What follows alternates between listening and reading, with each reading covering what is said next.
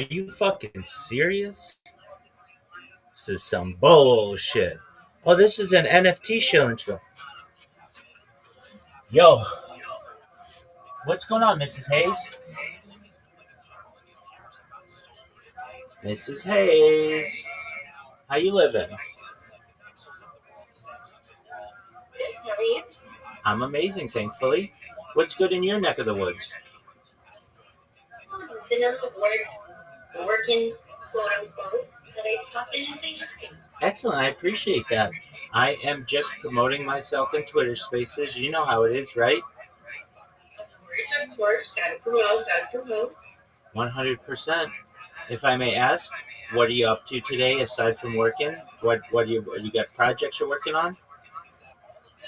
There's always something to be working on, right? Just been working on a few things for the holidays. Gotta get a few banners going. Gotta get a few things. What about you? Oh, very cool. I am going to these shill and chills and promoting myself, and then I have a strategy. So I basically go in and tell everybody my spiel, and many times they're like, "That's really cool," and then I get a lot of people who want to be able to market themselves better, so they come in here, and then I work on a strategy with them, uh, and it works 100% of the time. Basically, a lot of these people are just Twitter, social media content creators, or maybe Telegram, but they're not utilizing all of the different platforms that they should be.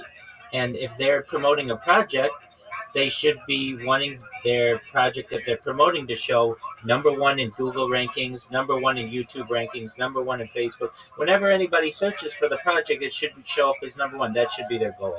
So what I do is I give them a list of all of the major social media, which is about 30 different platforms, but it's all free.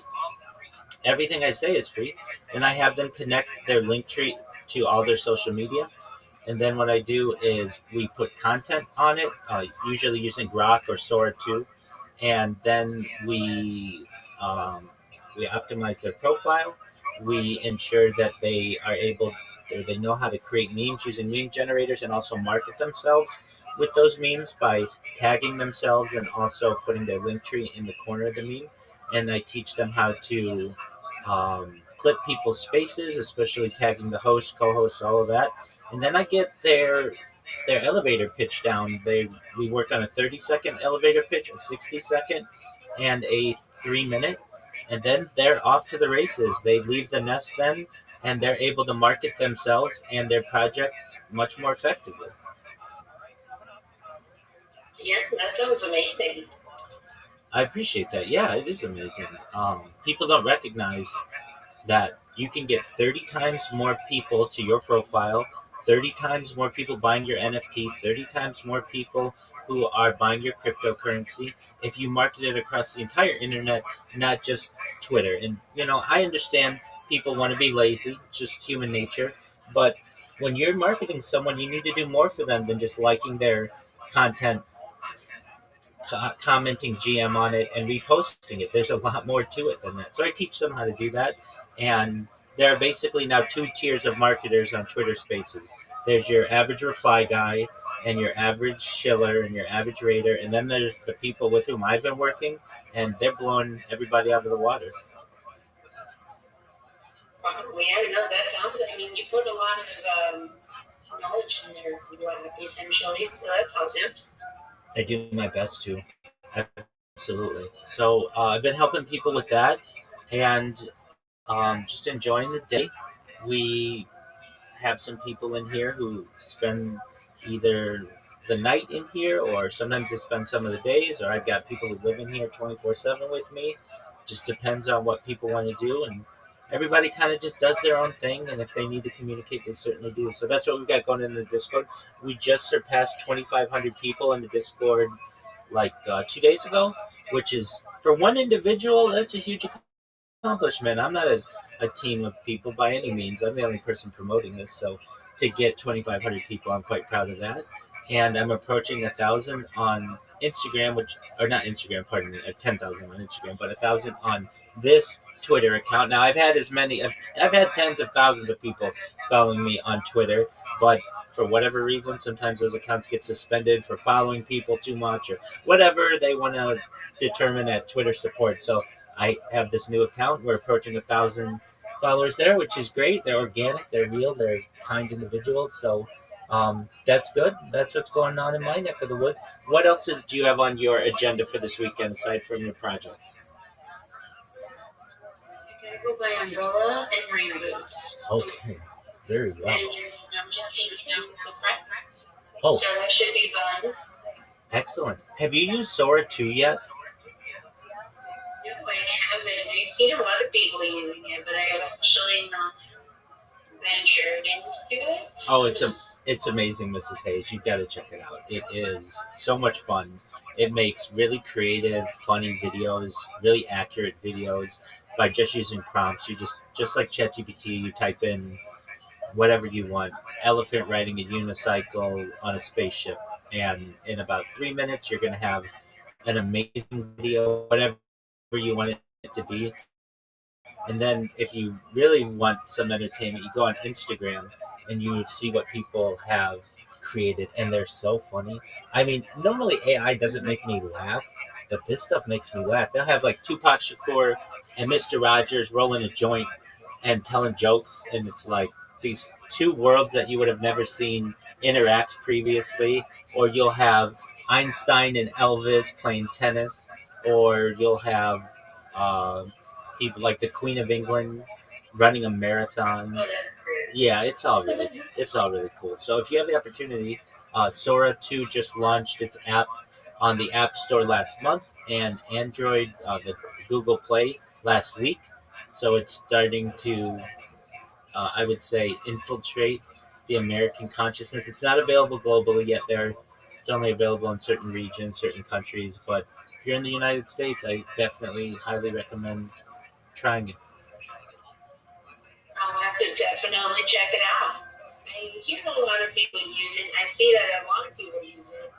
And their stuff it's pretty smooth, like the output. I get what you're saying with how it actually makes decent AI stuff, and instead of the slop everybody is used to. Exactly. And we're using, at least I'm using it for, a lot of people who just want to market themselves to put up content on their social media, but they don't want to spend a lot of time on it, and certainly they don't want to spend any money on it. You create 10 videos on there, it'll tell your audience exactly what you do and who you are and everything, and it'll um, essentially make your social media profile look more robust and have content as opposed to being a skeleton account. And that's all you want to do when you're just starting out with social media and promotion and things. So yeah, it's and really once you start seeing what it can do in 10 seconds or so with a 10-second video, you recognize that either the technology is currently there to make full-length movies or it will be very soon. And that's really going to change things where people will watch entire AI movies, be extremely entertained by them, they'll laugh, they'll cry, and everything in between, and there will be no true actors in it. It'll be really interesting. It's funny to me, being in this space of online social media recently. I've only recently started back in June, really kind of exploring myself online and everything.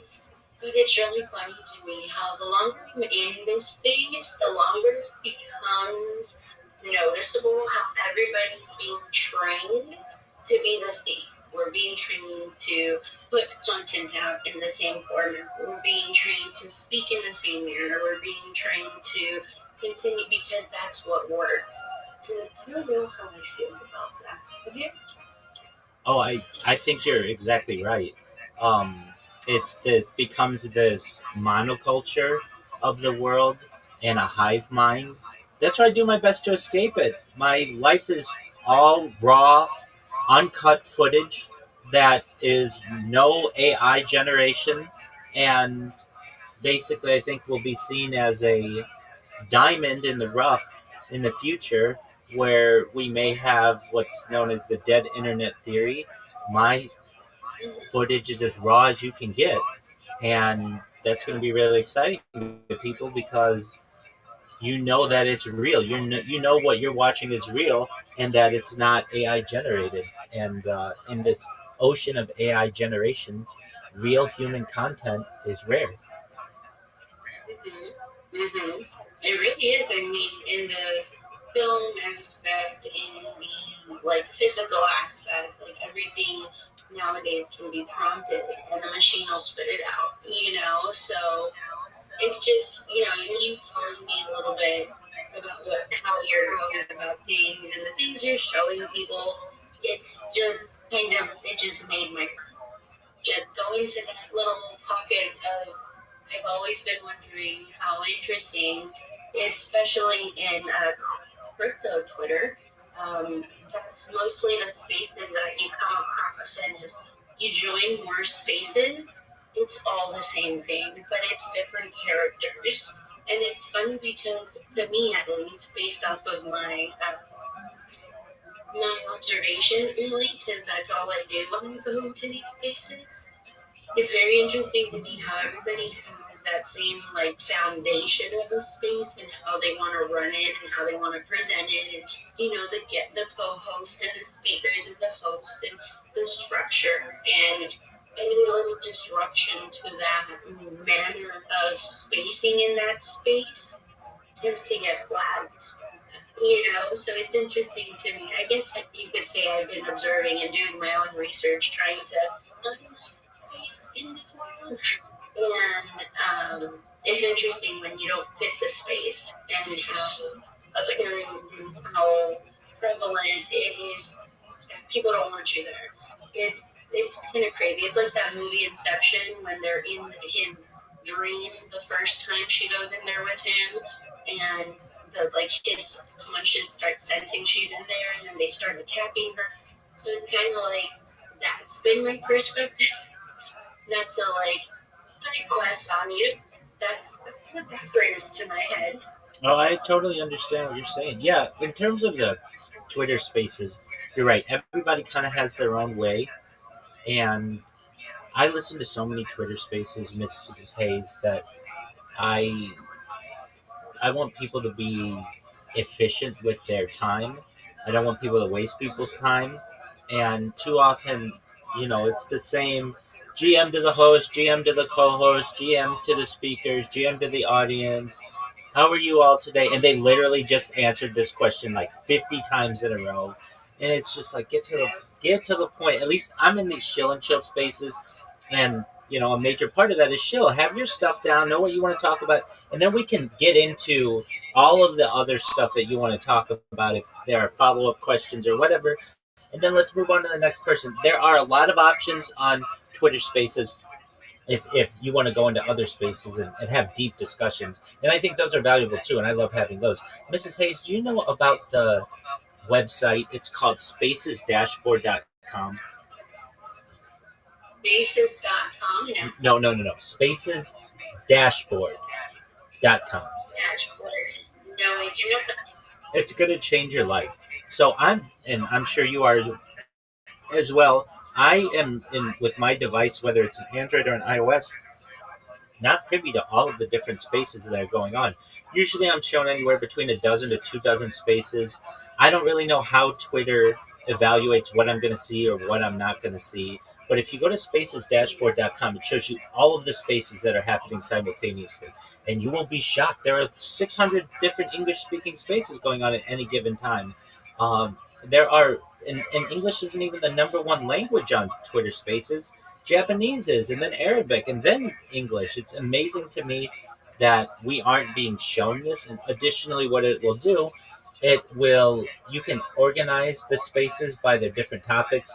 So maybe you want to be in a cryptocurrency or an NFT space or a world politics space or a just chill space, whatever. You can just press the little tabs and it will just organize everything the way that you want. Additionally, You can organize either by size of the space or chronologically, so you can get spaces that just started or have been going for a long time, whatever you want. It just gives you a lot more options. And, you know, when we're looking for great people with whom to network and get to know and such, it's nice to have more options available than just the same old spaces that you're being shown on Twitter by your device. So I highly recommend Spaces Dashboard. It is a game changing app, game changing website if you're looking to make new friends. Awesome. Yeah, no, I'll totally have to check it out because you never see that there's that many spaces going on at once. It's pretty limiting, especially the way they did the update for like your PC. You sometimes you get the spaces from TV, sometimes you don't. Just depends if you're lucky. Oh, exactly. 100%. If I go to Spaces Dashboard right now, just to make a comparison, there are 511 English speaking spaces going on simultaneously right now. I never see that many when I'm in spaces. I see 10. That's it. And then it's like it shows me a bunch of upcoming ones, but it doesn't ever show me 511 of them. And to just give you an idea of what their topics are in the biggest ones, um, number one, I don't know what this is, but the crumbling of the House of Witches has 3,300 people in it right now. And then the number two has 1,000 people. BJK. I don't even know what that is. The next is 826 Coffee with Danish. The next is 807 is diversity under threat in India under the BJP government. I mean, you just maybe these are of interest to you. Maybe perhaps they're not. They're not really of interest to me. But I like having the opportunity to be able to see more discussions that are going on. The search for Twitter, depending if you're on an Android device or an iOS device, is limited as well. So if you're on Twitter Spaces a lot, Spaces Dashboard is an absolute game changer. So I suggest if you're looking for quality connections and discussions, that's where to go. Is that a newer website that launched, or when did that launch? Yeah, great question. It's been around for at least 4 years. I mean, that's the thing. Nobody talks about it. It's such an intuitive website. It's so good. I don't know why Elon Musk doesn't buy this website and just integrate it into the app. I'm actually shocked at it because you want people to be using your platform. Why wouldn't you show them all of the different discussions that are going on? Right, right. I mean, at the end of the day, it provides more exposure, not just for your app, but for the networking capability of the app. That's All spaces occur is networking, and sometimes all it takes is for you to get a mic, and you have hundreds and thousands of eyeballs on you. So, yeah, no, that's a good one. I really genuinely thought you didn't tell me that the website just recently launched not that long ago. Wouldn't you think that? Yeah, but no, it's been around and it's not that well known. Big time hosts know about it, but the little person, just a regular average Twitter space user, they would have no idea to go there. And frankly, how would they? There isn't a lot of uh, promotion of it. So whenever anybody's asking me, hey, Rabbi, do you have any alpha in the Twitter space realm? I always say, do you all know about Twitter Spaces? Spacesdashboard.com. And those that do are like, oh, yeah, I use it every day. That's how I find the spaces. I don't use the Twitter app. And then other people are like, no, what's that? And it's like, you can get all the recordings of the different spaces in there. You can not only see who's in all the spaces, but how big their network is. And that's not really, that relevant to maybe the two of us, but to some people it may be. So that basically combines all of the network of the speakers that are in a space, and it gives you just many more options to be able to filter spaces and to be able to see statistics on spaces. How long a space is running. That's a very good metric that Twitter doesn't show you. It doesn't tell you how long the space has been going. You might hear the space host saying we've been running this for 8 hours or whatever it is, but it doesn't ever. There's not like a timer on it. But Spaces Dashboard will show you all of that. But that's like basic metrics that I would think that Twitter would be in I mean, they have the data for everything else. You think that would be something important, like so that they can actually spotlight the spaces that could be border last longer because that takes like a lot of what's the word I'm looking for? So that takes a lot of I forgot. I don't know the word now. I can't think of the word. That's okay. Talent. That does take a It's lot of more talent. talent. Exactly. I always say, So it's Please go ahead. you're good. I always say that Twitter Spaces seem to be kept together with duct tape and hope. You never know when you're going to get rugged. You never know when the app's going to crash. As you know, as a user, it's not the best experience and it's not the most consistent experience. So for someone to have an 8 hour space is quite an accomplishment. It does take a lot of talent to be able to manage that. And I don't know why you can't have filters that tell you, I want to see what spaces have been running the longest. I want to know what spaces just started. I want to know the different topics that people have are discussing. I might want a different language or perhaps video spaces. That's another interesting one. So, Mrs. Hayes, I run a 24/7 Twitter video space and Nice. I have since February. Now I don't really market it. I don't. I mean, people join it, but whenever they join, I just tell them to join my Discord because I can hear them better.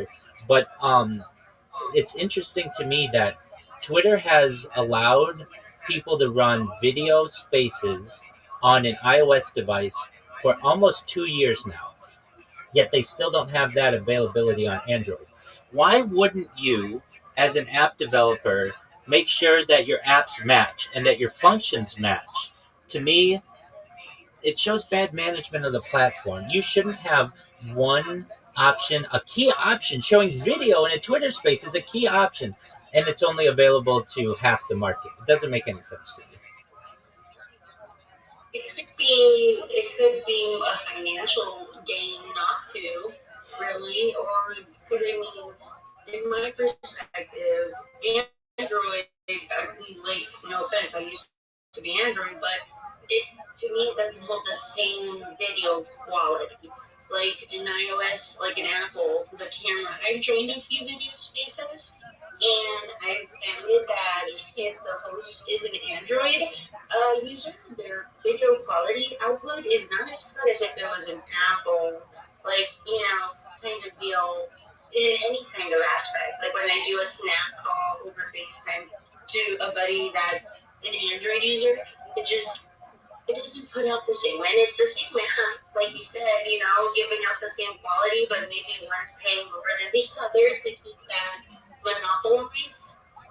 Well, that very well could be, but at least Elon Musk has just announced it, at least on paper, stock options, the first trillionaire, and he bought the app for $44 billion. I can't imagine that it's that much more expensive to just allow Android users to be able to show their camera. Because you're right, with Android, usually the cameras aren't as good, but the high end Androids, they're even better than an iOS camera.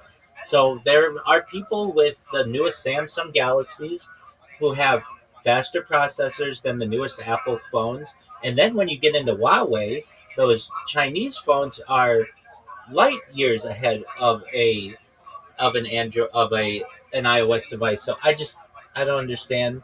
I think it's lazy. You shouldn't have. I mean, it's not just that. It's not just the iOS function of having the camera on an Android device. You don't get a search bar for Twitter Spaces. What a lacking feature. So you just basically you get to see more spaces that are available, but there's no search bar. So you're really limited to what you get to see.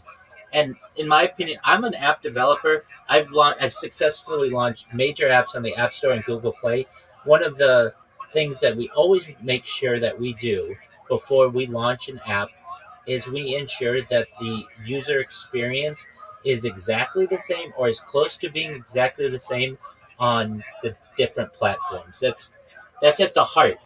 And for these companies to recognize their not recognize that they have major gaps to me is astounding. Then when you have people, okay, here's one on Android, you don't get a soundboard, but on iOS you do. The soundboard's been around for years. Why wouldn't you have the soundboard? That's a simple implementation. Why wouldn't you have that available to both Android and iOS?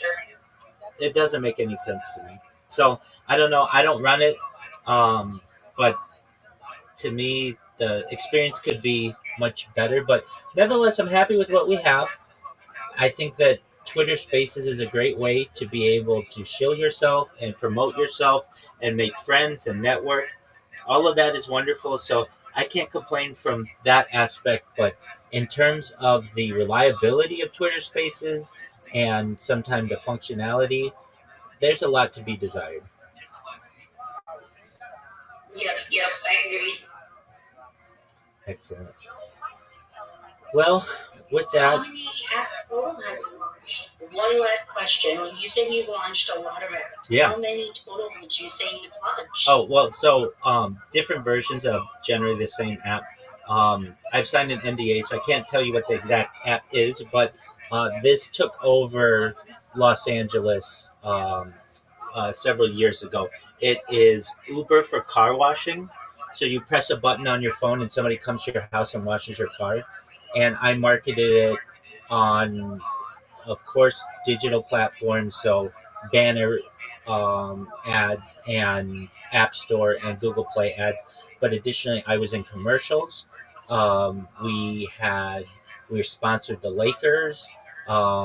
We sponsored the World Series, the Super Bowl. We're on ESPN.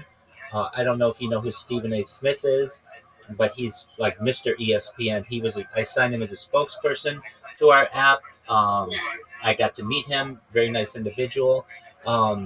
We had every billboard in Los Angeles and Southern California, basically. So, without saying the name of it, basically, you just press a button on your phone. Somebody comes out and washes your car.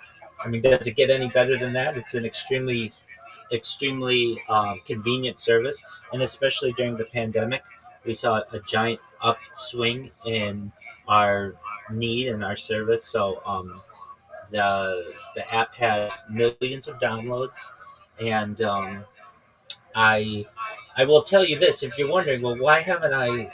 If I told you that, you probably haven't heard of it. And you're like, well, why haven't I heard of it? Why isn't it available in my town? What ended up happening is the app became very successful, and the state of California in 2020 uh, had something called they proposed a bill and it was passed by the governor Newsom called AB 5, which changed the categorization of what an independent contractor is. This was known as basically the Uber and Lyft law.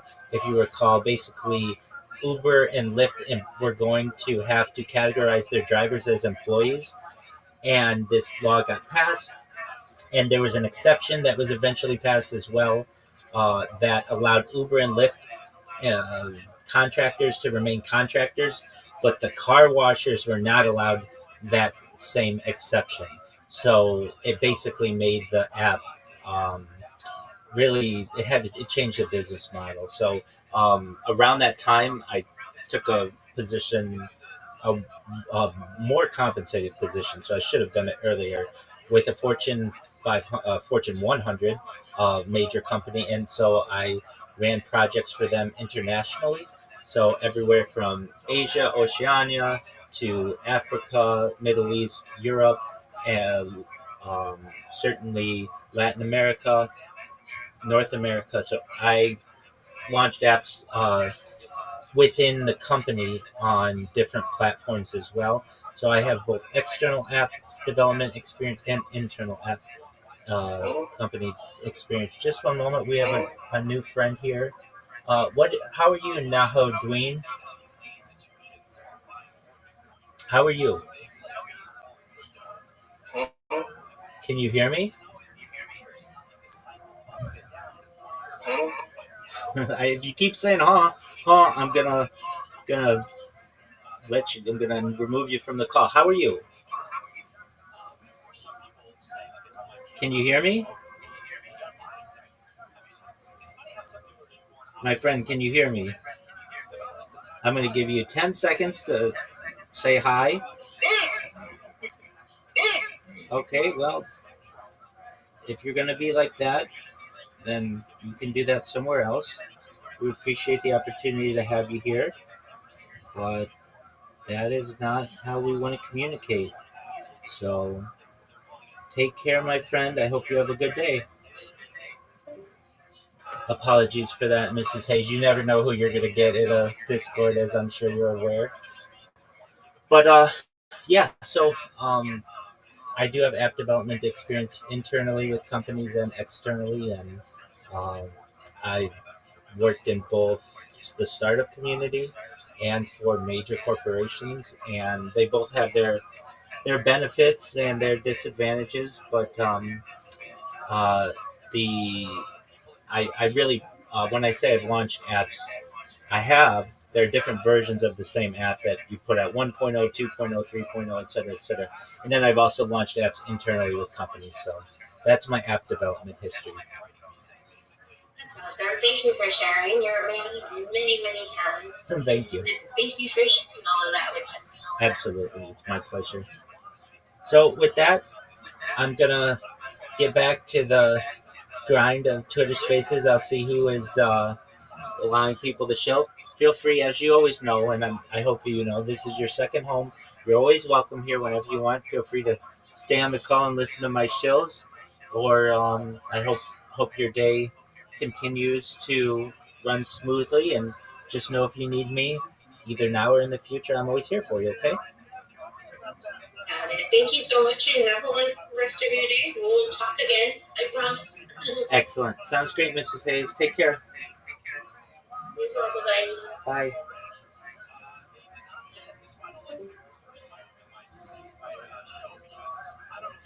Shout out to Mrs. Hayes.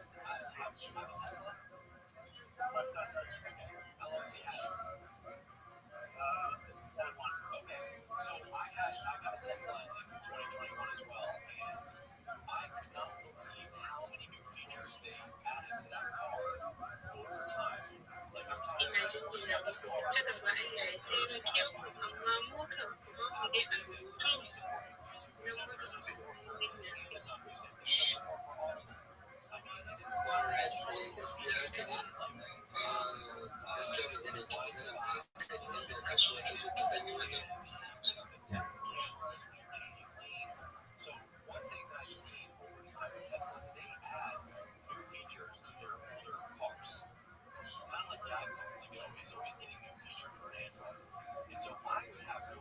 No way. Texas A&M with like the biggest comeback. Wow.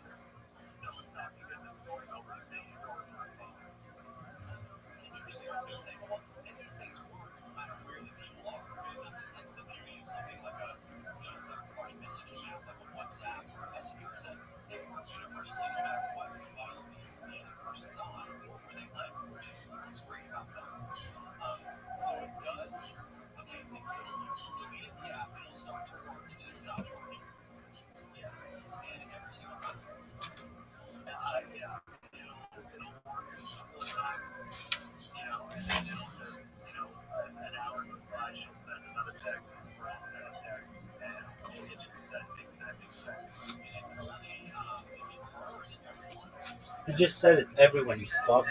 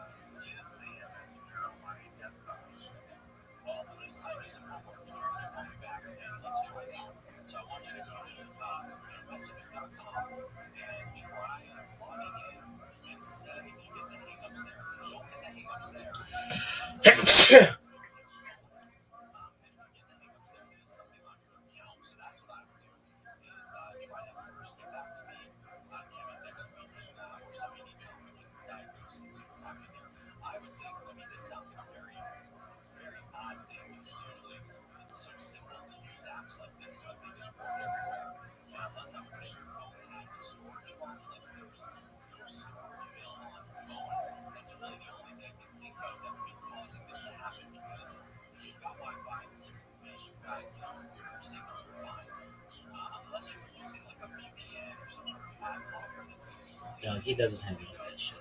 It's for actors only.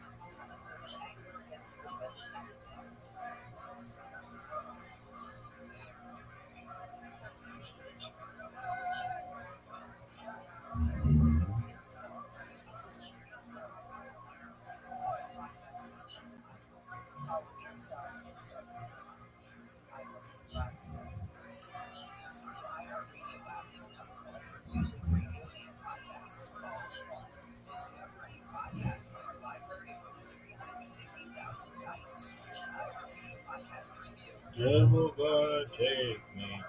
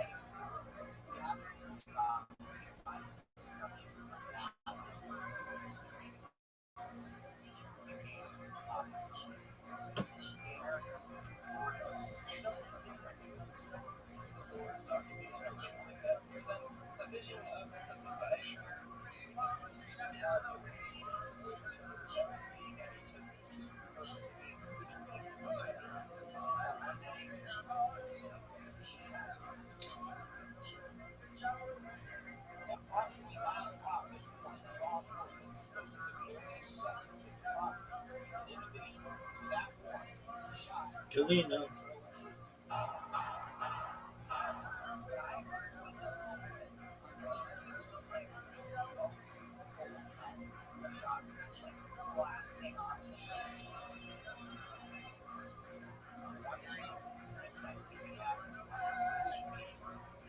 This space. Oh,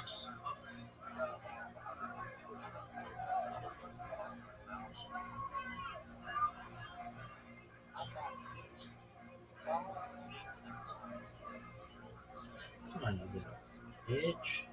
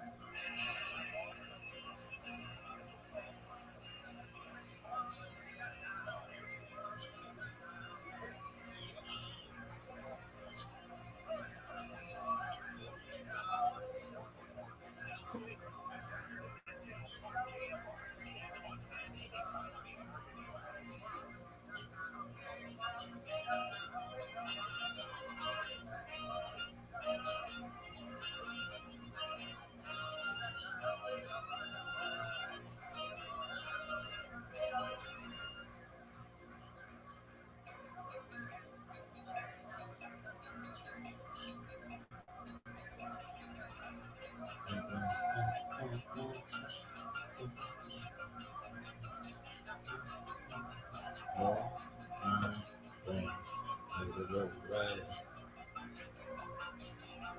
Below my foot is a little higher.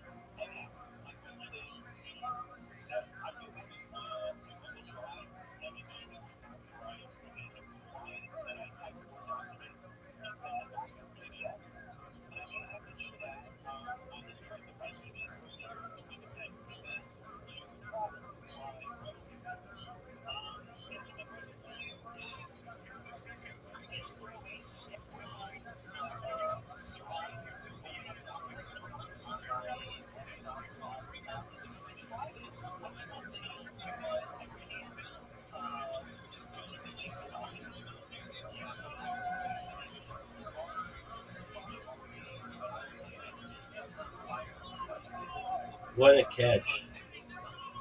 What a catch.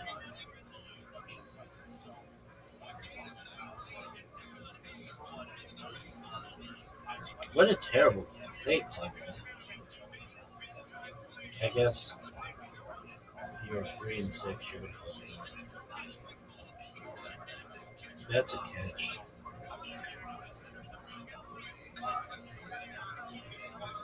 Masters is right.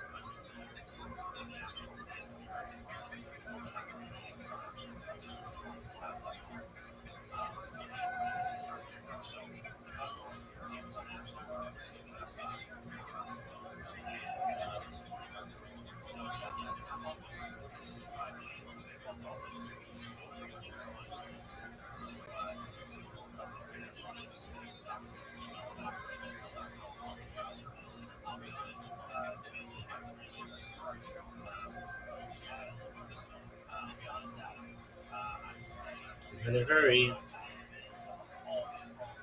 Too much time.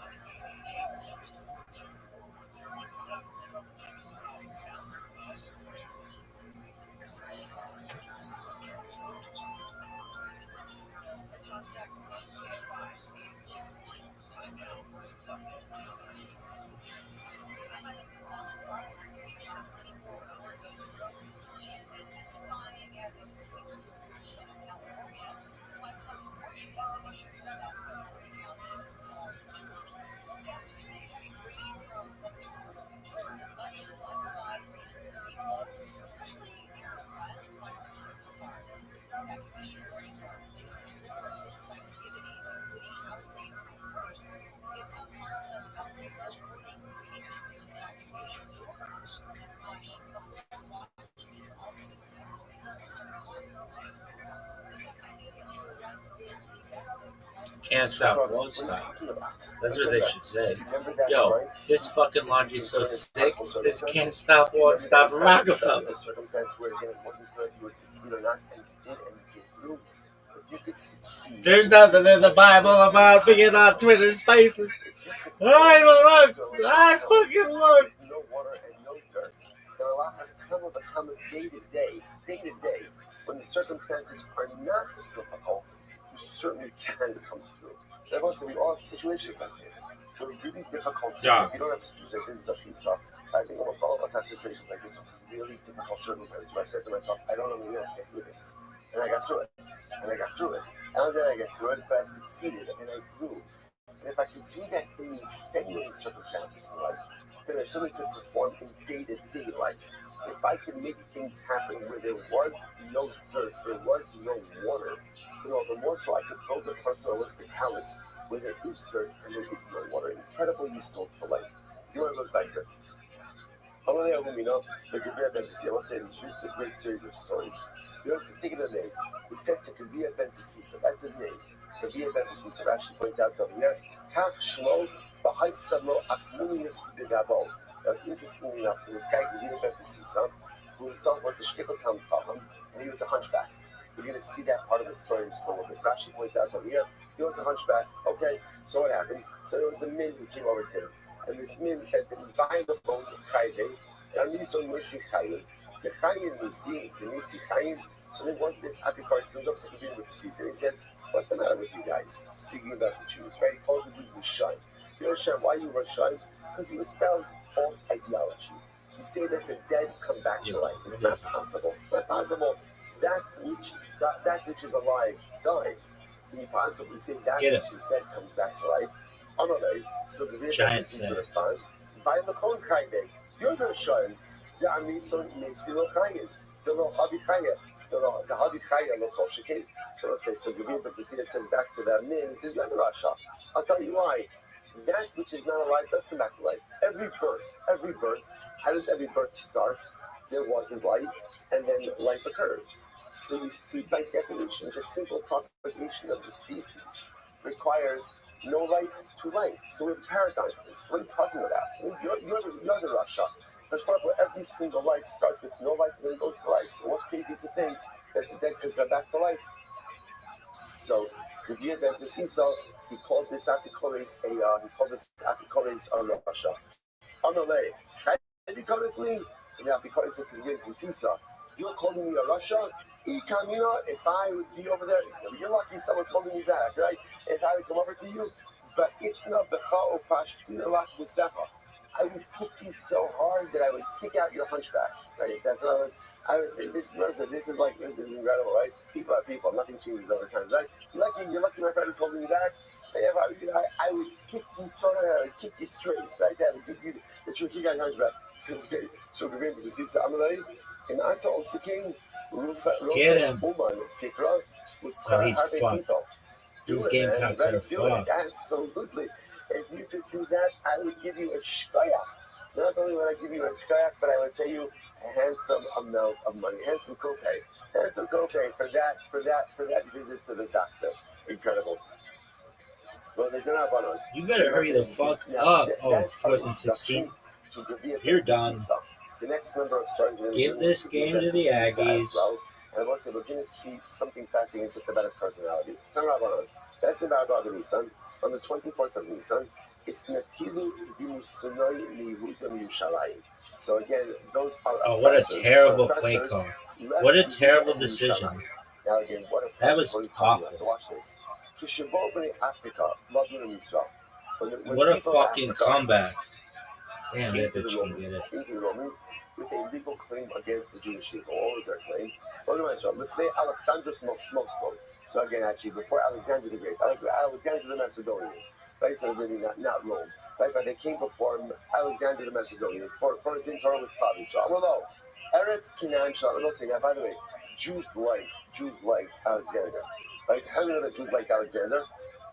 Because also there are Jews named Alexander, which is the strangest thing in the world. I don't mean an English name. I mean like a Hebrew name, Alexander, right? Which is very strange because considering it is not exactly a Yiddish name, right? It's not a Hebrew name. But again, this was outside Sato that Jews had to acknowledge Alexander the Great. The name stuck. So the people of Africa come with a din Torah against the Jews. Amlo, Eretz Canaan Shalom. What's their claim? The land of Canaan. I just want to point out, there is nothing new under the sun. Right? So before there was a Hague, right? Right? Before there was any of these other mechanisms, the nations of the world were always bringing their legal claims against the Jewish people to say we don't own the land. By the way, Africa is a pretty big place. Eretz Yisrael, not so big. Right? You wonder again, what does Africa? What a fucking comeback! Good on you, Texas A&M. Because you look like dog shit. Largest comeback in school history. 27 points. That's pretty fucking incredible. I'm impressed. I'm happy about it. The world can't bear that Jews had some, again, it hurts us to anything in the Bible about being on Twitter Spaces? And, Yo! Each other and Come on, Mr. Fundamentals, how you live in camp? We see that that's no longer the case. And again, it's actually very important. Mr. Fundamentals, can you hear me, son? For some reason, can't be so well that Jews have something. All the more so that Jews can defend themselves, that Jews can stand up for themselves. Right, so again, they come before Alexander the Great. Canaan is ours. Take your time. What's the claim? The Sid, and again, they bring it right from the Torah. These were from Africans. The Sid, Eretz Canaan Gvulosah. It says that the land of Canaan is including all of the boundaries. Listen, I'm looking for someone so therefore they looked to at Canaan help as me part say of a bunch Central of Africa. In other words, they owned the some Africa. Africa. Canaan is included in this as well. Okay. I probably am not the right person for you, but I will listen to what you got. So here's the reason I'm reaching out so to you. because again, it's our father. Is because you're the one that said that data is the new currency. That's correct.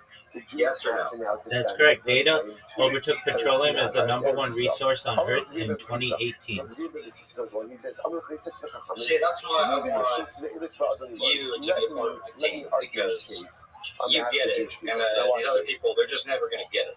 You know, you already have the right mentality. Excellent. So if I lose, All right. if I lose, the good thing is. So how do you want to save the stock market data? That's the first question. What you see from these stories is if you're interested, then that part's easy. That's not that was his identity. Therefore, it says because now with AI, the AI can write tools for you. It can do all the programming for you. And I know where to get all the data from. It just needs to be saved. All right, but that's difficult. How do you want to save it? Physically, or do you want to save it in the cloud? By the way, just you begin to see. You know what? And the power of the personality of the I'm actually up for you to make that decision if you want, because not only could it be on hardware, local hardware, or maybe on remote hardware, but here's another concept: is there's also ways to write this info into the blockchain so that it's decentrally hosted and harder for it to, disappear. Okay, and what kind of data are we talking about in terms of the stock market? Like, is this going to be daily openings and closings, or second by second? No, although price data is important, the more important data is data like how much money the companies make, what their revenue was, what their net income was, how many assets they have on their balance sheets. That's actually the data that I really want saved. All right, so, I mean, can't you get that in a Bloomberg terminal? What does the property belong to? For that matter, well, even better, it's there's multiple ways. There's an Edgar API that can be used, so any computer can just basically query or request data from the federal government through this Edgar system. And then in addition to that, there's all sorts of websites that also host a lot of this data. So what happened? Right, exactly. So, are you trying to build a competitor to those websites? What say you? No. What's your response? Basically, these websites don't go, they're unreliable. I need a reliable source of data that's not going to disappear on me or go down for maintenance or anything like that. I need to know that, and I need to know that it's not being altered when I'm not looking. I need reliable data I can trust. Basically, I can't trust other people to host that data for me. And as far as the Edgar system goes, the data is not readily available to be computed on. Every time I want to run calculations on that data, all that data has to be pulled over and over again. Whereas I want that data pulled just once and then readily available. Does that make any sense? Yeah, it does. Went ahead and Baruch Hashem had from where to sustain themselves even during the Shemitah year. I mean, what you're looking at. I'm going to go. I didn't want to put you on the spot. I just want to float the idea out to you and get you to think about it.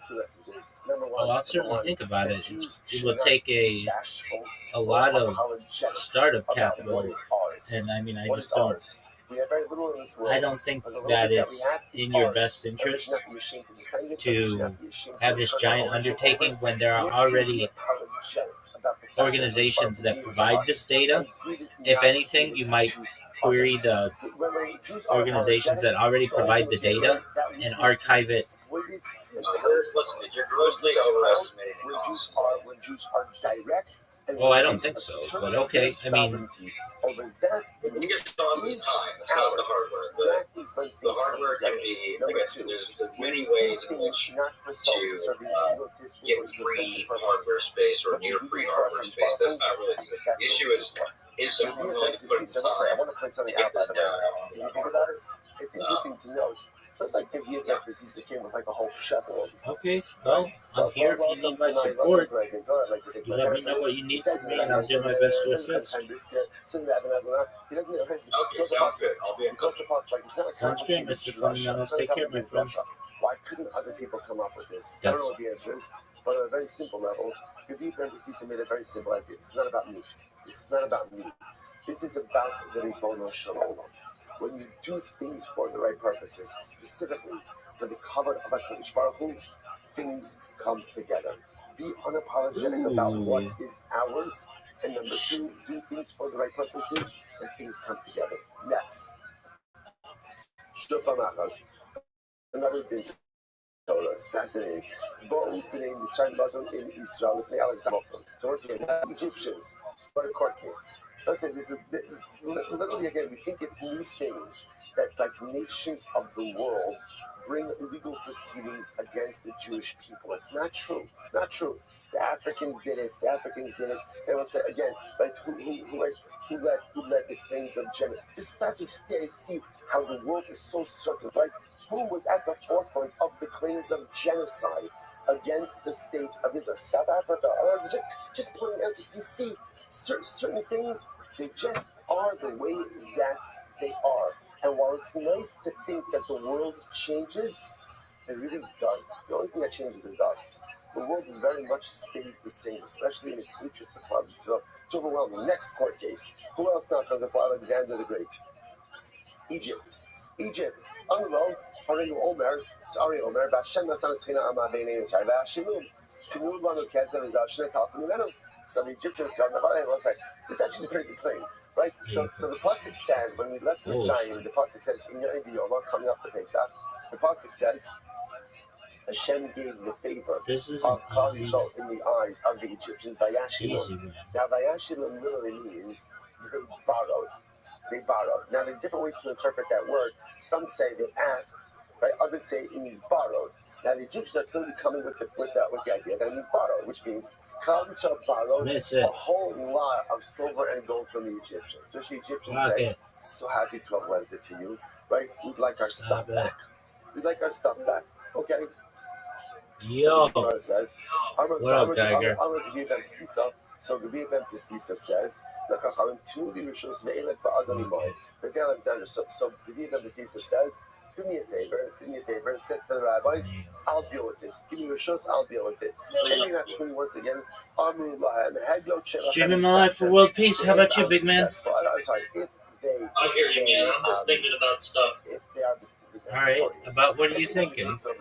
So the next again, it's not a big deal because people will just say, this happened October 1st, 2017. October 1st, 2017. Hit me with it. What happened of note October 1st, 2017? The glory will be given not to me, but the glory will be given also to the 34-year-old man like 50% of the shots of 300 people from like 300, 400 meters away. Oh, the Las Vegas shooting? Yeah. So again, we told you, Yeah, that one's borrowed stuff from us. fishy, So okay, to say the least. Sometimes I think about it and I just get really angry. And then I have to wash the dishes to make myself feel better. Right, wash those dishes, big man. The Jews were in Egypt for 430 years. That 430 years, remember again, that's the clock from Akedas Yitzchak. So they're for 430 years. Big dog, you want to repeat that? I couldn't hear you. So if you want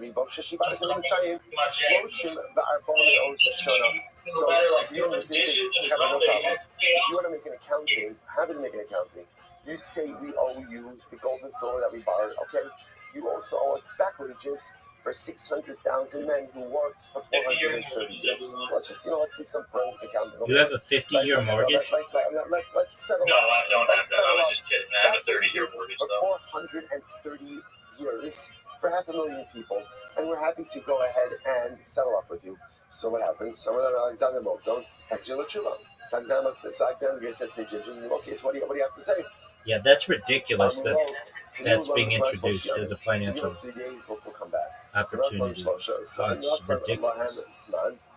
The term mortgage is Latin for the debt that you don't pay till you die.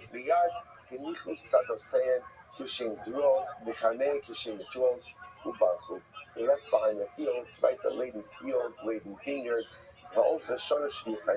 How many people are so pressured to live in the city because they get gassed up and thinking that there's no work out here. Right? Come back here, be a man, right? And say, you know what, we don't have an answer. Well, with the advent of at the end of the day, when remote you're work, for MS, if you don't have an answer, you can work anywhere. You're right, I'm sorry, I don't have an answer. Well, not the country, you may not have the best internet connection to do that. And only an attempt to rob people of what is rightfully theirs, you don't even if have you have a property out in the middle of to show nowhere, back up in court. you can do a lot of things to save yourself money. I don't buy McDonald's every day. In every court case, someone and I wins, get someone like 3 loses. That's the way McNuggets it for a works. chicken. Again, all you want is just a fair shake, recognizing you might win, you might lose. There you When go. you can't even Do you have fresh eggs every day? when you can't even show your face again, when you can't even follow Oh, back yeah. up, that Stop shows about the Willis. emptiness of your claims to begin Good on you, big So man. profound. You want to like a shoot If I like the chicken, and the chicken's nice and green, it gets to live a long, happy life.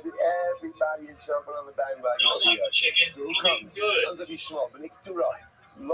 How many chickens do you have? So what's Yishmael's claim? What's their claim? I don't know. Sometimes up to like 5 or 6. Okay. Yeah, let's We gotta do a little population control, but I'm sure you know So how B'nai Yishmael say, Rabbi, Eretz Canaan is ours. Oh So yeah, what happened? definitely. Yeah, but here's what's interesting. Yishmael comes with a different claim. They say Eretz Yisrael Shalanu B'Shalachem. Right? So it's interesting. Yishmael in this context says, we're not saying it's solely ours, we're saying it's also ours. Now this is very different, right? Africans claimed all ours, right? Canaan claimed, right? Mitzrayim wanted back wages, right? They wanted money.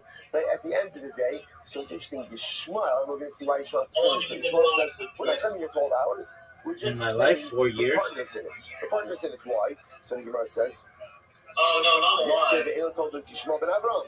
Like on YouTube. So again, YouTube, what's Yishmael's claim? Yeah, By the way, 4 years. Yishmael's claim is not a bad claim. Right? Oh, What's 4 Yishmael's years? claim? Oh, We're shit. also children of I thought Avram. you said Also 24 children of years. Avram. No, The no, land no. was given to Avram. We too are the children of Avram. So why should we not I was like, have that beard's too share magnificent in for a Eretz Canaan? 24-year-old. So once again, I'm going to Thanks, give you big this is man. the thumb. So once again, you gave the Sisa. Let me do this. I'll judge that. I'll adjudicate it. Not adjudicate. I'll argue it. Any not twenty. I'm going to have Shabbat and Nisaktan. Vim ani anatech or some. I'm Allahem Torah Moshe Rabbeinu Nitzachtan. Right? So ultimately, again, so then it says, if I lose, they defeated the covenant. If I win, it's Torah that has won the victory. So what happened? So he says to the name Shmuel, what's your ayah? What's your proof? So again, we just quoted it. We are What's also on your children of agenda for today?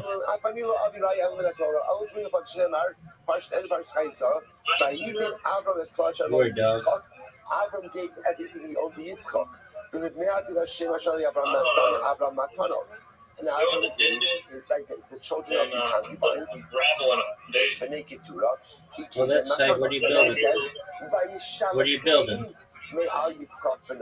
He Oh, sent it's just them some away. shitty plastic He shit sent I them saw away. up with sale. Gemara says, Nasan I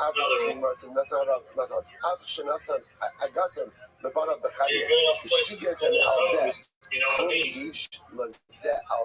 Oh, please enlighten me. What do you mean? To a son, and then send that son It's a away. garden Does the send away son I keep have any claims on the primary Oh, I son? gotcha. I gotcha. Essentially, what Gideon says was saying, what are you guys talking about? If Yeah, Avram gave no, Yishmael, Andre, and also he sent sent my the bike. concubines, He's yes, acting and then what bad. did he do? He sent them away. And what does that mean? He said, Hebron, this is Very yours. well. I love you. I took it as a double entendre, but I thought you were talking like your hose, like your dick. But I get it. Hose like ladies of the night, like loose women. Yeah, loose women, yeah. So the Gemara says as follows: My matanos, by the way, what are the matanos? Ultimately, again, he gave them sorcery. Gave them sorcery. Okay. So the Gemara says, so therefore, again, and interestingly enough, I want to point out, what's fascinating about that story is, if you notice, the conversation ends there, right? It's not like the Egyptians say, no, I'm sorry, Yishmael says, we need 3 days for to come back. Gevir ben Basisa's raya was so compelling. It was like a mic drop. That was it. That was the end of the story right then and there. Yes, your father is the son of Avram Avinu. And Avram loved your father as well. But Avram gave your father gifts. He gave him stuff, and then he sent them away. When a father sends a son away from you, he doesn't want the second son to have anything to do with the first son. Hashem did not want Yitzchak. Avram did not want Yitzchak and Yishmael. Actually, remember, Skeletor, isn't that from He-Man? Sarah didn't. And Hashem said to Avram, listen to Sarah. So therefore, again, the says, you have Yishmael. You have Chelek in Eretz Yisrael. That's the end of the story. And if you notice, according to this version of the story, Yishmael accepts it. There's no, let us get back to you, and the story is over. Absolutely incredible. I thought, we'll have to, this might be a new record. Okay, we're fine. I'm going to stop over here for today. Again, let me ask you, can we possibly go any faster? We can't go any faster. There's too much we can start over here. I'll stop over here for today. Goyach will pick up in Meretz Hashem on the bottom of Tzadik Aleph tomorrow. More incredible, dramatic, and overwhelming Gemara. Shkoyach, everyone.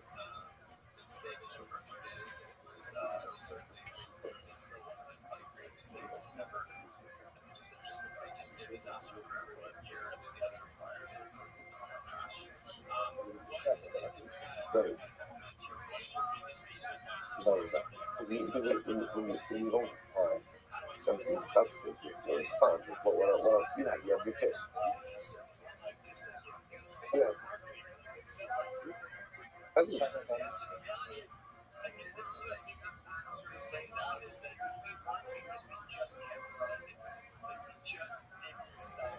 All right, ROTHSCHILD. Good morning. Let us begin by thanking all of our sponsors for this morning share, to thank our Talmud Torah sponsors for Rav Shin Pei Hey, the Vilson Mishpach of Eretz for dedicating all the Sherman Drushes this year as a zchus for Besoros Tovos for Am Yisrael. Our Talmud Torah sponsors for the month of Adar, Habalim Latova Tari and Steve Zin, loving memory of Tari's father, Dr. Harry Khan, C. Hirsch Ben Yosef HaKohen, and the Ziv, Levin, and Berman families in memory of Mr. William Ziv, Ziv Ben Shmuel Yisrael Zichron Zebach and merit of our Talmud Torah.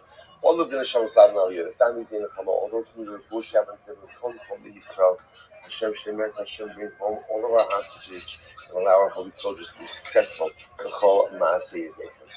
With that, let us begin. Today's daf is Tzadik Aleph 91. We have a steep climb here, Hashem, but we're going to make it. We're picking up on Tzadik on days 90b.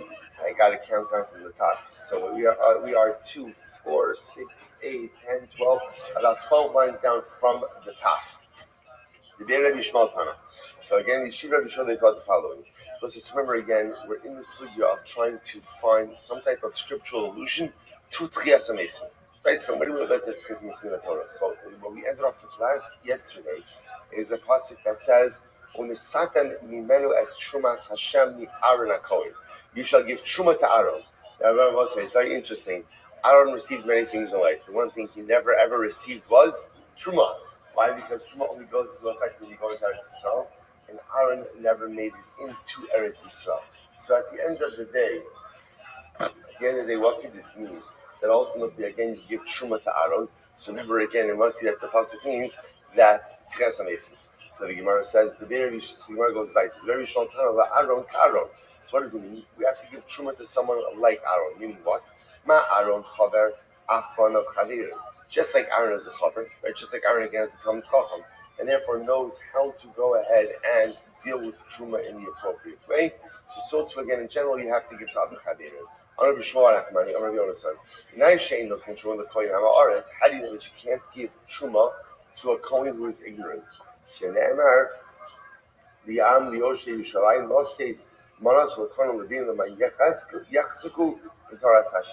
Because again, the way the pasuk phrases it is you give the Kohanim Truma, that they should be strong in the Torah of the Ribono Shel Olam.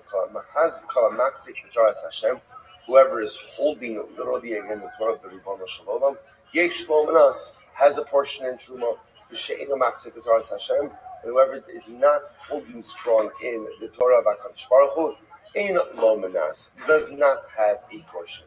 And I will say this, as we're going to see, this is not as much punitive as it is just very important, because Truma has a lot of details, Truma has a lot of obligations, and misuse of Truma can bring that penalty along with it. Whoever gives Truma to a kohen who is an Amaretz, it's as if he gives it to a lion. Ma'ari suffik doris v'ochel, suffik in the doris v'ochel. When you put food in front of a lion, there's a suffik. Will it tear it apart and eat it or not? Af kohen Amaretz, suffik ochla b'tara, suffik ochla b'tula. So too again, when you give something, you give Truma to a kohen Amaretz, a suffik. Will he eat it in a state of ritual purity? Will he eat it in a state of ritual impurity?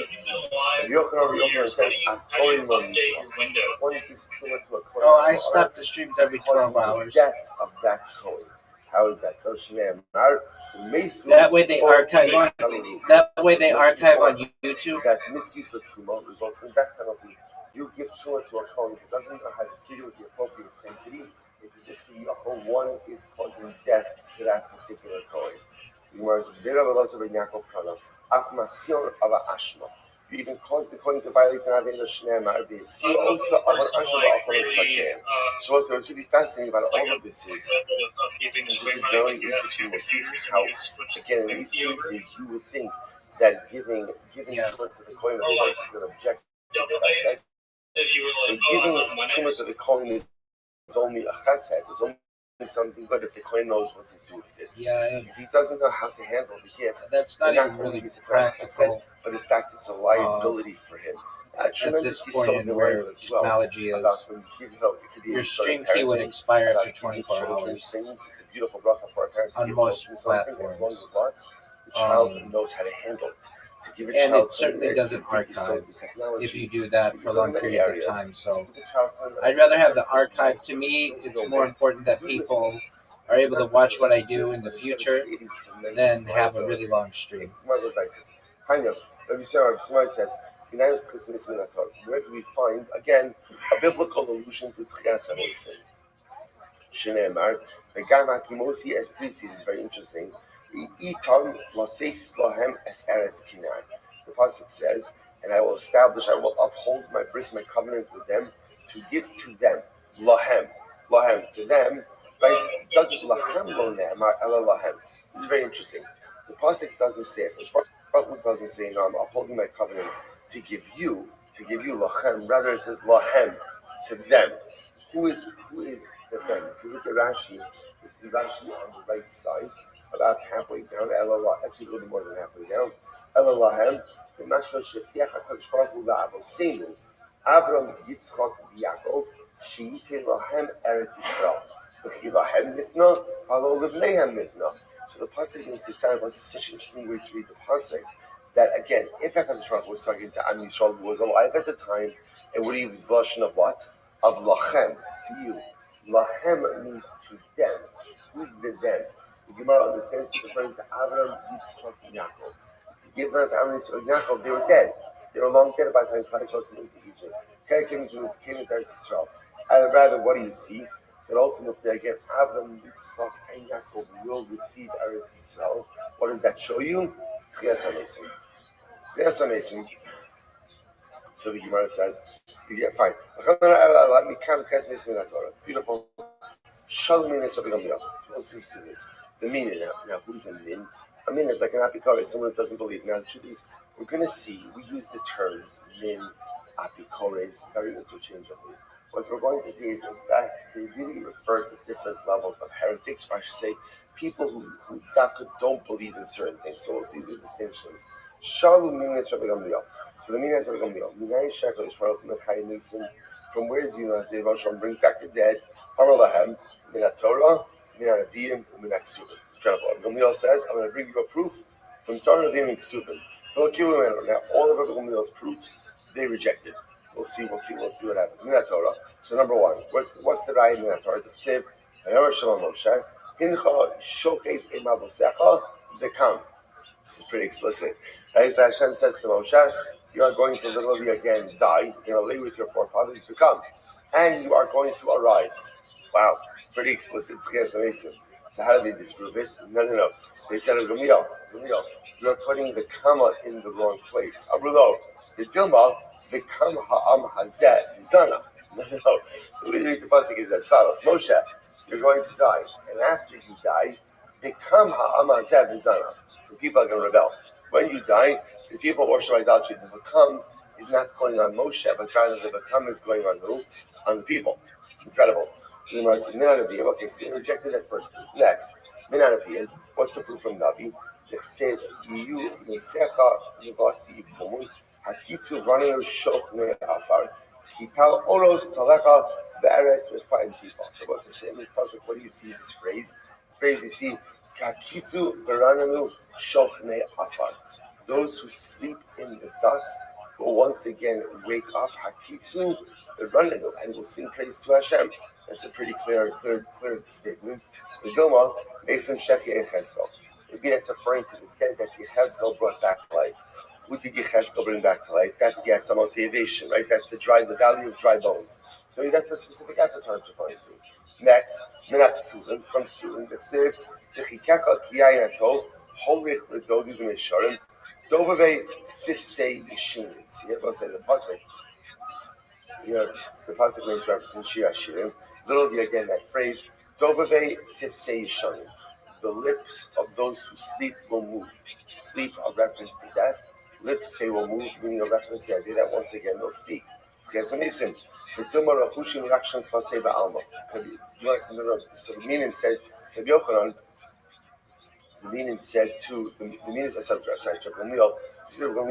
maybe that's referring to the fact that sometimes the lips of the dead move in the grave. Now, when do the lips of the dead move in the grave? So the Gemara says, Rabbi Yochanan is so beautiful.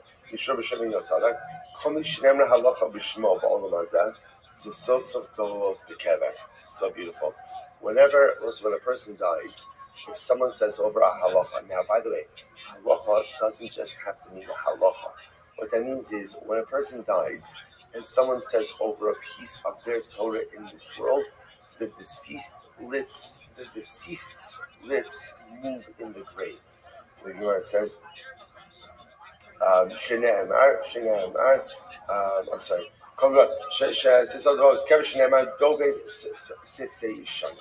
It's a really, really beautiful idea. First of all, this idea that when a person reads over Torah, a person reads over lessons for their families, a person reads over Yisodos that are said over even after they are no longer alive by definition, it gives them a continued keel, a continued life, a continued eternality in this world. So a person dies, someone says over the Torah, someone says over the saying, someone says over the soul, the lips move in the grave. Incredible. So the meaning did not believe anything that Rabbi Gamliel said until Rabbi Gamliel gave them over the following idea. What was the following idea? Hashem lavosechem laseis lahem. So I'm going to reference our Yisrael again. That Hashem has sworn to give over to you. Now, I should say to them. Lachem lahem. It doesn't say Hashem is giving it over to you. Rather, what does it say? Ela lahem. To them. So from here you see ultimately again a reference to Tchias HaMesim min HaTorah. Incredible, because once again, the giving over to them. Who's the them? The assumption is this is Avram, Yitzchak, and Yaakov. So from here you see an explicit allusion to this idea that Hashem gives that again the dead will come back to life. Incredible. Others say, I'm going to look from different pasuk. This is so beautiful. The Atem Hadvekim Hashem Elokeichem Chaim Kulchem Hayom. Others say that it's from this pasuk. Now, literally translated, what does it mean? And you cling to Hashem, your God, right? Chaim Kulchem Hayom. So it seems to me how to translate this. You will live fully today, or you are fully alive today. So it says the Gemara was talking to them. So of course they're alive today.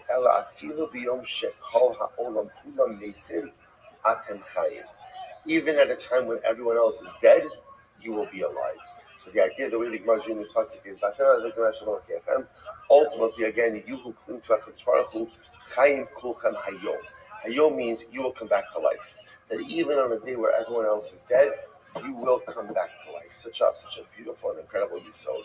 So the Gemara was like, there's much to say about that pasuk as well, but if we have time, I'll come back to it later. Shalu Romim as Rabbi Yoshua ben Chananya. So ultimately, again, the Romans asked Rabbi Yoshua ben Chananya, what did they ask him? So they asked Rabbi Yoshua ben Chananya a two-pronged question. Number one, how do we know that there's resurrection of the dead? And number two, how do we know that Hashem knows what's going to happen? Two-pronged question. So ultimately, again, Rabbi Yoshua ben Chananya says, I can answer both of those questions from one pasuk. So again, Rabbi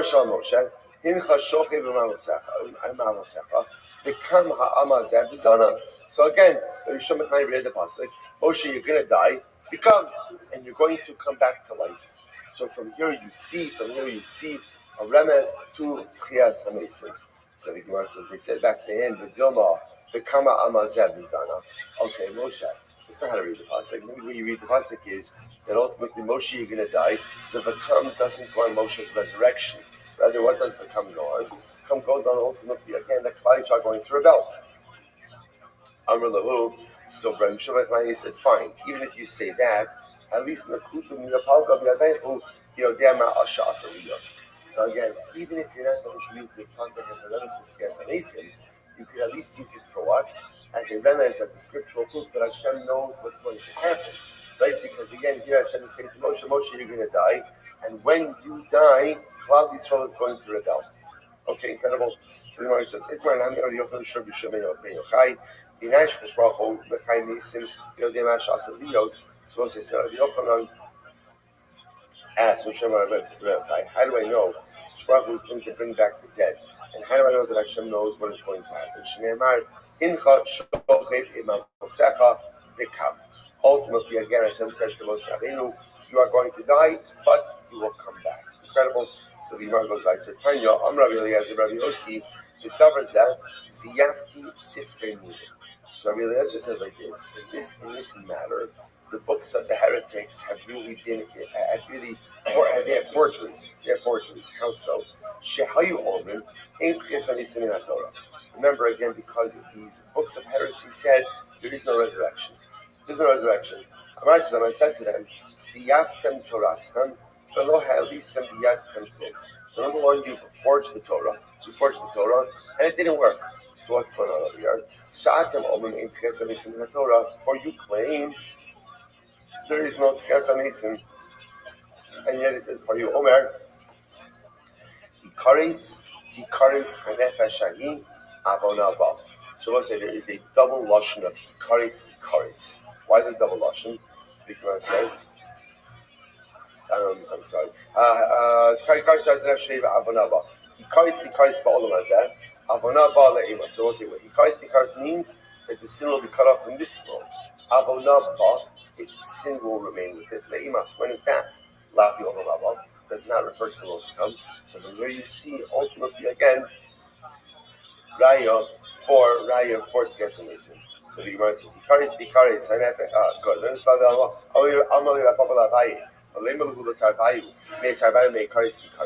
understand why can't you learn both that from Tikaris in Olam Hazeh, Tikaris the Olam Haba, which the Gemara says Haba Amrilei Dibra Torah Kulashon Melei Adam. Because if I would have said that, the Meaning would have said no.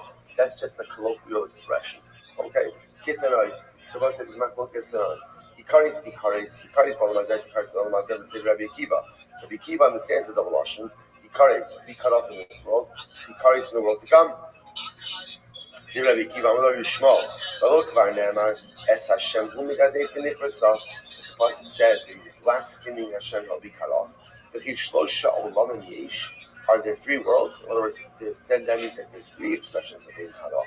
So what's going on over here? So the Gemara says, rather, Ella, b'nichas olam hazeh, he'll be cut off in this world. He carries the olam haba, right? He carries the cut off in the world to come, and he carries the kares, dibra Torah kalashal b'nei adam. This refers to the Torah speaks. Okay, Bein Rabbi Shmuel ben Rabbi Akiva, Avona ba my akidi. But both going to be Akiva Rabbi Shmuel. What do you do with the phrase of Avona ba? Look at this saying. This is beautiful. Yachal Akiva asa tshuva. You might have thought that this would be cut off even if he did tshuva. So the Gemara says, Tamuloma Avona ba. When is the sinner cut off? Only when it's Avona ba. When the sin remains within him. However, the Gemara says, Lo amarti, Ella bisman shavona ba.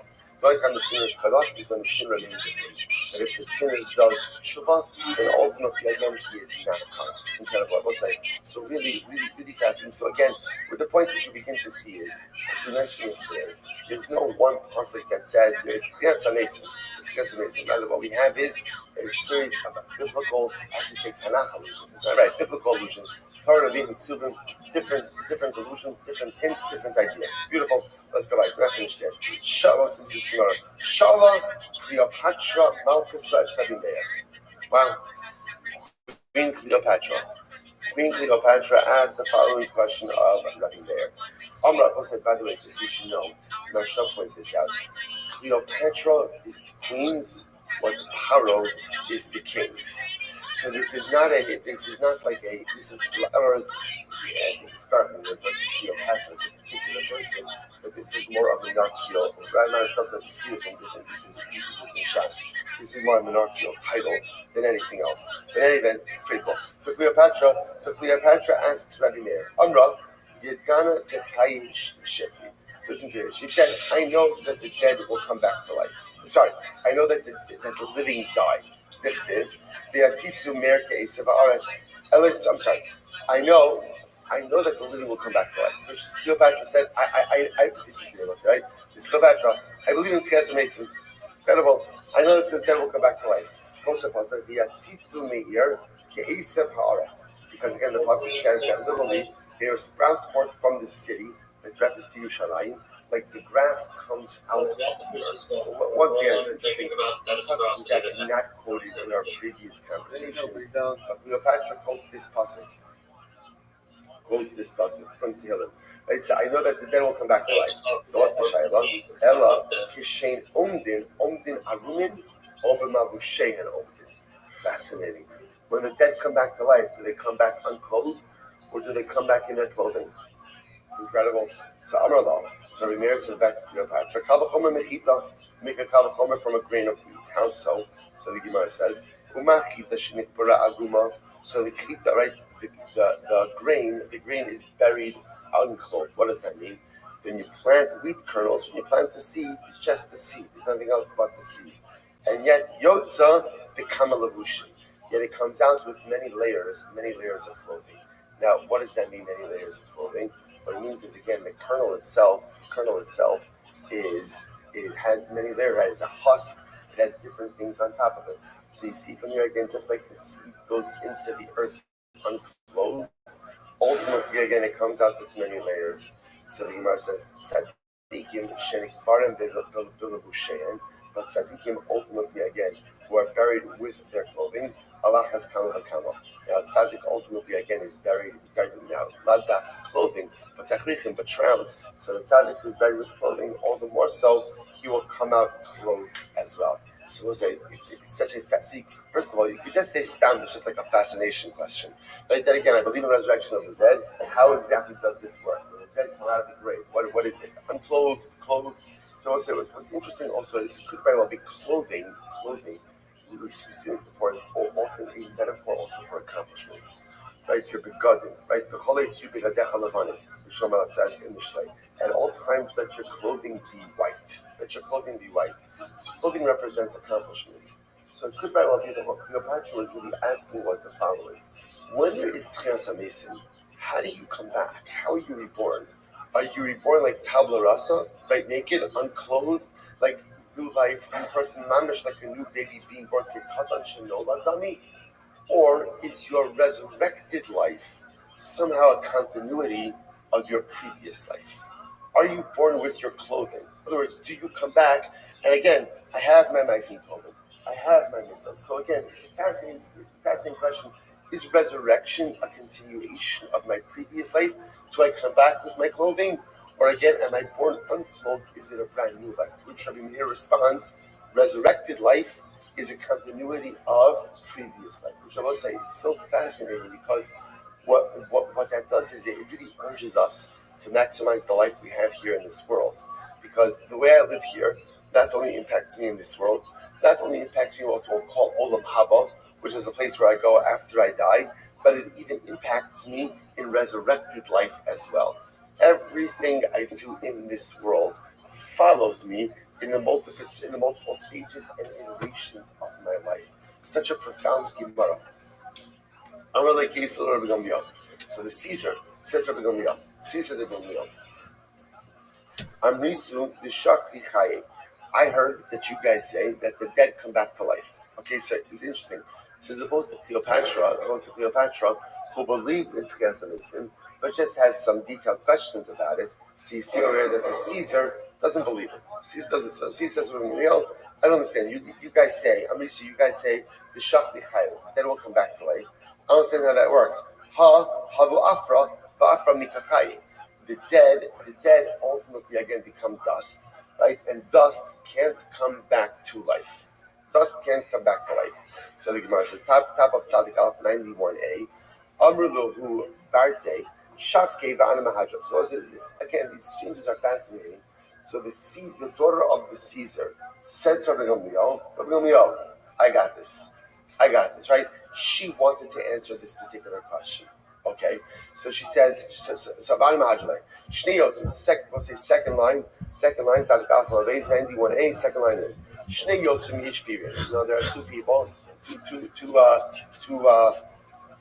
fashioners, creators of stuff, right? Pottery people. Yesh Be'irenu, right? Rashi says over here, Shnei Yotzim Be'irenu, Achas to kill him in a man.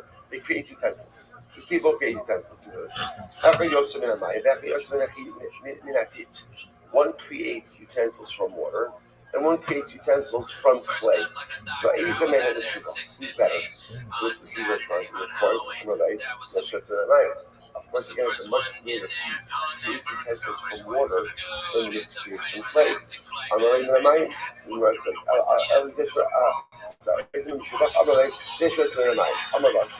She said to him, so Hashem fashions people from water. Now, what does that mean, water? It's a reference to Zerah, the crop of seed, which creates baby. So people who create human life from literally mine it from water, then Allah has come with a time of we can create from dirt. In other words, right, it's a greater feat to create utensils from water than it is from clay. Then everybody agrees to create utensils from clay. HaKadosh Baruch Hu goes ahead and creates life, ultimately again from water, so we go ahead and choose life from clay and dirt as well. Today, Rabbi Yishmael Tana, Kavachomer makes these speeches. This is beautiful. So we're doing Kavachomer from the creation of glass. The creation of glass, it's Tchias HaMesim. Matli's focus, Sha'amalon, Beruach, Basar V'dam.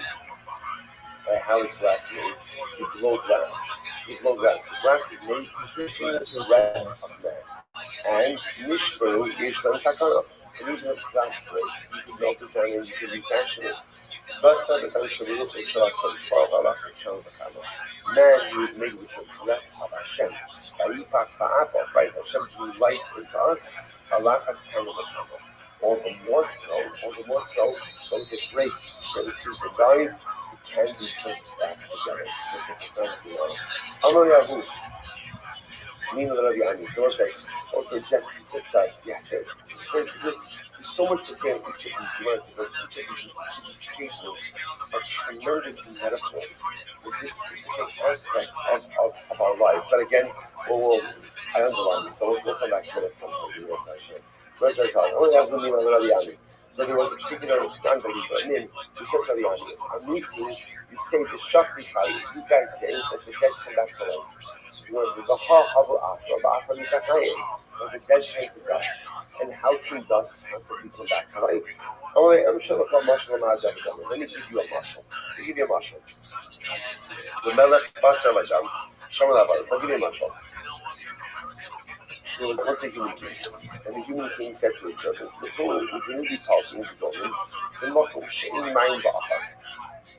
Go and build your palace. There's only one problem. There's no water, there's no dirt in place, but I need you to build a palace, so I need you to figure it out. Hopefully, Banu also. And Baruch Hashem, the subjects will figure out to build a beautiful palace. The young and Nafsal, sometime later, the palace fell down. So the king says to the subjects, also the Makom Shidish Afayim. I want you to rebuild the palace. I want you to build in the place where there is water and there is dirt. Amrullah, aid on your phone. The subject says, you can't do it. You can't do it, or unable to do it. So come and sell him. The king got very angry at them. The Makom Shemayim Ba'afar Bein Nisem Actually Shishmai Ba'afar Alachas Kamal. The king said, I don't understand. You were able to build a palace when there was no water and dirt. You were able to pull it off. Now that I'm giving you water and dirt, you can't pull it off. So what's the result? As Baruch creates man from nothing. Each man is going to be rolled from nothing. So because all the kids from nothing, and even when man came back into dirt is still something. So if you can create from nothing, you're certainly can create from something. That was the introduction. That's what it is. And if you don't believe without this idea of something turning into something else, say the bit, go out into the valley, see this particular type of floating, so let's say this is not an example about what we're talking about. What Chazal talking about is floating. But apparently it's half flesh and half earth. The machar is schwitz, the nasa kula basar. The next day, ultimately, again, it becomes completely flesh. So you see the ability of things to transform from earth into flesh. Shema Kamar is Mamdu, but maybe you'll say it takes a lot of time for this rodent to have this transformation. Allah Lahar, go up onto the mountain, first wide line, and see this particular mountain that on this stage there's only one Kilazon. Remember again, Kilazon is that creature from which the Chelas is created. So you go up on the mountain, there's one Kilazon. The next day of the rain, and it's smelling Kulo Chilzonis. Ultimately, and the mountain will be filled with Kilazons. So again, the idea over here is number one, that earth could turn to flesh. Right? Something could turn to nothing. And from the earth, again, things could sprout as evidenced by the Kilazon. It's incredible. I think that there is a tremendous profundity in the Mashal about the king. I remember the Mashal on the king, what happened. The king said to the subjects, build me a palace. And he said, build a house where there is nothing. There's no dirt, there's no water. There's no dirt, there's no water. And the subjects do it. Palace falls down sometime later, and then the king says again, build me a palace. Build me a palace, and put you in dirt and water. And the subjects say, we can't do it impossible. The king said, what are you talking about? You built a palace with nothing, the last time you build a palace with dirt and water. See the metaphors as follows. I would say, all of us have times in life where we are pushed to accomplish things that we do not think we could accomplish. Our back is up against the wall, we're in extenuating circumstances, difficult circumstances, and literally again, we pulled the proverbial rabbit out of the hat. I did it. Baruch Hashem. Really difficult circumstances, even potentially positive circumstances, and I came through, I did it. And yet then, there are times day to day where my circumstances are not impossible, and I don't go through it. And I tell myself, I can't do it. Remember that time that you've been through in impossible circumstances? Remember that incredibly stressful circumstance where again it wasn't clear if you would succeed or not, and you did, and you came through? If you could succeed in difficult, virtually impossible circumstances, if you could build a personalistic palace with no water and no dirt, there are lots of day to day, when the circumstances are not difficult, you certainly can come through. But I want to say, we all have situations like this. We're really difficult situations. If you don't have situations, this is up to yourself. I think almost all of us have situations like this, really difficult circumstances. I said to myself, I don't know what to do this. And I got through it. Not only did I get through it, but I succeeded and I grew. And if I could do that in many circumstances in life, then I certainly could perform in day-to-day life. If I could make things happen where there was no dirt, there was no water, the mortal, I can build a personalistic house where there is dirt and there is no water. Incredibly useful for life. You are those items. The Gevir ben Tisisa, this is a great series of stories. There was a particular man who said to Gevir ben Tisisa, that's his name, Gevir ben Tisisa, Rashi points out over here, Kach Shmo, V'haisalo Akmunius Begavo. Now, interestingly enough, so this guy, Gevir ben Tisisa, who himself was a Shkipot Chacham, and he was a hunchback. We're going to see that part of the story just a little bit. Rashi points out over here, he was a hunchback. Okay, so what happened? So there was a min who came over to him. And this min said to him, Vai lechon chayim, nariso nisi chayim. The chayim nisi, the nisi chayim. So there was this apikar. So he goes to the and he says, what's the matter with you guys? Speaking about the Jews, right? He calls the Jews Rishon. You're Rishon. Why are you Rishon? Because you espouse false ideas. You say that the dead come back to life. It's not possible. It's not possible. That which is alive dies. Can you possibly say that which is dead comes back to life? Unalive. So the Gevir ben Tisisa responds, Vai lechon chayim. You're the Rishon. The Amrison Mesino Chayim. The Lo Havichaya. The Havichaya Lokol Shekin. So let's say, so the Gevir ben Tisisa says back to the men, it says, Rasha. I'll tell you why. That which is not alive does come back to life. Every birth, how does every birth start? There wasn't life, and then life occurs. So you see, by definition, the simple propagation of the species requires no life to life. So we have paradigm for this. What are you talking about? You're the Russia. So it's probably every single life starts with no life, then goes to life. So what's crazy to think that could go back to life? So Gevir ben Tisisa, he called this apikores a Russia. Amalei, Chaydi me. The apikores of Gevir ben Tisisa. You're calling me a Russia? If I would be over there, you're lucky someone's holding me back, right? If I would come over to you, but I would kick you so hard that I would kick out your hunchback. Right? That's in other words. This is incredible, right? People are people. Nothing changes over time, right? You're lucky my brother's holding you back.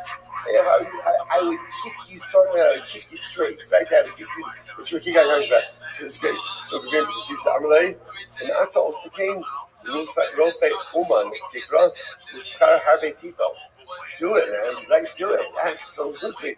If you could do that, I would give you a shkayach. Not only would I give you a shkayach, but I would pay you a handsome amount of money. Handsome copay for that visit to the doctor. Incredible. Well, they don't have one. Now, that's our introduction to Gevir ben Tisisa. The next number of stories we're going to be dealing with Gevir ben Tisisa as well. And I will say we're going to see something fascinating just about his personality. That's about Nisan. On the 24th of Nisan, so again, those are oppressors. Our oppressors left Yehuda and Yerushalayim.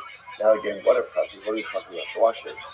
Kishabo b'nei Africa, when the people of Africa came to the Romans with a legal claim against the Jewish people. What was that claim? Let's say Alexander's Moscow. So again, actually, before Alexander the Great, Alexander the Macedonian, right? So really not Rome, right? But they came before Alexander the Macedonian for a din Torah with Favi. So Amrlo, Eretz Canaan Shalom. By the way, Jews like Alexander, right? How do we know that Jews liked Alexander? Because also there are Jews named Alexander, which is the strangest thing in the world. I don't mean an English name. I mean like a Hebrew name, Alexander, right, which is very strange. It's not exactly a Yiddish name, right? It's not a Hebrew name. But again, this was Al Takar Satov that Jews had as well as Alexander the Great. The name stuck. So the people of Africa come with a din Torah against the Jews. Amrlo, Eretz Canaan Shalom. What's the claim? The land of Canaan goes, as we'll say, it's going to point out, there is nothing new under the sun. Ein chadash tachas hashamash. Right? So before there was a haze, right? Before there was any of these other mechanisms, the nations of the world were always bringing their legal claims against the Jewish people to say you don't own the land. By the way, Africa is a pretty big place. Africa is a pretty big place. Eretz Israel, not so big. Not so big, right? You wonder again, what does Africa need with Israel? What they need another desert, right? But again, listen, this is the derech of humanity. The derech of humanity is they cannot leave Klal Yisrael alone. They cannot, the world can't bear that Jews have something. Again, it hurts us to say because we like to think that the world has changed and we all love each other and there's no anti-Semitism and everybody loves us, and clearly again that illusion has been blown to smithereens. Right? We see that that's no longer the case. And again, it's actually very affirming. It's the same narrative. The world can't, for some reason, can't be so well that Jews have something. All the more so that Jews can defend themselves, that Jews can stand up for themselves. Right? So again, so they come before Alexander the Great. Canaan is ours. Now, what's the claim? The Ksiv, and again, they've been right from the Torah. These are from Africans. The Ksiv, Eretz Canaan Ligvulosah. It says that the land of Canaan is included in all of the boundaries. What are the boundaries? Well, Canaan. So therefore, they looked at Canaan as part of essentially Africa. In other words, they had Africa. Canaan is included in this as well. Well, Canaan, Avun Dahano, Ishia. Canaan was our father. Right? Remember, again, Canaan becomes the father of Cush, of Ham. So the Africans say, this is our father. So because, again, it's our father, we own this land. So as I saw again, so this was this was a claim brought before Alexander the Great. The Jews have to now defend their claim to Eretz Canaan, Eretz Yisrael. So Gvir Rebbe Sisa comes along, he says, let me argue this case on behalf of the Jewish people. Now watch this. So if I lose, the good thing is there's really no harm because they could just say, now apparently we'll say, what you see from these stories is Gvir ben Sisa was not recognized as one of the ranking sages. That wasn't his identity. Therefore, he says, if I lose the case, it's not a big deal because whatever. You could just say, he wasn't really representing us, right? Just and the Africans, they defeated just a regular guy. And if I win the case, Amru Bahem, say Torah's Moshe Nitzachtem. The victory will not be attributed to me, rather what will the victory be attributed to? The Torah. Which I said, by the way, you begin to see the beauty and the power of the personality of Gvir ben Sisa, that all of this was literally about Torah. This is about Hakadosh Baruch Hu. Gvir ben Sisa saw himself as an ambassador of the Rebbeinu Shalom. If I lose, the loss is mine. But if I win, the win is the Rebbeinu Shalom. It's incredibly selfless. Okay, so now solutions for Halach V'Daniman. Okay, so he gets permission from the Rabbanim. He represents tribes of front of Alexander the Great. So he says to the Africans, where are you bringing the proof from? Give the Torah. We just said it. I'll also bring it right from the Torah. What's the pasuk? Shneimar. Vayomer. Arur is Canaan. Evet avodim yelachav. Canaan is cursed, and Canaan should be a slave to his brothers. If that's the case, Evet. So again, Chevra was here. He said you're the children of Canaan. Canaan was cursed. Canaan are avodim. Evet shekona avodim nechasim. Evet nechasim. If an Evet acquires property, who does the property belong to? For that matter, who does the Evet himself belong to? Not only that, so furthermore, again, you guys owe us back wages, back service. Why? Because we're the slaves to Klal Yisrael, and what? You have not been working for years. So not only do you not own land, right, but we owe you, and you owe us back wages, back payment for all of your delinquent service. Okay, so what happened? Alexander Malka, so Alexander says to the Africans, what say you? You know what? Right? What's your response? So they said to Alexander, give us 3 days. Give us 3 days to come back with an answer. He gave them the time, but so ultimately again they searched, but they could not find an answer. Miyad Barku, when the Africans ran away. And what happened? Vinichu Sadosing Kishain Trios, the Karmen Kishain Trios. They left behind, listen, I hear this interesting. So apparently, again, they were living in Canaan. Right in Eretz Yisrael, they were living there. But again, they had no claim. They recognized they had no claim, so they left. They ran away. And they left behind laden fields and laden vineyards. And the Gemara says, Va'osa Shana Shviyas Haisa. It was a Shemitah year. It was a Shemitah year. So not only did Klal Yisrael succeed, but ultimately, again, Klal Yisrael went ahead and Baruch Hashem had from where to sustain themselves even during the Shemitah year. So again, what's the soak with this? Like, what? It's a fascinating story. What's the takeaway message? So there's two messages. Number one, that Jews should not be bashful or apologetic about what is ours. What is ours? We have very little in this world. And the little bit that we have is ours. And we should not be ashamed to defend it, and we should not be ashamed to assert our ownership over it. Nor should we be apologetic about the fact that HaKadosh Baruch Hu gave it to us and did not give it to others. When Jews are apologetic, so ultimately, again, that weakness is exploited and pounced upon. When Jews are proud, when Jews are direct, and when Jews assert their sovereignty over that which is ours, that is when things come together. Number two, when you do things not for self-serving, egotistic or egocentric purposes, but you do things for HaKadosh Baruch Hu, that's when things work. Gavia Ben Precis, I want to point something out, by the way. If you think about it, it's interesting to note, it's not like Gavia Ben Precis came with like a whole shekel over here, right? Well, welcome to my Torah. I'd like to take my parents with this. It says in the Rambam, it says come time brisker, it says in the Evan Azanah, he doesn't know, he quotes a pasuk. He quotes a pasuk, like it's not a complicated drasha. It's not a complicated drasha. Why couldn't other people come up with this? I don't know what the answer is, but on a very simple level, the Ben Precis made a very simple idea. This is not about me. This is not about me. This is about the Ribono Shel Olam. When you do things for the right purposes, specifically for the cover of HaKadosh Baruch Hu, things come together. Be unapologetic about what is ours, and number two, do things for the right purposes, and things come together. Next, Shofar Machas, another din Torah. It's fascinating. Bo'u b'nei Mitzrayim v'adon im Yisrael l'fnei Alexander Mokom. So once again, now the Egyptians brought a court case. Let's say this is literally again. We think it's new things that like nations of the world bring legal proceedings against the Jewish people. It's not true. It's not true. The Africans did it. They will say again, right? Who led the claims of genocide? Just fascinating. Just to see how the world is so certain, right? Who was at the forefront of the claims of genocide against the state of Israel? South Africa. In other words, just pointing out, just you see certain things, they just are the way that they are. And while it's nice to think that the world changes, it really doesn't. The only thing that changes is us. The world very much stays the same, especially in its future for Klal Yisrael. It's overwhelming. Next court case. Who else knocked on before Alexander the Great? Egypt. Anlo, Harehu Omer, Ari Omer, Bashem Nasan Skina Amadene, Vashilum, Tunubanu Kesa, Zalshina Tatumino.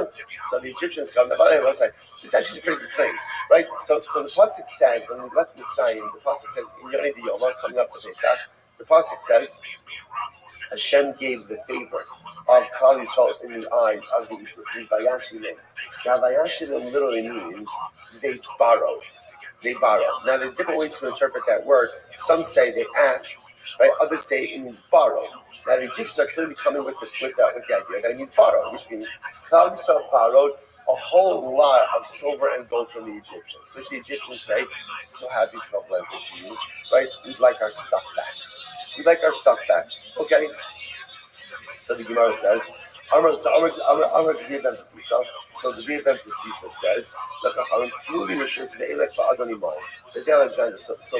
Pesisa says, do me a favor, it says to the rabbis, I'll deal with this. Give me rishos, I'll deal with it. And we're not screaming once again, say if I'm successful, sorry, if they are victorious. If they win the case over me, so the nice again, it's not a big deal because people will just say, this guy did Sisa, he's a hedgehog. He's just a regular guy.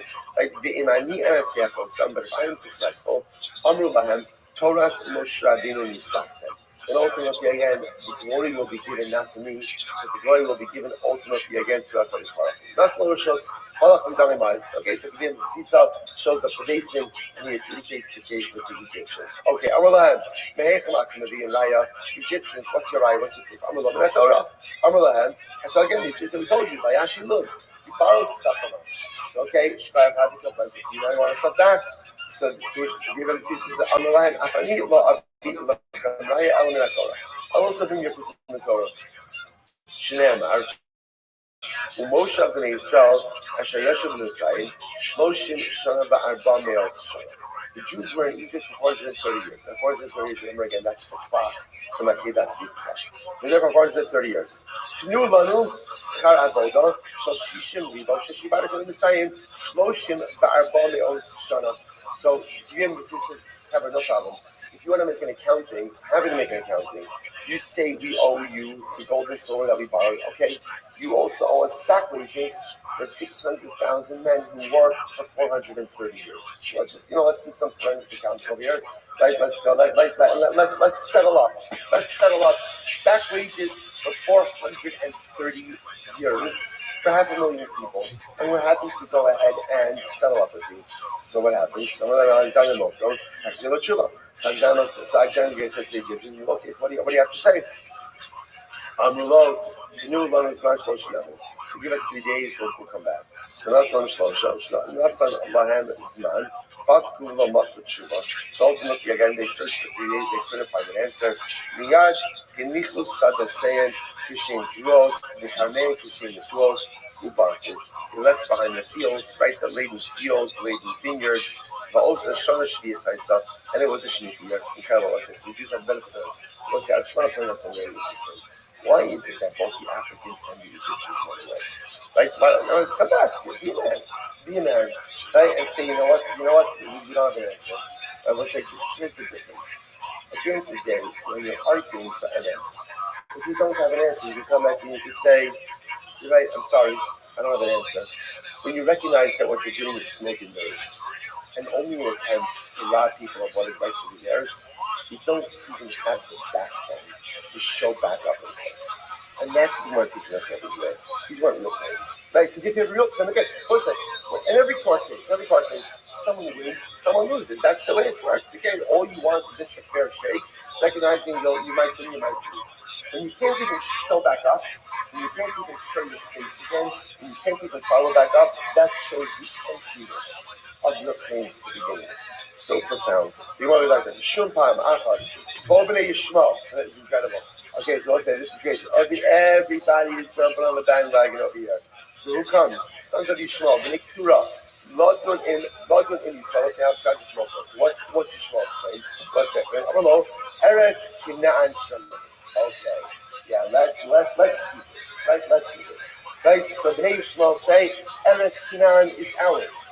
So what happened? Yeah, listen, here's what's interesting. Yishmael comes with a different claim. They say Eretz Yisrael Shalanu v'Shalachem. Right? So it's interesting. Yishmael in this context says, we're not saying it's solely ours, we're saying it's also ours. Now this is very different, right? Africans claim all ours. Right? Canaan claimed, right, Yishmael, which I wanted back wages, right? They wanted money. Right? At the end of the day, so it's interesting, Yishmael, we're going to see why Yishmael's claiming. So Yishmael says, we're not claiming it's all ours, we're just claiming the partners in it. The partners in it, why? So the Gemara says, Eila told us Yishmael ben Avraham. Eila told us Yitzchak ben Avraham. So again, what's Yishmael's claim? By the way, Yishmael's claim is not a bad claim. Right? What's Yishmael's claim? We're also children of Avraham. The land was given to Avraham. We were the children of Avraham. So why should we not have a share in Eretz Canaan? So once again, I don't know if this is not common.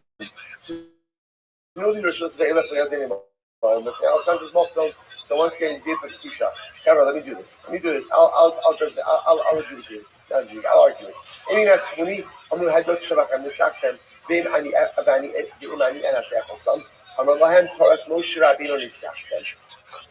discuss them, right? So ultimately, again, so he says, if I lose, they defeated the camera. If I win, it's Torah that has won the victory. So what happened?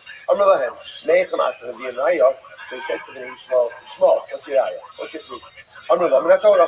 So again, we just quoted it. We are also the children of Avram Avinu.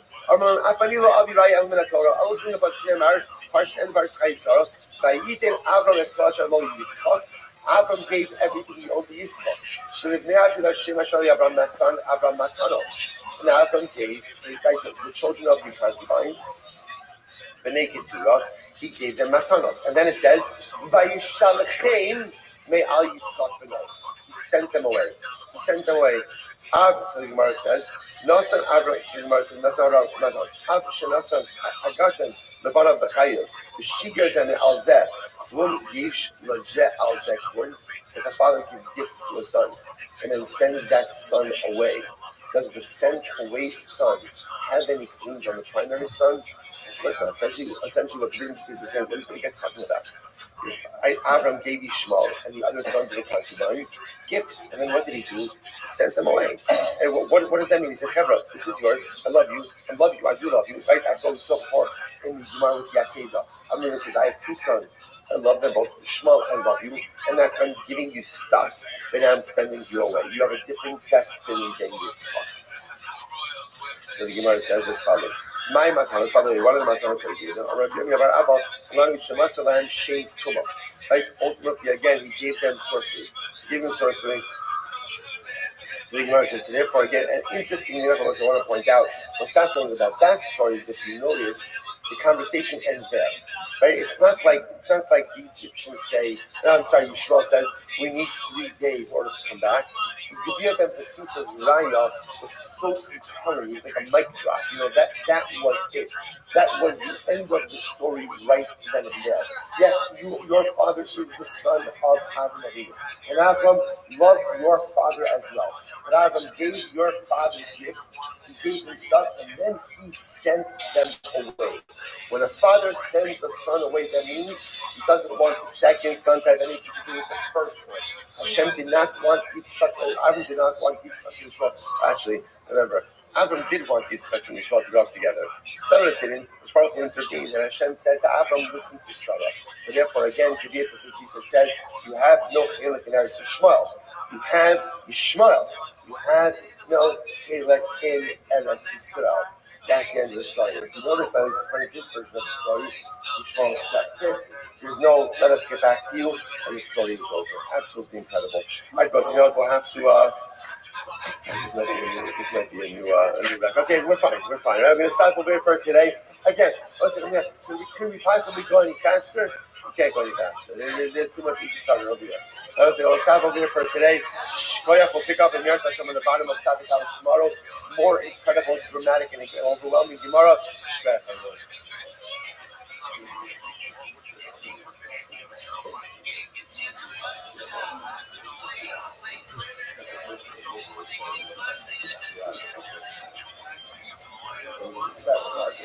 Right.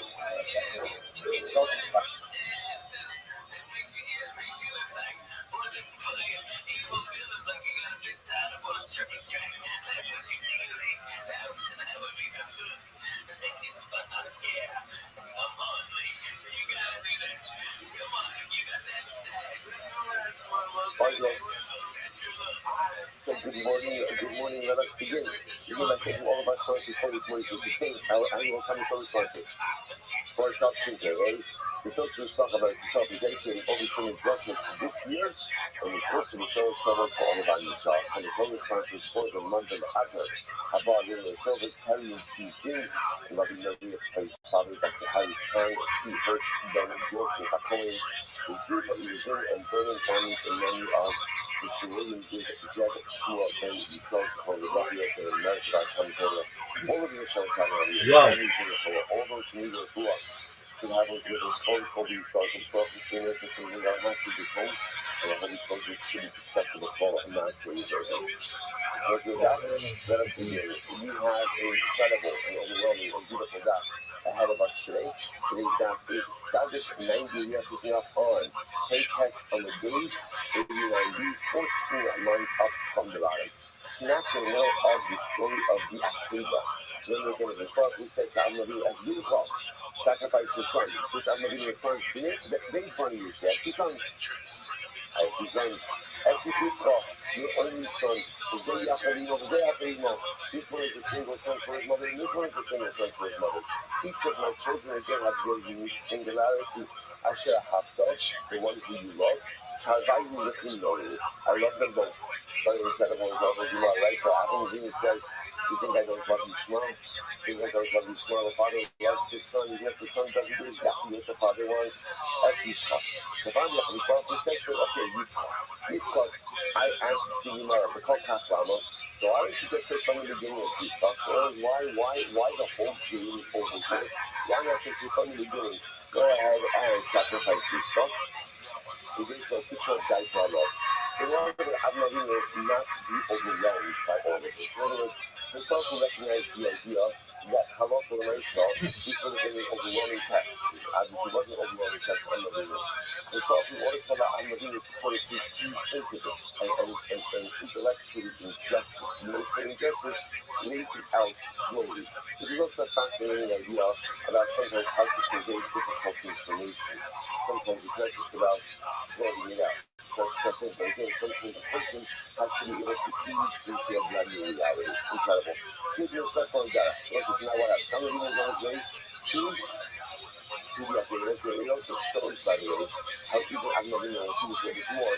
Again, getting Avinu to be able to get into the mindset of being willing and ready and able to do the Akedah is also a process. So it's a process, as because Avinu was, not like you flip the switch and say, okay, I'm ready to do the Akedah. It took time to be able to ease into it. The mother's like, if you do something like that. So the second tried to sabotage Avinu on the way to the Akedah. I don't know. And he said, Rabbi, you said to Rabbi, so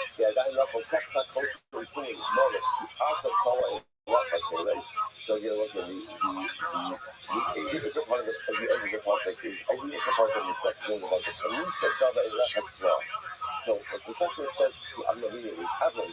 Does this make sense to you that a God who loved you would ask you to do this? So the second is trying to theologically sabotage Avinu. And it's not to get Avinu to give second thoughts to this. When he responds to intellectual understanding, it's not what God really wants, it's not what God really desires. After all, how can it be that a God who loves you would ask you to go ahead and offer up something so precious? Look at that God. He said,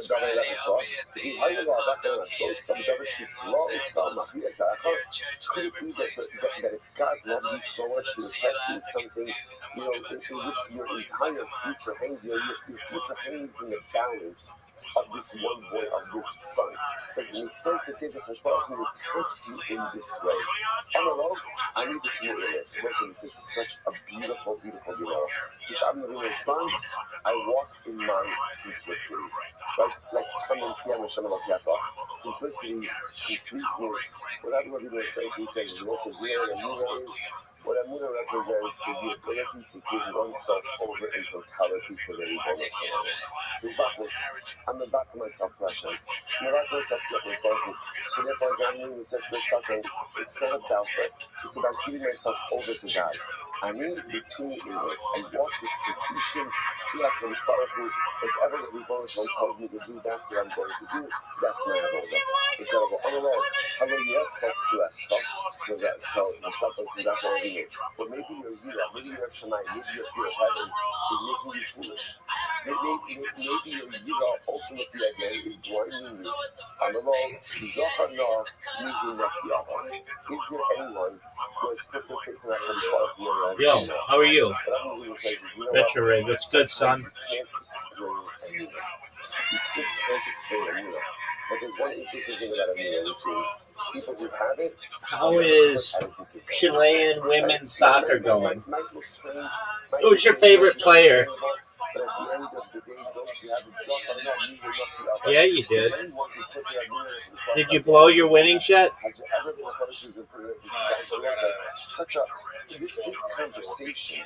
All right, so on what are you going to bet today?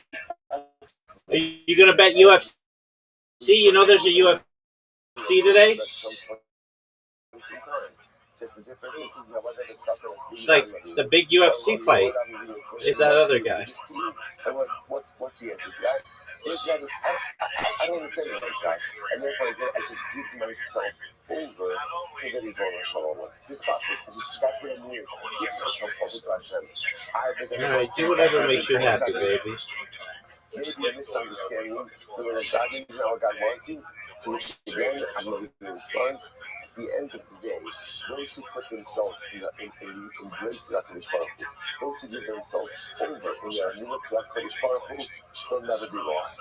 It may hurt, it may be difficult, it may be overwhelming, but they'll never be lost. Even because of the no kashami alay. So once the Satan saw that Hanari was not listening to him, Amalei, the Eli, Davar, Yunov, No, it's not my fucking job to watch him.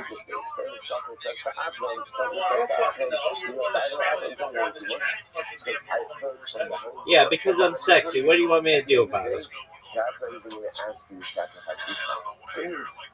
Doug, I don't know where he is. Shout out to Ice Poseidon. That is indeed what ended up happening. But yet, I don't know. I'm going to say this up and who are you betting, Alabama or Oklahoma? Go. Somebody lies enough to tell the truth. No one listens. No one listens. So what's this last? What is this last piece? The whole Dog, you are just jerking yourself off raw. You're trying to convince Anavinu not to do this. You are jerking yourself off raw. You don't have to have to sacrifice these cards. It's going to be fine. What's the chat? The chat was he was trying to take away the scar to not be Navinu. But he was trying to say, I'm going to die. It's not such a big test. Because they're going to have to do it anyway. So he was trying, he couldn't stop him. So at least he could take away the reward for doing it. He could take away the immunity component. Which I'm going to say, starts to suck on, I don't listen to you. I don't listen to you. So whatever you say has absolutely zero. No. Because at the end of the day, again, this is the punishment of a liar. His words are never trusted. Incredible. So the word goes back to I'm going to Hey, who are you betting? Texas or Georgia? Is having a conversation with Avnei. So Yishmael is having a conversation with Yitzchak. And you don't know Yitzchak. Yishmael says, Yitzchak, you think you're so great? You think you're so great? I'm going to bring you after Texas or Georgia, dog? So again, Yishmael said to Yitzchak, you got a verse. I got a verse when I was 14 years old. You got a verse when I was 18 years old. You have no consent. You have no memory of it. I had to do this when I was caught like an adult, 13 years old. I'm alone. See, Yitzchak says, if the Eva Echad Asham Megalavi, you're starting up with me with one body part, in honor of the HaKadosh in Zoveach, because Zoveach Atzim Cholofanai, and he's Zoveach Miyad. Right? And he's Zoveach. Ultimately, again, I Yitzchak was telling me to give my entire body to him. I would do that.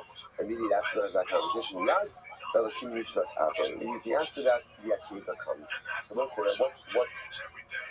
what's the chance with all of this? So first of all, that I think one of the things that comes up with this is, it's a bit cliche, but the phrase, Hashem never gives you a test that you cannot handle. I think maybe the makar for that may actually be this Gemara. Because what happens over here? There's a conversation between Yitzchak and Yishmael. And Yitzchak says, if Hashem would tell me to sacrifice my entire self, I would be ready to do so. And right after that, Elohim Nisas Ava, Hashem tested Yitzchak. It's almost as if after that moment when Yitzchak himself demonstrated his ability to be ready for such an overwhelming test, in the aftermath of that statement, that's when the responsible test is. Only after, again, it was said that Yitzchak was ready for such a Nisayon, that the responsible could give him that Nisayon. This Nisayon, Hashem never puts us in a situation we can't handle. It doesn't mean it's easy. It doesn't mean it's pleasant. What it means is if I'm there, I can handle it. If I'm there, I can deal with it. It's also interesting to point out that whenever you want to do something good in life, just be prepared for the forces of opposition to spring up against against you on every single level. In fact, one can make the argument that the holier the endeavor, the more intense the resistance, right? When you're doing something, that doesn't really matter, so the forces of nature don't start up with you. The satans don't start up with you. The shmons don't start up with you because no one really cares what it is that you're doing. When you want to do something holy, when you want to do something of meaning, just get ready for the resistance to occur. So you see what's happening over here, right? The activity started, the Satan starting up with Avram, the Shmuel starting up with Yitzchak. So there's resistance every single step of the way. That's when you know you're on the cusp of Kedusha. It's reminiscent of one of my favorite podcasts of all time. Actually, it's by the Akida. That's what the end of the Akida. Hashem says to Am Navinu, Akitzak Hed Kalanai, don't do anything to the boy. Don't check Yitzchak. And then what happens? Because it says, Ayah Bayah, Me'afak, the smoke the Torah. Am Navinu goes over and he sees that there, he doesn't go over, he sees that there is a ram that's caught in the thicket, in the thorns. And then Rina goes over and he offers it up as a carbon. I asks the Katzkin, the Andrew Katzkin, I don't even know to go ahead and offer that up as a carbon. After all, Hashem just said you can want a carbon. They didn't want a carbon at all. Right? How about you know to offer the carbon? That's what's something amazing. He says, because I never even saw that he was stuck in the thorns. So the Katzkin says like this, if the idol would have run up to Adam Avinu's feet and laid down at his seat, Adam wouldn't have offered it. He says something that easy, that's from the Satan. But when he saw that it was stuck in his nose, you ever try to get a ram out of the thicket? It's not possible. It's not right. Somebody told me this happened on the before. Right. So again, you ever try to get a rat out of the thicket? No, but you can imagine, right? There's the thorns, the animal struggling. What happens when you try to get a rat out of the thicket? You get cut, you bleed. There's a struggle. I really saw where there is struggle, there is Kedusha. Where there is easiness, there's no Kedusha. Where there's struggle, if you are going to get cut, you are going to get beaten, you are going to get battered, you are going to get bruised, that's where there is Kedusha. So where there's ease, there's comfort, but no Kedusha. Where there's struggle, there's absolute holiness. And as I said, that's the story. Satan starting off with Adam Avinu, Yitzchak, Ishmael starting off with Yitzchak. Sometimes in life, we undertake holy endeavors, and then it gets difficult. And we need to make sense of figuring that if Hashem really wanted this to happen, it wouldn't have been easy. The fact that there's difficulty shows that it's not that I think it's like, right, that's just the opposite. Just the opposite. The holier the endeavor, the more intense the resistance. Sometimes the greater ease means it might be something very nice, but not back to the holy. Incredible. So back to another structure for a little bit. So Rabbi tried to get other people to go ahead and worship a Avodah Zarah. The Rishon says we get past fingers. So he might say, remember again. So when you see the scene of Rabbi Shediach, that means like a Rabbi who tries to go and get either an individual or a group. Next, Madicher is Abbas is, remember, those who try to heal those who try to get an entire city to worship idolatry. So what's that? ROTHSCHILD, Rishon Metelek, Rishon says Kelek, Navi Shediach the Skila, my kind of Rabbanon. So Navi who tries to get people to worship Avodah Zarah, he gets Skila. Why is that? What God said to Rabbanon? So he was in Asya, Hadacha Mimesis. So who the Xer Shava from Mesis. Malaharon the Skila, Akan the Skila. Okay, very Shimon. Misak Skila, and Shimon says, no, by the Navi it says Misak. And what's the law? Because Misa in the Torah, stand in the Elephetic. In Torah, any Misa that is mentioned in the Torah is Chana. Madika Eri Dachas the Skila, my time is Rabbanon. So why is it that Madika Eri Dachas? They get Skila, what's the large country Rabbanon? Kami Hadacha, only Mesis, only Rabbi Shediach. So again, we can say a Shabbat of Hadacha, either from Mesis or from the Rabbi Shediach. Rabbi Shimon, Kama Hadacha Minabi. Rabbi Shimon can Hadacha. Of nothing, so Nigma Mesis. Why does the Rabbi Shimon not consider Shabbat from Mesis? So Nigma says, Nigma Mesis, Gami Mesis, Shabbat Mesis, Shabbat, then Gami Mesis, Shabbat Mesis, Mesis, Shabbat. Because again, you'd rather go ahead and learn how to do Shabbat from Mesis, Shabbat to this Shabbat. Remember, I'm saying in this context, in this discussion, there's two types of inciters. Those who incite individuals and those who incite groups. So And therefore, then we'd rather go ahead and make the Gzir Shabbat to the right type of his Seder. I'd rather learn how to learn out again what we call the common insider from a common insider, and not the common insider from another who incites. Rabbi Shimon will say, "Kevin Shivia, Elaka had your double with that." Which shows that even though it's a Nabi, you may be doing the inciting, but once he's inciting at the end of the day, he becomes a Hagel. He's no longer really has the exalted position of Nabi, rather he's a Hagel. All of this stuff. The sister says, "I was a chapel to Saudi, 98. Machloket, that is very interesting to say. So in general, now we're back a little bit to this, right? False prophet. He's false prophet, right? So now the Shaila is, what exactly is it that he has to do in order to go ahead and be considered a false prophet? Now obviously, or a racist. Now obviously, he's inciting people to worship God. These are fine, but let's listen to this. Machloket ba'oker hakuf ta'avodes b'chavim. V'kiyum mitzvah v'kiyum mitzvah ta'avodes b'chavim. I want to say anything interesting. Machloket case comes up in the following situation.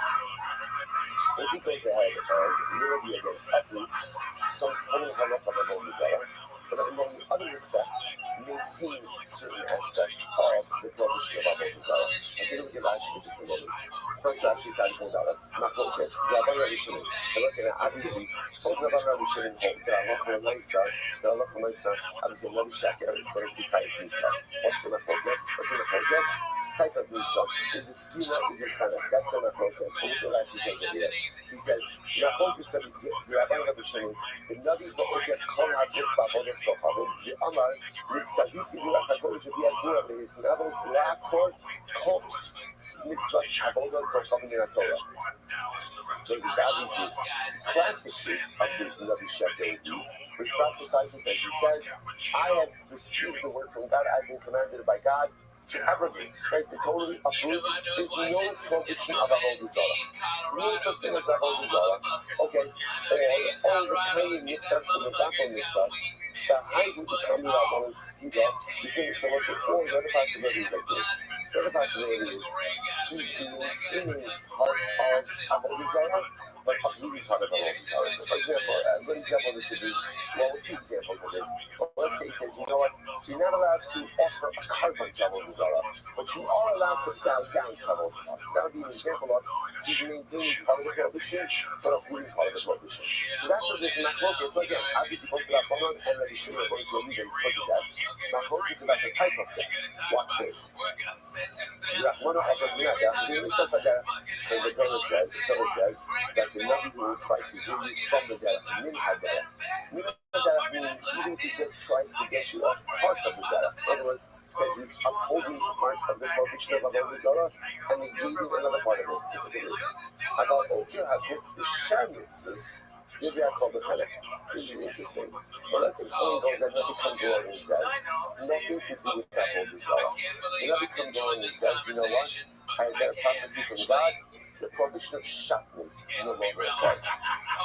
Avodah Zarah, you're just uprooting another mitzvah. Uprooting another mitzvah. Everyone agrees. It's put to death.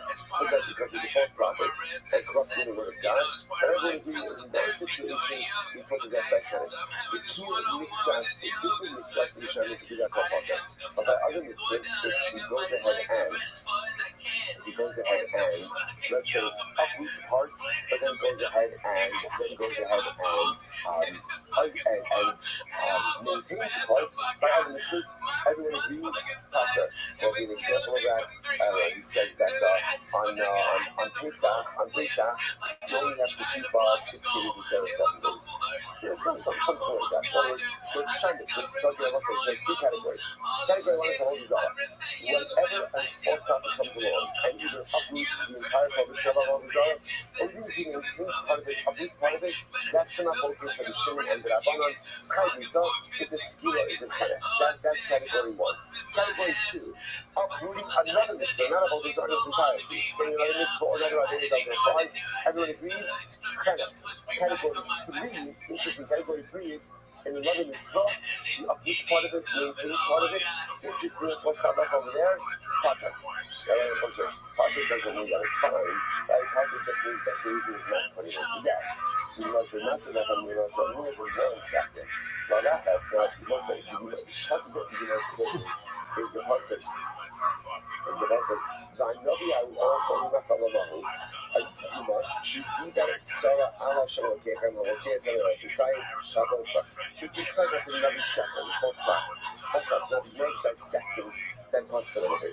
Lala S, right, because you remember, he's going ahead, like, he's viewing you from the path that Hashem told you to follow. Lala S, Zoom Mitzvah Saseh. This is the Zavagah Tanani. Baal, Zoom Mitzvah. Saseh, prohibition. What does it sound like? It sounds like that even if the Rabbi messes with other parts of the Torah, you should still be put to death. So what's going on over here? These are like Kabbalah's Kochav and Naseh, Kabbalah's Kochav and Yechim Mishkach Haslav. And if you want to think he's talking about idolatry, the rest like, is there any positive commandment associated with idolatry? Which the rest is up. But you should ask. There is. So Gemara Tista, then he cuts that. There is a positive commandment. What's the positive commandment about saying? They're just supposed to break apart the defaults, the altars of Avodah Zarah. Rabbi Amar, so let's say Rabbi Amar refers to another place like this. Rabbi says like this. Right, let's say, first of all, tremendous Mazel Tov, provided them on the top machine. So Mazel Tov feels like a grandchild almost, you know, Mazel Tov, Mazel Tov. Shem, let's continue now. Listen, there's Hashem, follow the ways of Yahweh, Shalom, Kadisha. But everyone said, this is an opportunity. This is my Avi's second machine. On the job, I'll be about to thank you very much. Everything that you do for us, morning in and morning out. Tremendous. I could not start the shit at 5:49 this morning. There was an assuming period this morning. Right, which is strange. But then we saw about Hashem's motion. And it gives us a thank you really for all this, for the late nights, the early mornings, and the coffee is delicious. Thank you very much. All right, listen. I never get a round of applause. Wow, okay, I'll take regular coffee. Fine, so Rabbi says as follows. Rabbi says like this. Our Machlokes, okay, Haguf. Maybe Rabbi is coming, every Shabbos. So this Rabbi comes along, Rabbi he has a different approach. He says like this. Any time a Navi, a false prophet, comes along and uproots something, totality, something from the Torah, whether that is Avodah Zarah or any other mitzvah. So in this case, again, the Rabbi Shem is coming along and he's saying, this mitzvah or this aver, whatever it is, no longer applies. And he's uprooting it in its totality. Anytime that happens, the Gemara says, the key mitzvahs, the beautiful mitzvahs that are spoken, the Hona Amar Min Aderech, the mitzvahs of God. So it's so good. Now, I'm not going to say, there are multiple categories. First of all, he consolidates two categories. It's like this. Uprooting of a mitzvah, whether it's idolatry or any other mitzvah, punishment like that. Furthermore, when it comes to idolatry, whether you go ahead and you uproot part of idolatry or all of idolatry, punishment like that. About mitzvahs, with little mitzvahs, the sham mitzvahs, did not call pater. So when you pater, if you uproot and confirm some part of other mitzvahs, right? Like we said before, you can wear shatnez on Tuesdays and Thursdays, but not the last couple of weeks. You know, so that would be an example of uprooting part and confirming part. In that context, you pater. You pater. Then I want to analyze how many snappy last by telling you that Torah, Chai. So what it is, the Rabbi God decides in order to go and uproot some element of the Torah. And again, I want to say once again, the Bright over here is not distinguishing between Avodah Zarah or anything else. If the Rabbi comes along and says a particular mitzvah or a particular avera no longer applies, okay? Or after the battle, I'm sorry. I'm snappy la'akar telling you that Torah, Chai. Fine, the kind of mitzvahs will not mitzvahs. Let's say he prophesizes to uphold part of the mitzvah and to negate part of the mitzvah. And you shouldn't hold that. And you shouldn't say that you're pater. But I know this Kofanim, after the Omer Hayom Ibdua, or Makar Badua, give that Kochai. By Avodah Zarah, even if you partially uphold it, partially negate it, ultimately, again, you're going to be high. You're going to be high. This is the other example of that is, let's say it says, on Mondays you're allowed to worship Avodah Zarah, the rest of the week you can't, you're still liability for that. Abai is someone like that, this stuff, you can't say that this is make Rabbi say now we have essentially three different versions about how this machlokas ultimately unfolds. So Abai holds like a Christus, let's just go through. So Abai holds like a Christus, and you try to select a Christus, and therefore you interpret this entire discussion like a Christus. How so? Rava holds is second. Rava Sabbath Hamuna, and the guy says Hamuna, Swama Hamuna Hamuna, and ultimately then goes out and interprets the Hamuna. Here you go. Abai Sabbath Krista, who guys said Krista, Sabai holds the Krista, and interprets this entire discussion of the Krista. Hamis Nabi, Lakor Davina Torah, give the Akol Mechanek. Again, if another comes along and uproots the mitzvah from the Torah. Now, what's the definition of uprooting? In totality. You say a particular mitzvah doesn't apply, particular other doesn't apply. Whether we're talking about Avodah Zarah or Shar mitzvahs. The halacha is everyone agrees, like the kind of mitzvahs for the back mitzvahs. What happens if the Rabbi comes along by mitzvah and says, we uphold part of it, negate part of it, then we shouldn't talk that. But we shouldn't have extra potter. That's by Shar mitzvahs. By Shar mitzvahs, who have given the Rabbanon. And so to the Rabbanon holders, the Rabbanon still potter when it comes to idolatry. Afilo Amar Hayom Yikua, Ulamacham Yikua, Chayim. But when it comes to idolatry, even if the false prophet is partially upholding you and partially negating it, everyone agrees there is liability, right? When you mess with Avodah Zarah, whether it's full negation, partial negation, there's going to be a Kiyuv Yisa. What's the Kiyuv Yisa? Not Kiyuv Yisa, yeah, it's not focus. That's not focus. Chenek versus Kiva. Good, that's Abaye. Rabbi Shalom, like that, Rabbi the Ramuna, and it's hard to survive like Ramuna, and it's not the last part of the Torah.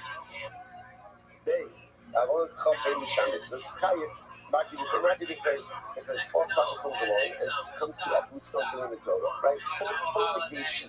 Whether it's about the Zohar or something else, Chayim Nisa. What's the Nisa? Okay, according to this approach, Machlokas, Chenek versus Kiva. Fine. The Chayim Nisas, or the Batal Nisas, the Shan Nisas, what happens if the Rabbi comes along by other Nisas, not by Avodah Zarah, and you hold part of the Nisas and against part of the Nisas?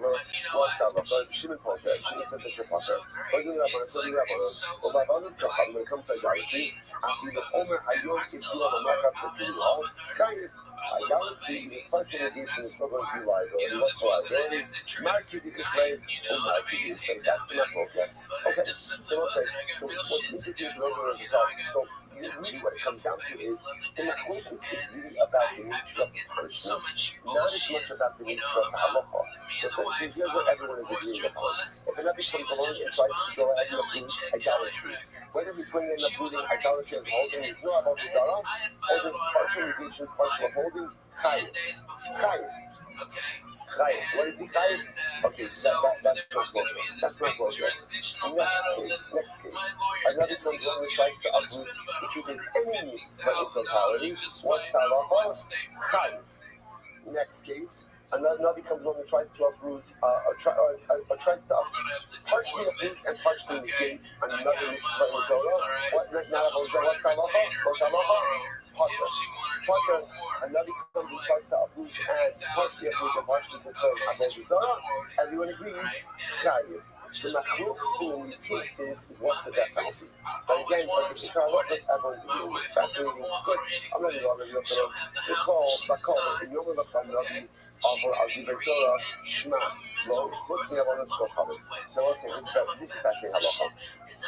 So we always know in general, if a Navi tells you to violate words of Torah, you have to listen. With one exception, Avodah Zarah.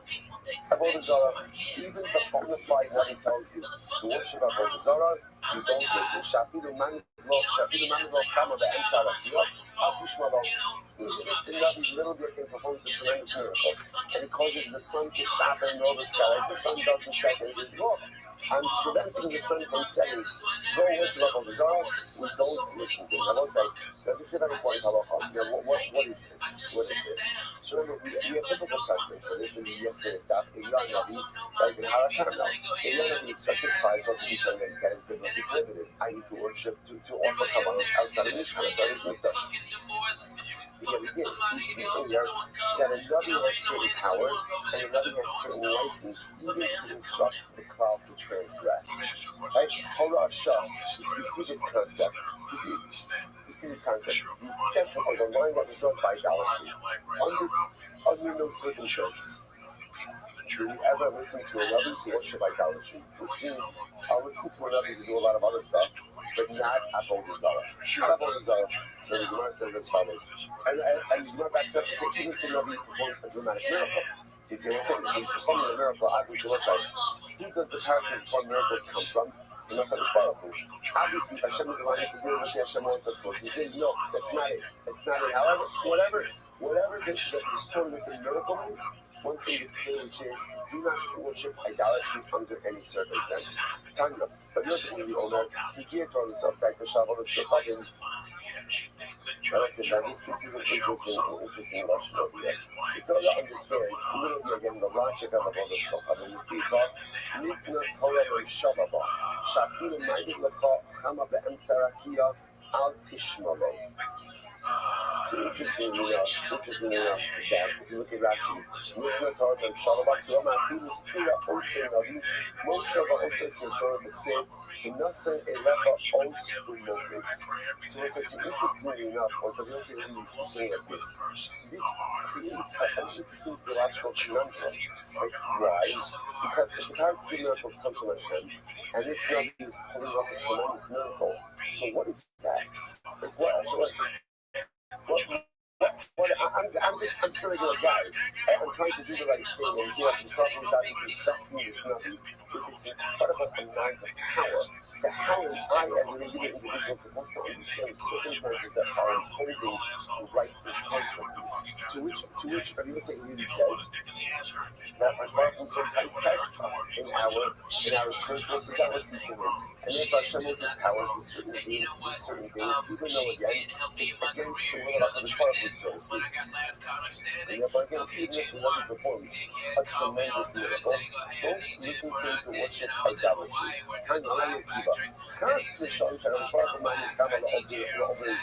So he thinks, what are you talking about? What are you talking about? How can you imagine for a moment that Hashem would give power over nature to someone who is defying? How would that even work? What are you talking about? Hashem is going to give the ability, is going to give power to another sheker. It doesn't make any sense. Ella,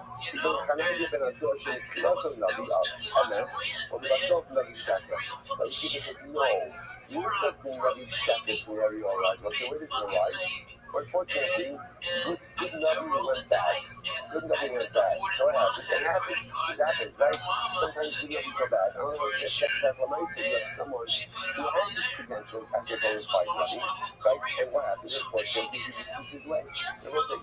His resolution of Alpha says, I'll come in the Atzmachad Yomosma. Do not believe in yourself until the day that you die. You can be a Navi. Just because you're a Navi doesn't mean that you can't lose your way. So the truth is that that's the case of a Navi sheker. So the Navi sheker is someone who everyone knows. He's proven himself through new miracles. Because once upon a time he was on Team God. And then what happens? He loses his way. He's not performing any miracles now. But he's got credibility because he was a good enough.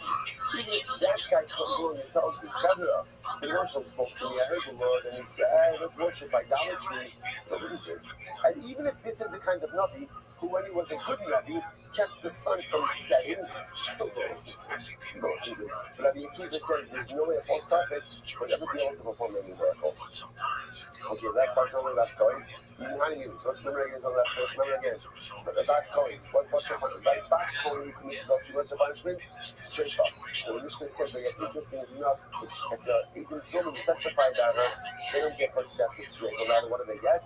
They get chenek. So does her adultery, right? No matter if she committed adultery. So what's behind you? Read it straight. Amar Acha Bejavikov, the sign of Yosef, and this is Mata Lomar, Fasisen Lokasha Zamam, Lasos the Achiv. The Pasuk says, for Eid Zorin, you have to do to the Eid what they conspire to do to their brother. So the Gemara says, why? The Fisha Kol HaMizominin, Shevitorah, Zomein Ubali Yosefan. So in general, there also, the way Eid Zomin works is what kind of punishment is it? Reciprocal punishment. Whatever the Eden wanted to visit upon the defendant is exactly the punishment that they themselves get. Now, listen to this. The Lord's purity behind Bas Kohen, he was straight, and they won't have a straight up. So what happened? So now we know about Cohen commits adultery, she is put to death with streifa. Now we know that her Boel, the man with whom she commits adultery, doesn't get streifa, right? Because he doesn't throw her hands down that you need punishment to her. So that they lose up. So what's this now? Here's what's interesting. You have two people committing the same crime, but yet their punishments are dramatically different. The Bascom is going to get streifa, the guy is going to get chana, right? So what are they getting? What are they getting? To which the Gemara says, "Kishu Omer lasos la'ochiv v'lo la'achos." So if it's moving up in the pasuk is phrase is that the Indians are given a reciprocal punishment, whatever they wanted to do la'ochiv to their brother. So what do you see from here? You give them the reciprocal punishment that they were going to visit upon the Torah and not the Isha. And therefore Allah knows that they get chenek as well. Hajir Allah Elohim Hanechnakim. Let's say Mazel Tov. Let's say get ready now for perhaps the most overwhelmingly incredible and beautiful journey of your life. I mean, like, what we're about to engage in, I will say, the next couple of days, it's Olam Haba. Every morning is Olam Haba and Olam Hazah. But these Gemaras are going to change our lives in so many ways. Mishnah. Kol Yisrael. Yesh Lem Chelek Olam Haba. Okay. Every yid has a Chelek Olam Haba. Shnei Amar. Va'ame Kulon Tzadikim Li'olam Yershu Aretz Neitzer Ma'ka'ai Ma'asei Adar Yisrael. So it says, the marker quotes the pasuk. Quotes the pasuk from Yeshaya. That little generation are all tzaddikim. They will forever inherit the land. Neitzer Ma'ka'ai, literally again like my creations of my plantings. Ma'asei Yodai Le'Yisrael. And they are the creations of my hand through which I become glorified. So the idea, the part of the pasuk that you're going to be focusing on over here is, by the way, Rashi says, like, what is this doing? Like, right, what does this have to do with our context of our discussion here, right? We were like knee deep in that context, right? And now, so that's exactly what look what Rashi says. Most of Rashi's on both sides on here. So this is Rashi on the left side. So again,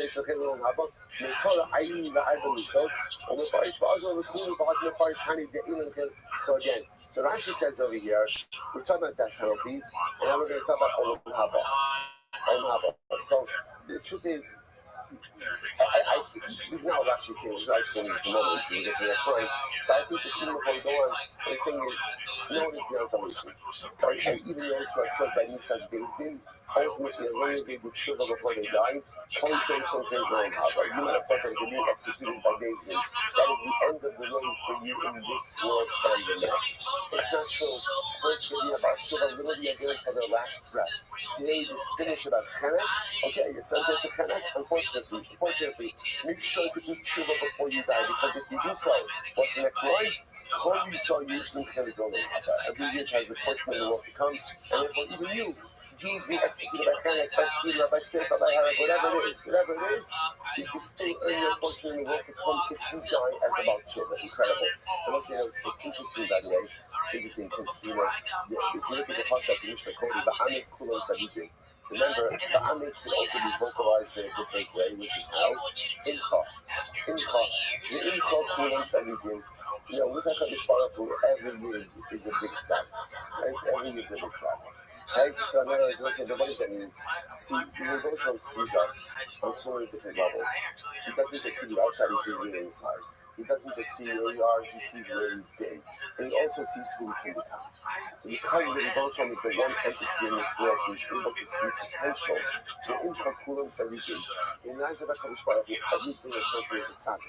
Because once again, he doesn't just look at us through the prism of what we are right now, he looks at us through the prism of who and what we can become. And every youth has such incredible potential, and therefore, the Incha HaKadosh Baruch Hu, Kulam Tzaddikim. That's the first line. And then the Mishnah says, the English kids don't have okay. And these are the people who don't have a portion of all to come. So, so obviously, there's an inherent contradiction right here. So what's the pshat? Everyone has, every Dresser, every Jew has a portion of all to come. And these are the ones who don't have a portion of all to come. So let's say, how do you reconcile that? It's very simple. What's the difference between the first line and the second line? Kol Yisrael. If you are a member of Klal Yisrael, if you identify a part, in other words, if you embed yourself within the Klal, you have a portion in the world to come. When do you lose your portion? The moment you remove yourself from the cloud. Because if you notice again, it doesn't say Ve'elu shall Yisrael Shem Echad. It says Ve'elu. So you can either be Yisrael, you can be Elu. If you're Yisrael, if you spend your life building up bonds of actors and embedding yourself within the cloud, sometimes no matter what you do as an individual, you're unfortunate what to come. But if you're an Elu, you're Baba focus, you're creating dissension, you don't like other Jews, you have difficulties with actors, you remove yourself from the cloud, then you can lose your Olam Haba. Embed yourself in the cloud, Olam Haba will always be yours. Remove yourself from the cloud, you put yourself in danger of losing your sacred portion. So who loses their portion of what's to come? Somebody says there is no resurrection of the dead. And somebody says Torah is not divine. Rabbi again, we'll see Rashi says earlier in the first video, we'll see what Rabbi is. But Akiva says, this is very interesting. So I want to say, even when you read Sfar Kitzur, so what is that? What is that? Secular knowledge, secular books, what? So again, we'll have to define exactly what that means.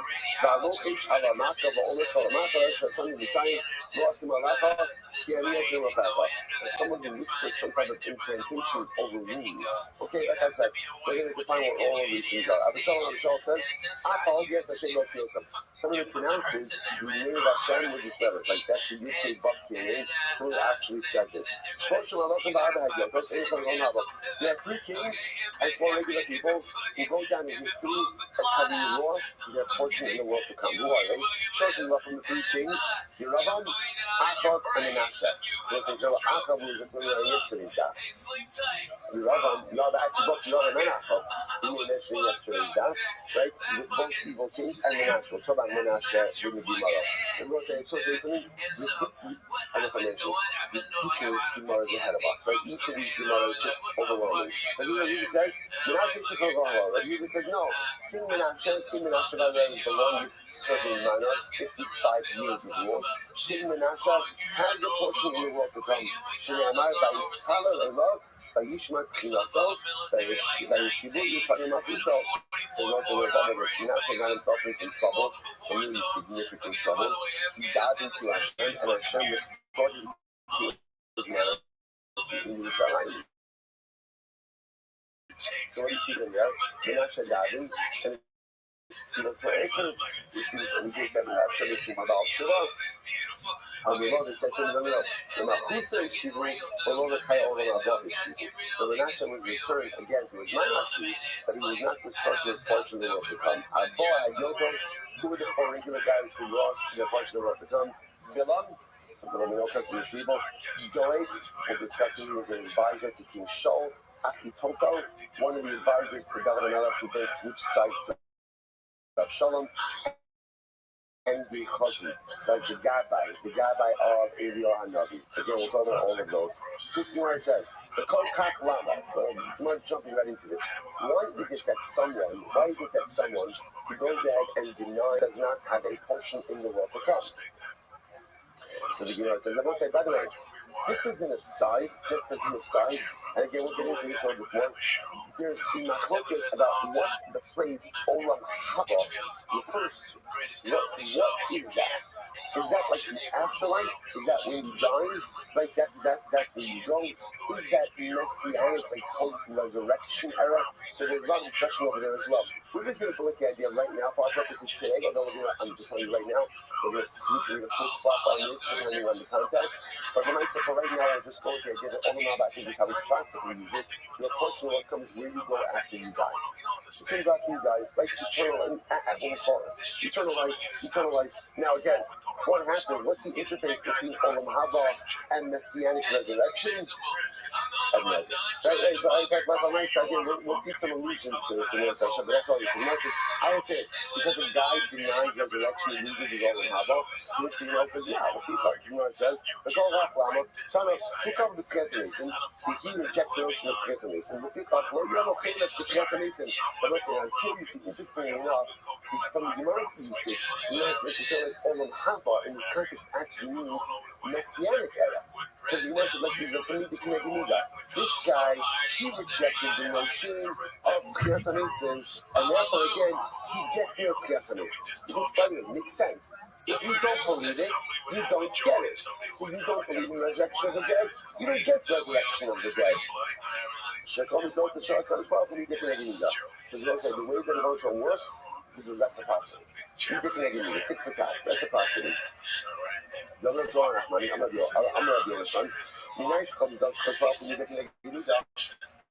How do you know that Kadosh Baruch Hu to me looking at you, I think it's like reciprocity. Shinama, but we shall listen to this. It's interesting, really exactly.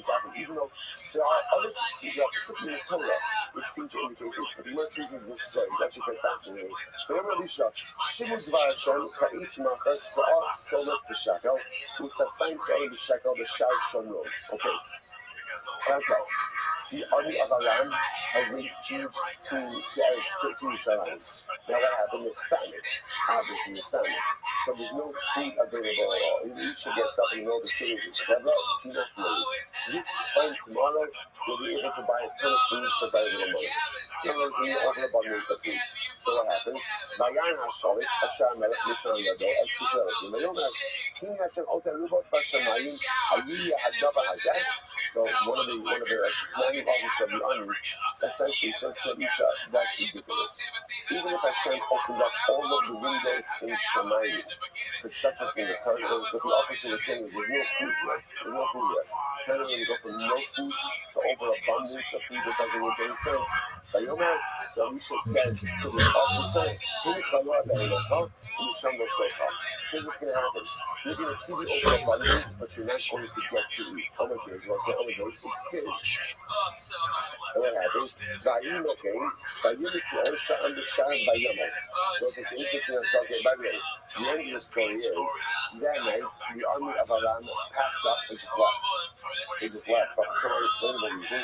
And they left behind all of their food, all of their provisions. So the next morning, what happens?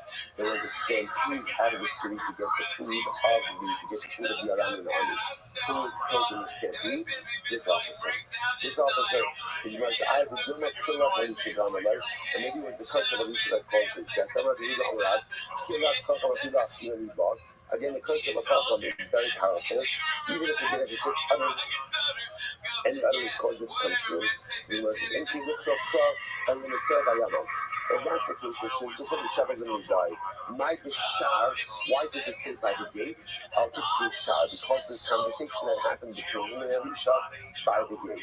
Say if I was like, if Allah for myself, the word says, you see from here, we get from Elisha. The Shpar operates again with the person. Therefore, again, if a person doesn't believe in Tchias HaMesim, then this is fine. Don't believe it. That's up to you. But if you don't believe it, I'm also not giving it to you. If you don't believe it, you're not getting it. Need that to make a need to find us. Wilson Bashanga says this is one of the most important Yisrodos in Kala Torah Kula. The Rebbe actually bases it on the pasuk in Purim, Hashem Tzilcha. Hashem Tzilcha. So often we translate Hashem Tzilcha as Hashem is your shade.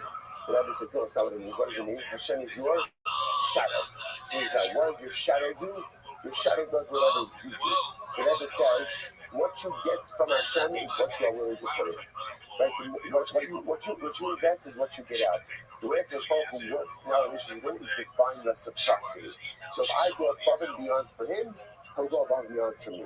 I act in supernatural manner strength, he'll act supernaturally for me. I push myself beyond the realm of that which is expected of me, then he'll do the same for me. Again, it's very important. If I'm the kind of person that I'll check the boxes, I'll do what I have to do to maintain it. I don't want to call it research.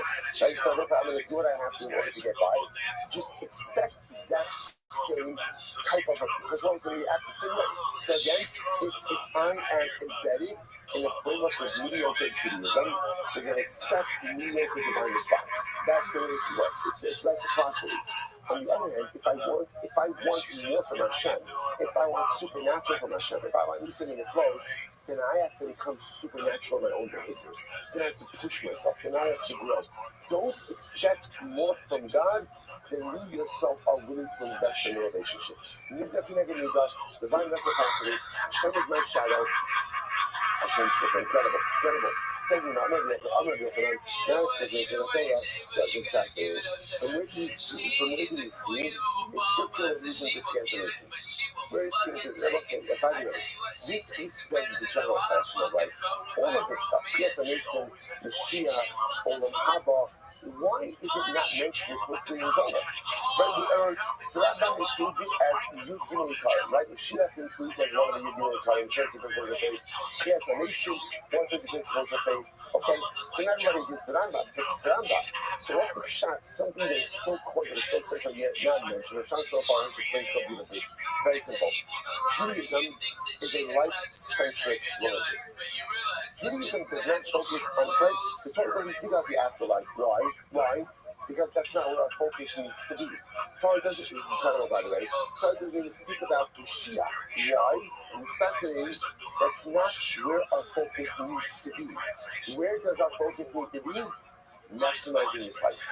Maximizing this moment right now. Now, it's not mutually exclusive. Right? But when I say that's what I'm saying, makes an amazing observation. The verse says, better if you notice, or say, if you ever drive by, the fundamental distinction between what you'll see in virtually every church and every shul. The fundamental distinction is cemeteries. Churches often have cemeteries pastured. Shuls never had cemeteries. The only places often you'll find shuls with cemeteries is like in Europe. And that was because of landowners. Right, that was just often because Jewish community was given like a plot of land, and you had to do like you had to live and die on that same plot of land, right? So that's why you have cemeteries. But if you notice, right, no one ever. It's not like people have like a nice house over here, the courtyard over here, the land. So you're generating much bigger funds, right? Right. So the great pretty strong, it's really beautiful, right? All together. Right? So the main said, why is it that children are cemeteries? It's very simple. Judaism is a life-affirming religion. It's a life-affirming religion. It's really not about what happens after 120. It's not even about what happens after it's about now. It's about Monday. It's Monday. So what am I doing to maximize my money? What am I doing to make today something spectacularly amazing? It's not about where I go after I die. It's about what am I doing in this world to maximize the life that I've been doing. That's why again, your finance results. The more asked,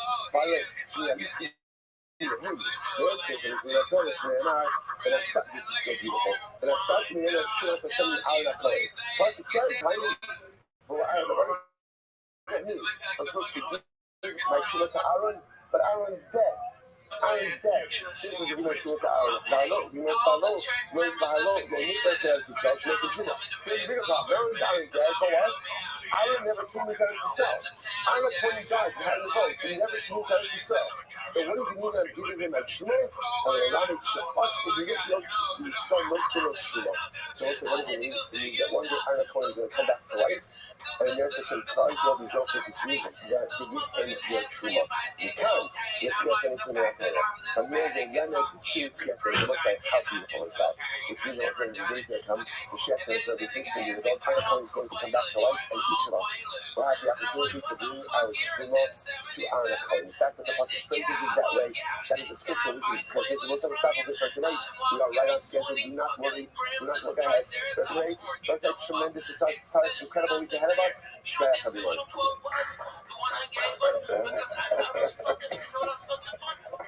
Stop. If you have to ask for it, it doesn't get.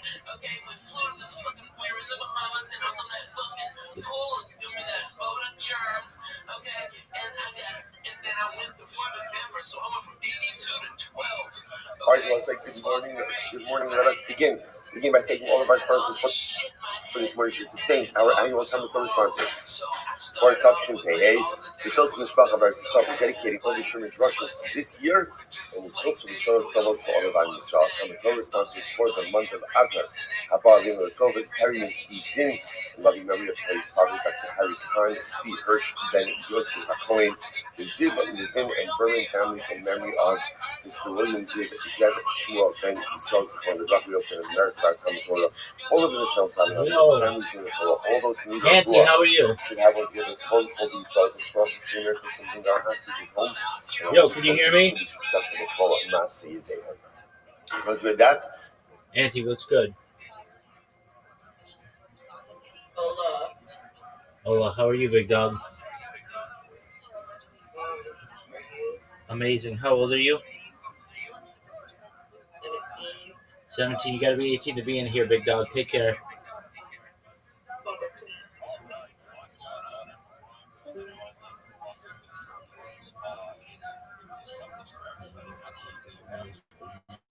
Get banned for it.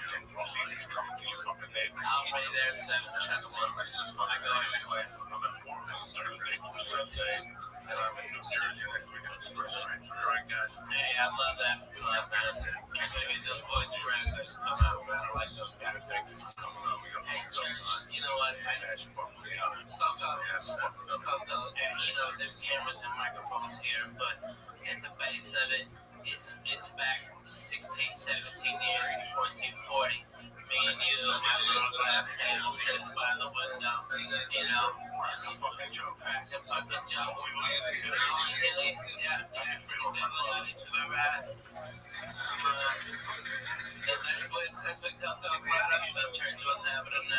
You might be taken. Okay, you've been there. You've been right there with us.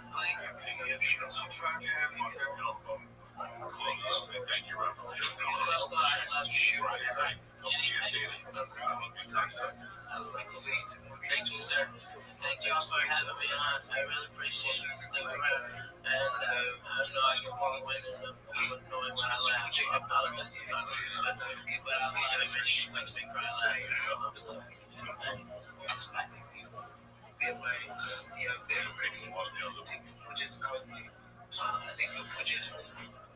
This show was brought to you by Club W. Go to clubw.com/Joey to get 50% off your first order. That's right, clubw.com. Check clubw.com to get 50% off your first order. Yes, it's there.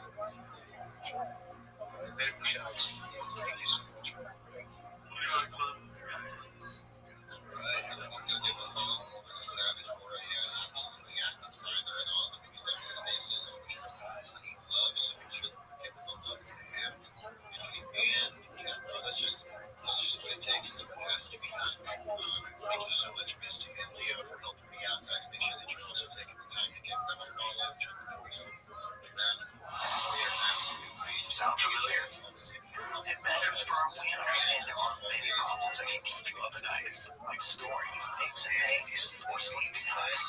Our sleep experts have the unrivaled know-how to match you with a mattress that can help. And now at Mattress Firm, you can upgrade to a queen mattress and adjustable base for just $499.99. For the great sleep you deserve, visit Mattress Firm. We make sleep easy.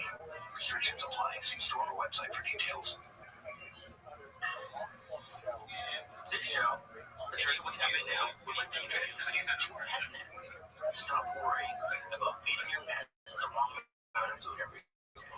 Head Net Smart Feeder will feed the healthiest portions at the right time, every time automatically. Go to Pet Nets. Get your Pet Net Smart Feeder plus free shipping by going to petnet.com/Joey. That's petnet.com/Joey. Petnet.com/Joey. The show is also brought to you by Onnit.com. Go to Onnit.com and use code Church to save 10% on all of your optimization products like Alpha Brain, Strongbow, Sugar Bean, and Sugar Text.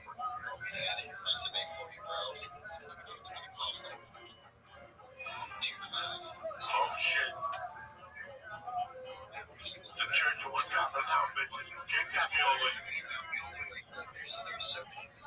Monday, October 17th. The day the devil was buried in Satan. Lisa, Ralphie May.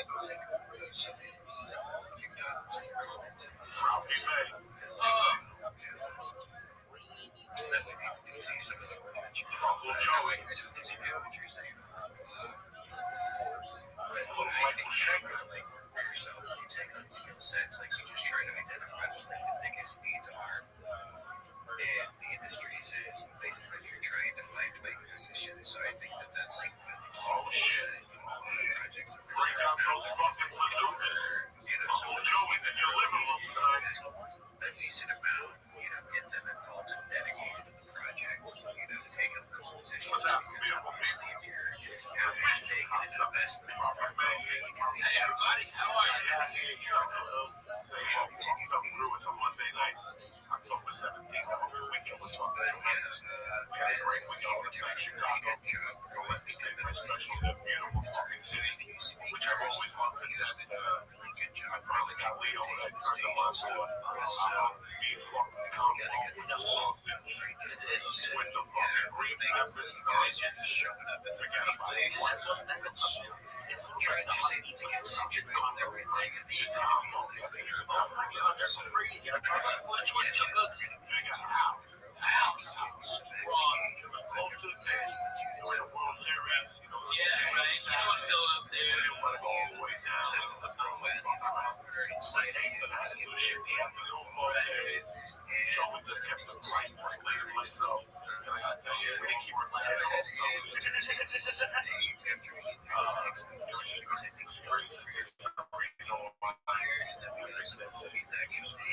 That's amazing. It's such a great time. They're great audiences. They're like blue collar but smart. It's a rare thing. They're not shocked by shit. Chicago. Fuck you.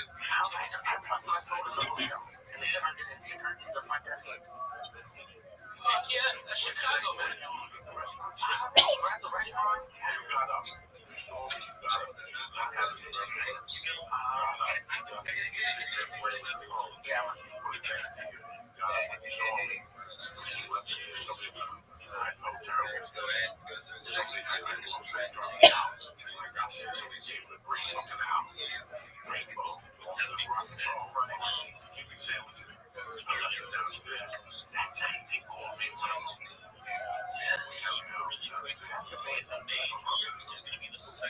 That's great.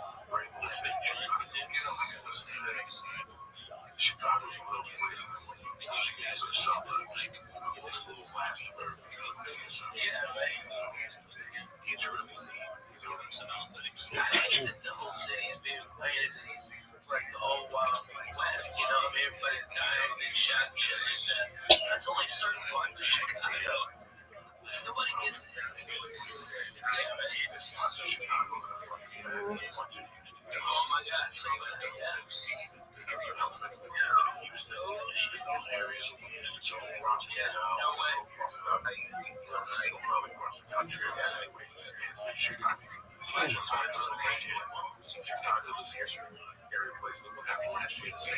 Oh my God, yeah. You know, that's so crazy because I used to go to St. Louis as a kid, and man, I remember in like '84, they had this whole 4th of July down there. Okay, I mean, for every white guy, there was 2 black guys. Okay, we're all listening to Cool Gang, eating fucking hot dogs like Americans. Alright, fireworks, everybody was having a blast. I can't believe that town went to what shit is today. You know what I mean? It's like I've never seen more people having more fun and no racial BS bullshit anywhere than at that fucking 4th of July. It was just fucking outstanding. Cool in the gang.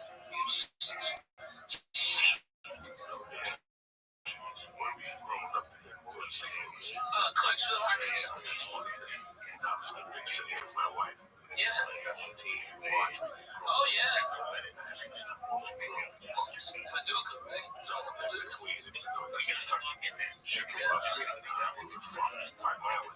Oh my God. It's like Jackson. Yeah. We go to St. Louis to watch the games, and then we go to Memphis to watch wrestling. And we go to Hot Springs to go to the horse races. My grandfather was in place. Oh shit! Fuck no! Well, we saw him on local TV. I mean, that's where I first met Spittin' Dick Murdoch. Fucking the Funk Brothers. Okay.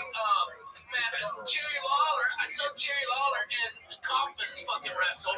And then like 2 weeks later, I saw Kaufman get beat by a woman. Well, these big bitches from Tennessee. I mean, she's big, probably Mississippi, North Mississippi. Okay, this big bitch whipped his ass.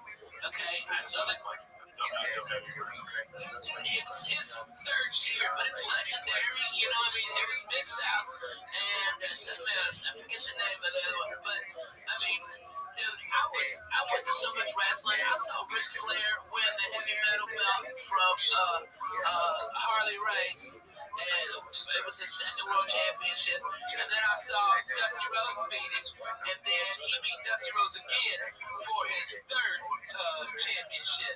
It was tremendous. Blood was everywhere. It was fantastic. That wrestling was so fucking good, dude. I remember as a kid spitting on fucking Abdul the Butcher. I spit on it. You dirty motherfucker. Okay? I spit on him. Who else I spit on? What was his name? Oh yeah, man. All the kids are down there. We were fucked up on suicide cups. That's where you ever have a suicide? I don't think so. Okay, it's where you take a coat, all right, and you tell them just a little ice, and then you hit every Type of code, motherfucking yeah, that's the suicide. Get all fucking hopped up on that suicide. Like Coke, Dr. Pepper, okay, for the orange, for orange Sprite, yes. Oh, man. Oh, that's a suicide. Yeah, hot garbage, cough syrup, like the red light pills. Not even that fucking ghetto in the green one. I used to work at the movie theater.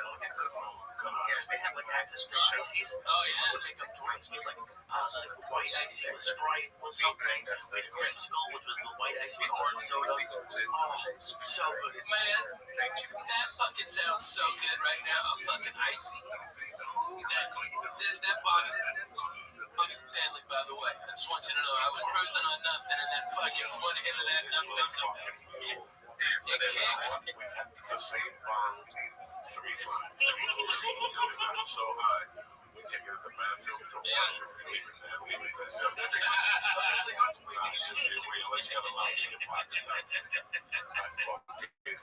I buy the same thing because I know it's a listen. I got my first bond. Let's prepare. 1985. Yeah, that's my first bomb, and I went for the mid-level. Yeah, right. I like the plastic with the fucking pistol grip and on the car. I like that. Because there was glass, there's plastic. Yeah. Then some jerk off in 1985 or 86 decides to make a bomb that's purple, like dark purple hinges, and it had like a car, but the bottom was flat.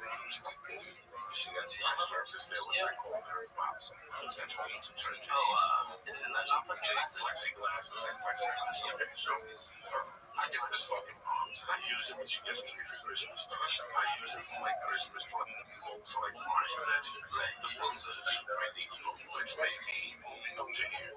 This bomb is more than maybe a foot back or 12 inches high. This bomb maybe.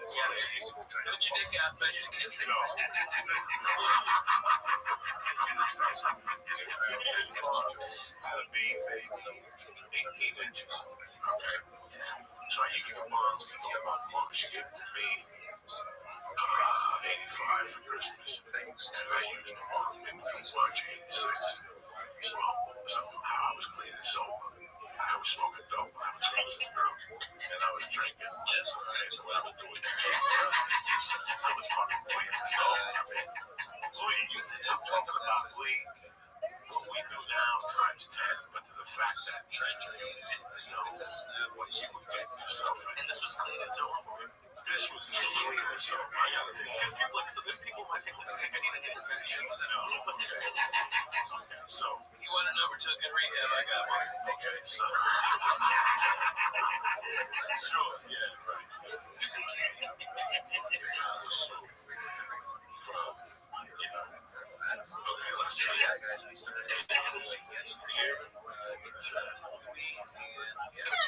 Understand. Nobody can breathe with your fucking eyes. I was trying to figure out how to I the master squat. That's the Yeah, right. I have to squat over here so get the same from age to 85. It was always something. I'm not embarrassed to say it was no, because it went from When did your mama pass? my mom passed in November of 79, but before that I was already a scouting. I don't want to think that this shit already I was doing. I was You were already dancing for money at the bar at 6. no, but I was already I had already by that time when she died, I was already doing acid. So acid. So I was making up off of acid. I was living off of microdot acid. I had it down to a science, bro. I had it down to such a science. I had a kind of friend of mine and then the cook and black Jesus.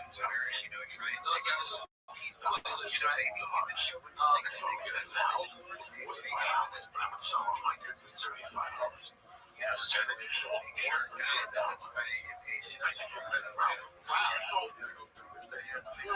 you're right on your money back, and you still had 960 of them to do it. There was no input. Only a loser could lose money on that. And I would sell those to wrestlers. Like you could turn down the Adderall. Right. Yeah, but I'm getting the numbers I was getting. Stop those numbers. Walgreens don't get them those numbers. And these guys were fucking solid. I wasn't getting this from like I was getting these two chemists that were getting down in fucking in a college in Pennsylvania, East Stroudsburg. And I remember going together and I was opening them up and just snorting two capsules. So you figure I still had to take a week. A lot is my head all the night. I think about drug shit. And about one particular night that I was selling drugs lately by that. I probably had by the people when you sell them, you do it. So remember, you build your resistance.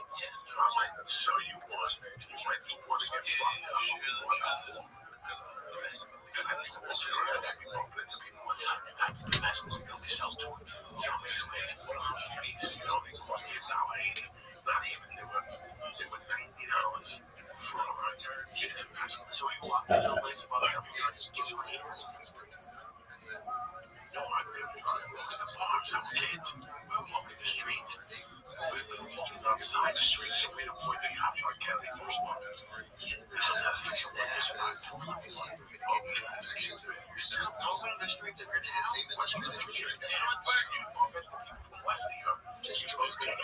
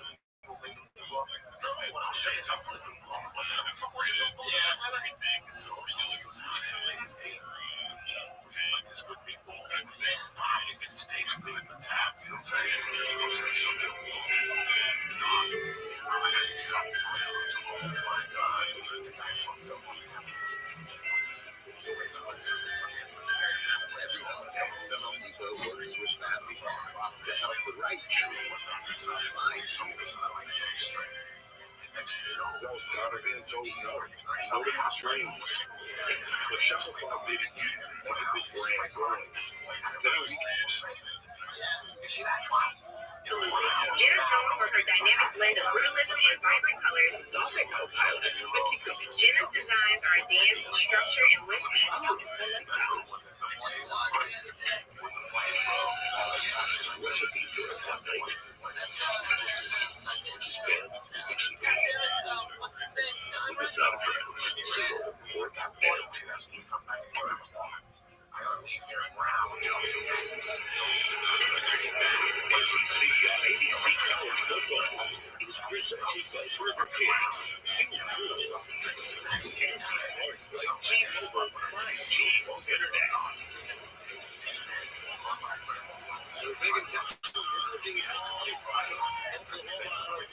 The potential for Phil Charlotte's bringing Matt Austin. Matt, do you agree with this call? Yeah, Sean, I do. Normally, when the quarterback realizes the play's not going to work, and he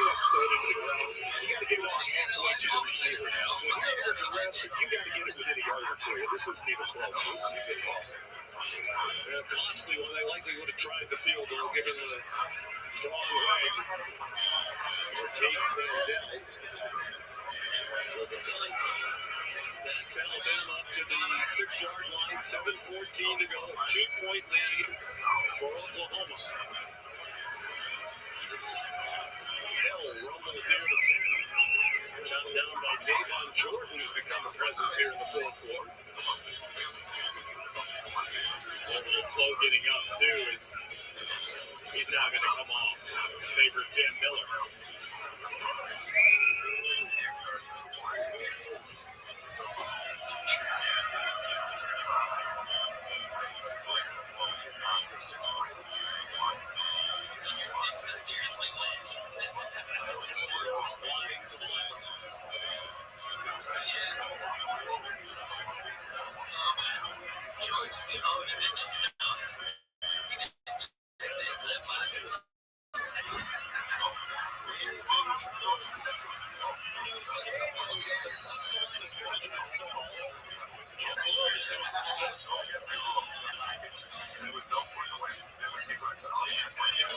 Down here for the Alabama offense, not just keeping it alive, but because of field position as well. I don't think this is like you're going to get back to the Oklahoma Sooners and get good field. So I'm going to look for this again. He's going to go to the defense game. I've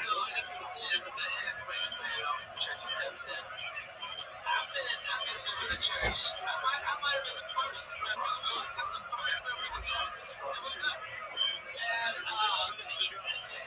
The last time I saw Coco do exactly what because he's talking about the 80s and he used to do it 10 years ago at Christmas. Thanksgiving. Coco did mushrooms. He smoked nearly an ounce of my weed. Tried to do it all day long. Then went down to the comedy store. And that was last night. He went acid. Acid shit. For his ass. Yeah, he ate 1 ounce of mushrooms. I swear to God. Over 300 yards now. 305. Smoked 40 cigarettes in my weed. Drank all my fucking orange juice. Okay, and had to call again. He scored twice. Oklahoma trying to keep it college football playoff hopes alive.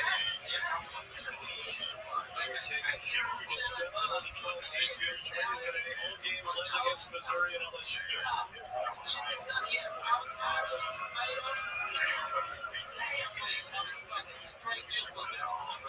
Will win a better than 50-50 chance on the All-State playoff predictor speaking.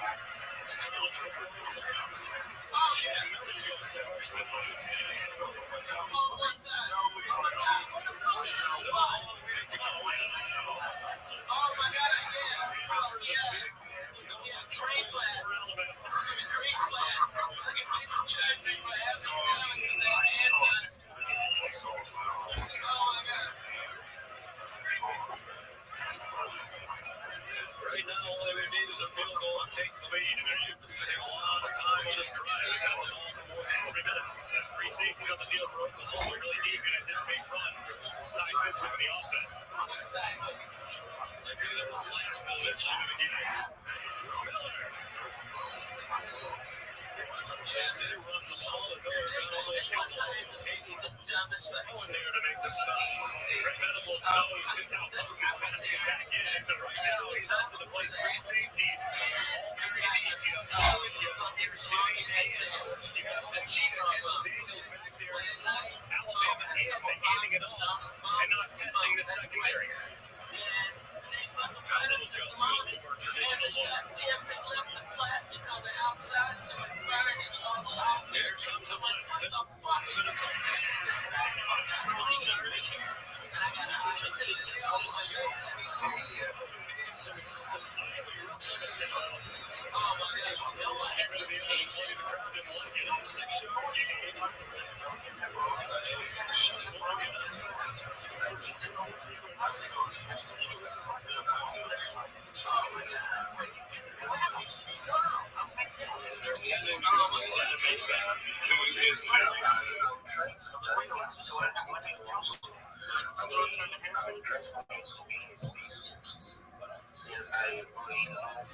love what it makes the bus keep doing every day, going on species, talking, being co-host and stuff. I'm actually trying to go down that path, so it's something I'm still working on. And yeah, that's like any projects okay that need Sheila in the crypto arena, you can hit me up my game. You can DM me. My Telegram profile link is on my X profile. You can check me out there, message me on Telegram, and that's all I have to say. Thank you.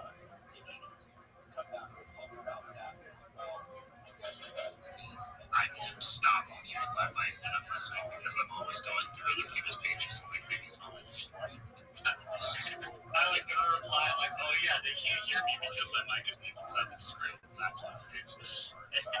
You know, it's good. Just keep showing them, but like, you know, go get into as many things as you want. It's just gonna get get up there and start talking with them. The more comfortable you're gonna feel, you know, being in spaces, and then they'll transition you over into actually being hosting the spaces yourself and everything else. But I believe in you, bro. I think you can do it. And everybody in there that has that. We have a voice box for a reason, and it's meant for us to use it, you know. I think use it for good things. Yeah, if you guys want to go ahead and turn your attention to the Jumbotron as well, we got Trent who just announced the winners here.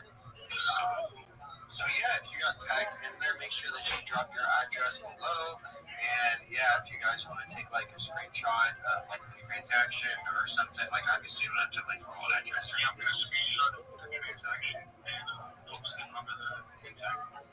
Hell yeah, and then yeah, we'll have that content, and then we can start cooking up the next video. And put in the jump. You can just put them in the comments for the post there. Congratulate the winners that way. It's not like 12 posts.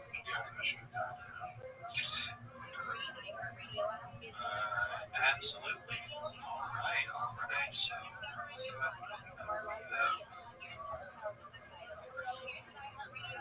yeah, let's keep cooking. XR Trader, what is going on? Hello, bro. How are you doing? As usual, it's always a pleasure being with you in this space. Yes, well, thank you so much for taking the time to come back. Yeah. You know, it's always a pleasure being in this space and giving to heal ourselves. And the community makes it easy to come back connect. So, there's no other way to do it. This is the best way to do it. So, we're grateful for this opportunity. That's all we can say. So, good afternoon or good evening, depending on where you are. Morning, good afternoon, good evening. It doesn't matter. Means you, everybody in the house, greetings to you. It doesn't matter. I'm a trader. I'm a crypto futures trader. What I basically do is I drop a lot of trading setups in my X timeline. Most of what I do is dropping educational contents in video form. So most of these contents are technical analysis based, and they are on my YouTube channel. The name of my YouTube channel is XR Trader. So on my YouTube channel, I have 200 plus videos teaching technical analysis. So if you're Boring. Maybe on just one of my accounts, I've got like 1,200 videos. Really? Maybe more. I don't even fucking know. I don't keep track of that shit. That shit is boring. You know what it isn't? Motherfucker slanging dick 247-365 West Side.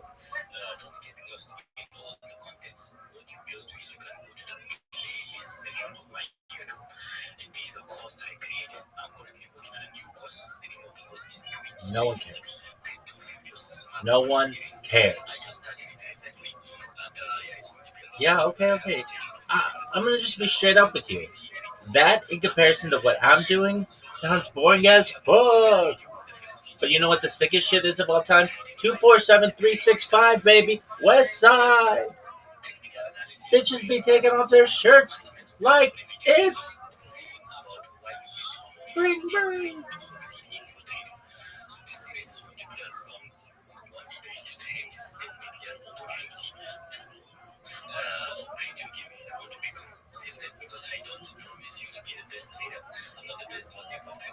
This is boring as fuck.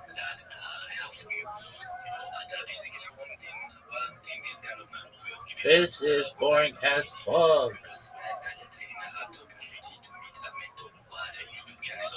Okay, you want the best mentor ever? It's this motherfucker. Why are they like, you have 2 minutes, 1 minute, 30 seconds goes by, you're done. And then this guy, it's like, oh, God, fuck you up. Blah, blah, blah, blah, blah. Let me talk, bitch. Dude, XP Trader, I'm sure your shit is great, but you are boring as fuck. If your YouTube stream is anywhere as boring as you are, sweet. Dog, just call on me. Just be like, oh, we got Rabbi in the house. How you doing, Rabbi? Be like, oh, I'm doing wonderfully, baby. You ready for this shit? Break it down now. Okay. Dog. No one gives a fuck. Israel, if you learn one thing from me, it's this. No one gives a fuck. Remember that. Why? Don't remember how to daven. Don't remember chakras. Don't remember Mincha. Don't remember Marav. All I want you to remember is this. No one gives a fuck. It's the worst. This is the worst. Dog, shut the fuck up and let me talk. Your shit sounds boring.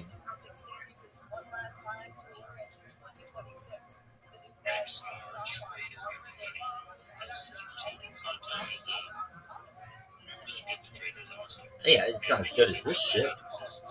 This is way better.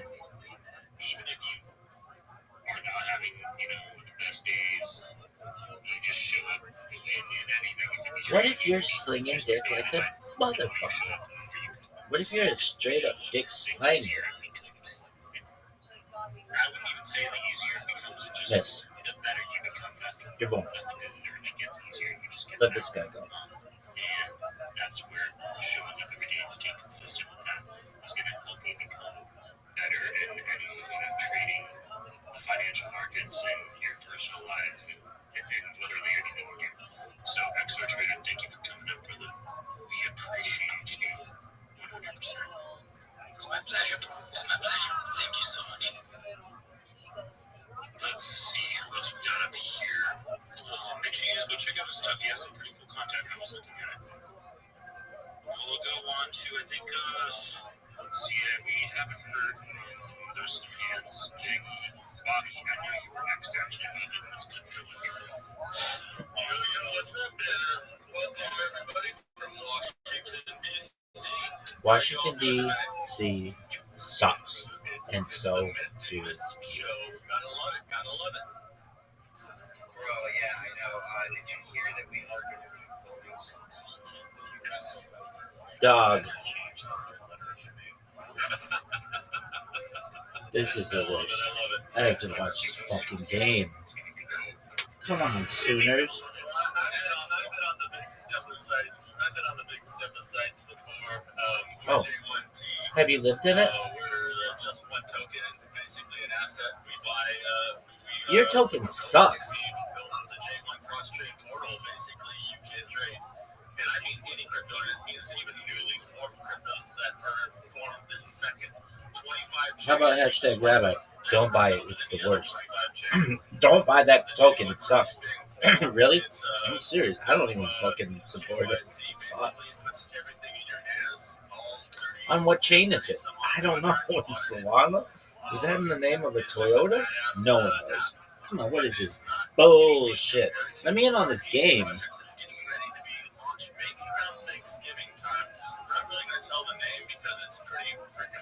That name sucks. That strategy is the worst. Be as boring as fuck. Dude, let me in this game, baby. Oh, okay. I'm just gonna be straight up with you right now. Everything that you're saying right now sounds like the most boring shit I've ever heard. It's the worst. This shit sucks. This is the worst. Oh, okay. Can you skinny dip in a liquidity pool? No, this for webmaster. Continue playing. Dog, stop this. Stop it. Are there any bitches in your liquidity pool? Topless bitches are in my liquidity pool. Bottomless bitches are in my liquidity pool. These bitches are squirting like fucking fire hoses. Alright, are you done? This shit sucks. This shit is the worst. Israel, don't ever forget. This shit is the worst. You can put bloatware on my phone, but you can't give me an opportunity to watch this SEC game. Come on, you little bitch. This is the worst. This is the worst. Dog. I'm just going to be straight up with you. Your pitch sucks. All I hear is boring, boring, boring, boring, boring, boring, boring. How many hours have you live streamed today, motherfucker? How about in the last year? I'll wait.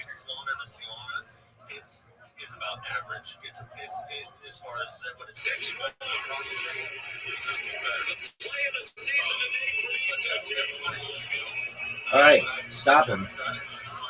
Come on, Sooner. 4th and 6?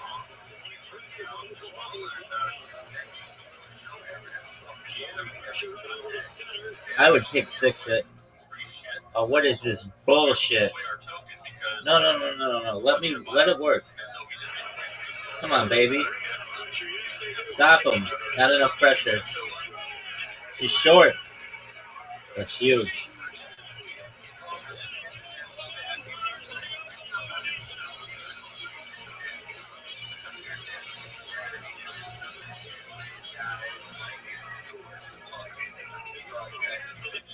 Bring you guys some extra love. We're going to be doing more giveaways with Twitch in the future, and yeah, I love nifts. I'm going to be posting some nifts that I've been looking at here soon. Oh, I just cannot get over the fact that we rated this bird. I always called it that. I mean, I've called it that from day one. I don't give a shit. Obviously, you're the guys who are charged.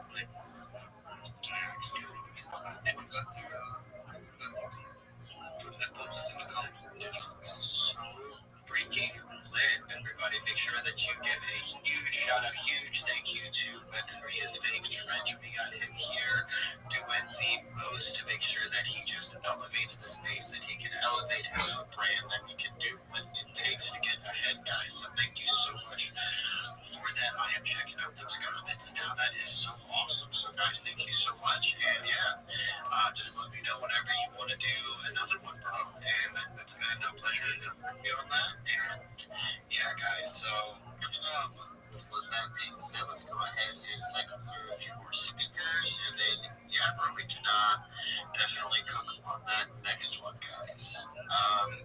Next week for sure. Man, do you, I'm in. This is what I this, guys. So I was like, okay, so I was looking at this post, you know, like on Jumbotron, and it says my name, like right there. So I was like reading that when I started talking. That's what happened. Yeah, it's pretty fucked when you gotta get your own names right. You know, you guys just gotta roll with it. If you get one name, I'd like to be one day you guys be missed. No, bro.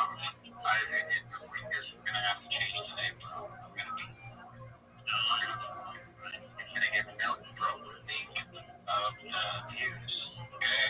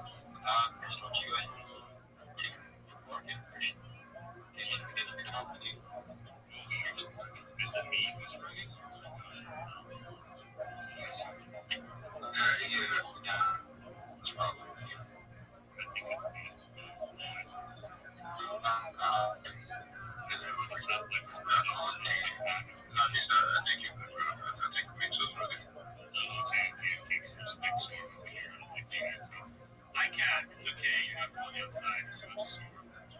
Anyways, let me go to give a shout out to somebody who just called on the most recent one. Yo, you're actually a legend, bro. Leo.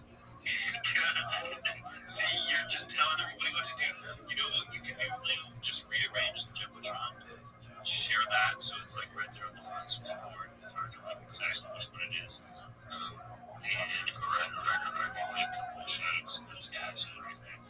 The next one I see is Voltage. Brother, what is up? I see you down there too as a request, so we'll get you up here in a minute. Just give us some time. And then we got Bread Card. What's good? Unicorn Cat Dust. That is not Unicorn Fart Dust, but Unicorn Cat Dust. David Rogers. We already know David Rogers is Big Dog. I always call him Big Dog. Both of you guys are big dogs. And we got Enoch down in there. Make sure you guys go and show that person love. I'm gonna, help the project out, and if we see the right project, the most active one, we might just show it some love. With that being said,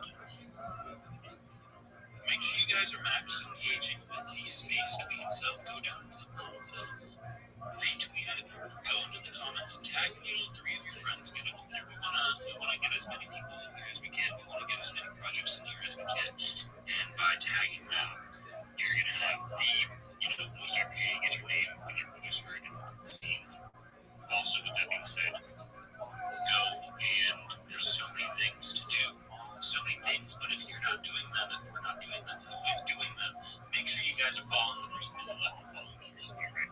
That is going to be one of your next best ways to engage with people and make sure you're staying connected and being relevant in space, because there's so many freaking people out there. If you're not staying relevant, somebody's going to trample over you and you're going to become dust and you're going to be like that name, Unicorn Cat Dust or whatever it was that we just saw.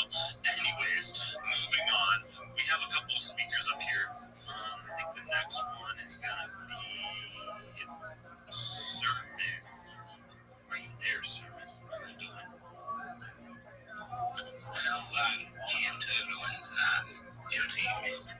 Mate, I am sending my honorable greetings to you too, and you. Happy Sunday. Sunday is one. Do you remember me asking you what fucking time it was in Nigeria? What is your fucking project? Everybody's a content creator.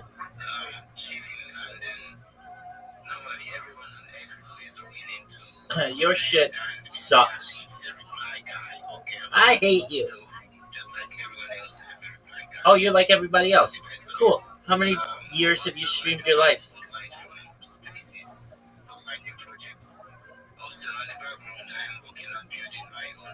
Oh, and does your project suck as much as your shill? Your elevator pitch sucks dick. You know whose elevator pitch kicks ass? This motherfucker. You know what's sick? Space elevators, bitch. You want to hear my space elevator pitch? It's sick as fuck.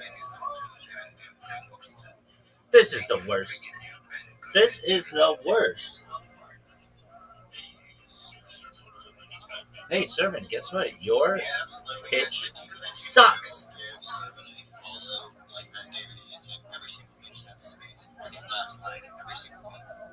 Last forever. So, you gotta give props where props are due. You gotta give love back where you're receiving it from. And it is the only way to grow, guys.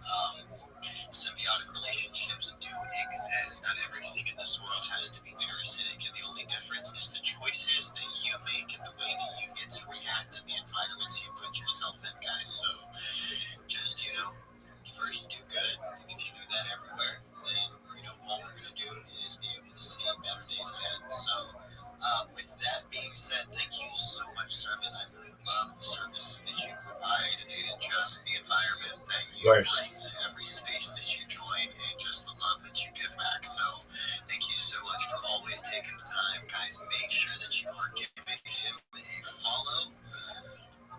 We do have him up at 3.6 followers now. I'm sure between this space, security space, or someone else's space later, we can get him past 4,000 today, guys. So make sure that if you're not already following Sermon, go and do that.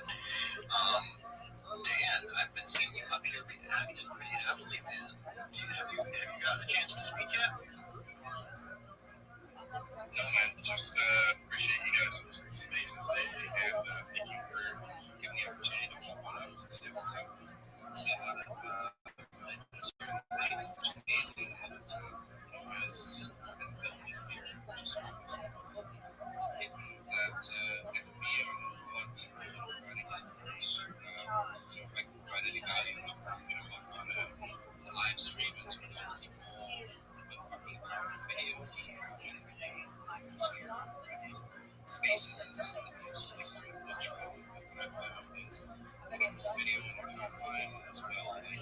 these live streams insanely. So we can hop on a live stream tomorrow if you find any guidance.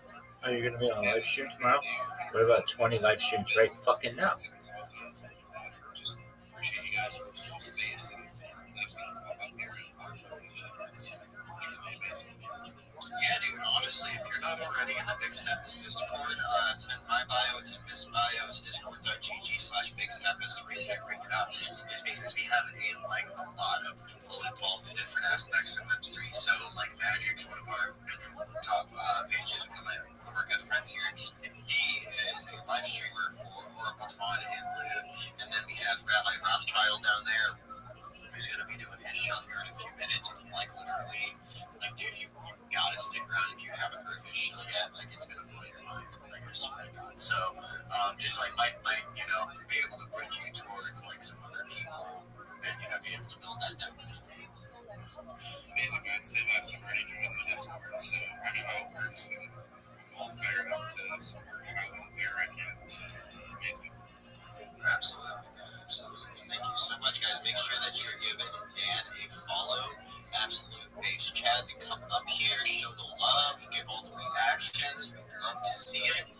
And he immediately joins the Discord. He gets in there, joins the community. So guys, that is just take notes. That's what it takes. You have to get in where you fit in. And if you're not putting yourself, if you're not, it feels annoying, guys. You feel annoying coming up in these spaces every single day, week after week, saying the same things over and over and over and drilling your point. But guys, that's what it takes.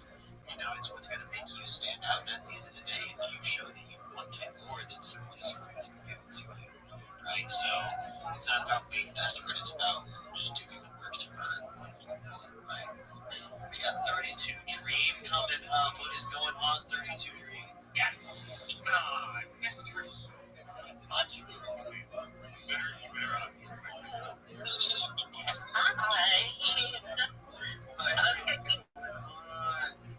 I was taking a nap. I had a really bad headache today. You did take some medicine, took a nap, though you feel better now? Yeah, I'm feeling totally fine. Good, yeah. Usually just some electrolytes, a little bit of sleep. Yeah, I'm just grinding way too damn much in spaces. The other day I think it was 16 hours. Wait, how ever grind you? What am I saying? Max, what? Oh yeah. You can't, it's a work yourself, But, hopefully we can make enough money to deal with other problems later. Yeah. The other day I did do some art. Well, actually, I did this art piece a long time ago, but I've been messing around with rock, and so I made a video of it, and I use other apps to make the videos, so you guys should go check it out. If you know, hey, if you want to put one of your stuff on the jumbo drone to get some blood on here, guys, we love 32 Dream, the Big Steppers, be able to function the same without her. She is constantly giving us love, constantly giving us support. She's in every single person's space, and now she's hosting her own. So make sure that you give her a follow and definitely turn those notices on because she definitely brings in the female crowd. It's different people to connect with. You see a lot of these spaces and guys. It's crypto. There are a lot of guys in crypto. So if you really want to broaden those horizons and find different connections, find the best marketable positions to put yourself in. You got to be able to connect with every single demographic. That's why we like to host in different time zones so that we can reach a global audience, right? That's why we like to host with people like 32 Dream, who is just kind and giving and allows us to expand that network. So it's just one of those symbiotic relationships we were talking about by this. It's your turn to eat that, probably. Awesome. So no, and I see your art kind of evolving over time too. So it's really pretty cool to be able to see you grow as an artist as well. Yeah, I've been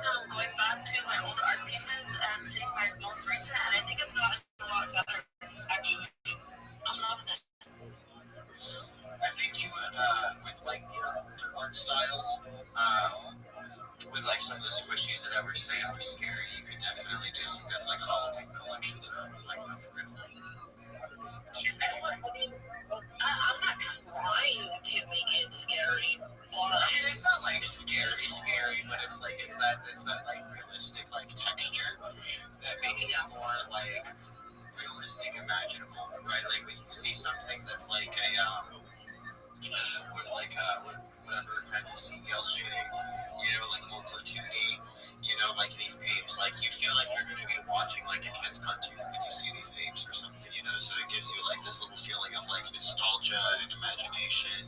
Whereas when you see something with like a more realistic texture, it kind of like sparks a different like part of your brain. You know, that's like where I think, like, and when I say like the horror category too, like if you're a true horror fan, like the horror stuff isn't actually scary.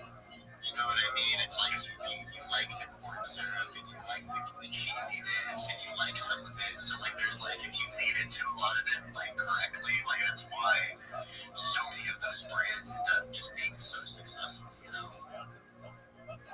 Yeah, liking the corn syrup is wild. I've never heard anyone say that. I mean, like look at Quentin Tarantino, like every single one of his movies, whenever like blood spurts out, he does it like in a specific way. Like he has a whole brand with it, and it's like something that people love or they watch his movies. So you know that's what I mean. Is that the first one that does feel built? Because I mean, seems like, yeah, okay. And the fact that I wasted my time, which many people did, just watching that video to try to put on your big toe, just like, what is going on? Like, those they're so strange. Clean on my big chin. Yeah, we all know about him. But anyway, thank you so much for coming up. Please, yes, come hang out with us. Show us the love. We're going to be talking to plenty of people. We got at least 2 more hours here in the space, so we've got plenty of time to get through. Hopefully all of our speakers today. I do want to bring up Rabbi Rothschild because we just heard from Dan. And so, you know, just always want to kind of keep some themes rolling. Rabbi Rothschild, what is going on, fam? Every day is a holiday, every meal is a feast. Thank you for the opportunity. I'm Rabbi Rothschild. If you don't know who I am, you will. I stream my life 24 hours a day, 7 days a week, 365 days a year for world peace. Make sure you join the Big Steppers Discord. I am live in there right now. You can watch me live 24/7, 365. I want you to know my streams have been going for more than 4 years, going back to the pandemic. We've seen the death of a queen, the birth of AI, the coronation of a king, and everything in between. This is a real-life Truman Show, a real-life Big Brother. This is a timeline and a time capsule of human achievement. In the 1990s, Bill Gates coined the phrase content is king, and I'm making it true today. I'm king of the internet. This is the biggest event in global history, and here's why. In 2018, The Economist magazine stated that data had overtaken petroleum as Earth's #1 resource, and I have more data archived than any single individual in global history, which is making you, I want to make you, your friends, your family, all independently wealthy if you're not already. I want to ensure that you have generational wealth if you don't already, and I want you to be able to start charities and philanthropic organizations of your own. I'm unlike any influencer you're ever going to meet. I'm not live on one YouTube stream nor 2 YouTube streams. I'm live on more than 20 simultaneous YouTube streams. You can watch my life in 360 degrees. Look at my pinned post in my profile. You can see a link to my YouTubes. You can also find my link tree in there. Take a look at it. I dare you to look at my link tree. Nobody's going to dare you to look at their link tree, but I do because I have so much social media. I have more social media than anyone ever. I have more content than anyone ever. Take a look. You'll spend years looking at my accounts. Additionally, join my Discord. It's discord.me/rabbi. We just surpassed 2,500 people in there. Join the Big Steppers Discord. We just surpassed 7,500 people in there, and we're continuing to grow. More than making you wealthy and more than bringing world peace, though. In addition, I want you to know I am someone who is an advocate for ending world hunger through the use of technology, such as agricultural drones, floating greenhouses, saltwater greenhouses, hydroponics, vertical farming, cloud seeding. I want to help end world thirst. I'm sponsored by a cryptocurrency that's worth about $100 million, and one of the things that we do is we build wells and water towers in developing nations, such as Nigeria, for the benefit of the less fortunate. I'm an advocate for the Life Straw program, and most importantly, desalination technology, where we pump Earth seawater onto land to make it drinkable. If you're a reply guy, if you are a social media marketer, if you're a shiller, if you are a raider, and you want help getting more business, come to my Discord. All of my advice is free. My strategies are free. You're never going to pay anything when you work with me. I want to make sure that you're more successful and that you get more business. Send me a follow. I will follow you back. Send me a DM. I'll give you the strategy. But most importantly, I want you to know that I'm here to support you both personally and professionally. I'm here to be a positive person in your world. I'm here to have an optimistic view on the future, and most importantly, I want to give people hope. And with that, I sincerely want to thank you for the opportunity to share. Boom. No, absolutely. We always love hearing what you have to say. Love your presence in Discord. Definitely just I'll be there in a second. More color, to the environment. So it's nice to have that diversity in an ecosystem. I'll be there in a second. It just gets people involved and interested in different things. So thank you so much for coming up, everybody. Show Rabbi some love. Give him a follow. Go check out his Discord. Go check out the Big Steps Discord. Like he said, we are exponentially expanding every single day. So that's what we got to do. Is just walk in and keep going. Like I said, it's the weekend. Other people are. I'll be there in just 1 second. And here we are just doing what it takes to get ahead. So, guys, the world is crazy right now, and the world is always crazy. I'll be with you in just 1 second. Right now is one of the craziest times that we could be alive. So we're locking in now so that we have a better future through actual change and, exchanging interactions with one another. Welcome, Pablo. Welcome, Pito. I'll be with you in just a second. Let him just finish. I'll talk to you. We have to be doing. That being said, we got our good friend Mr. Digit up here. What is going on,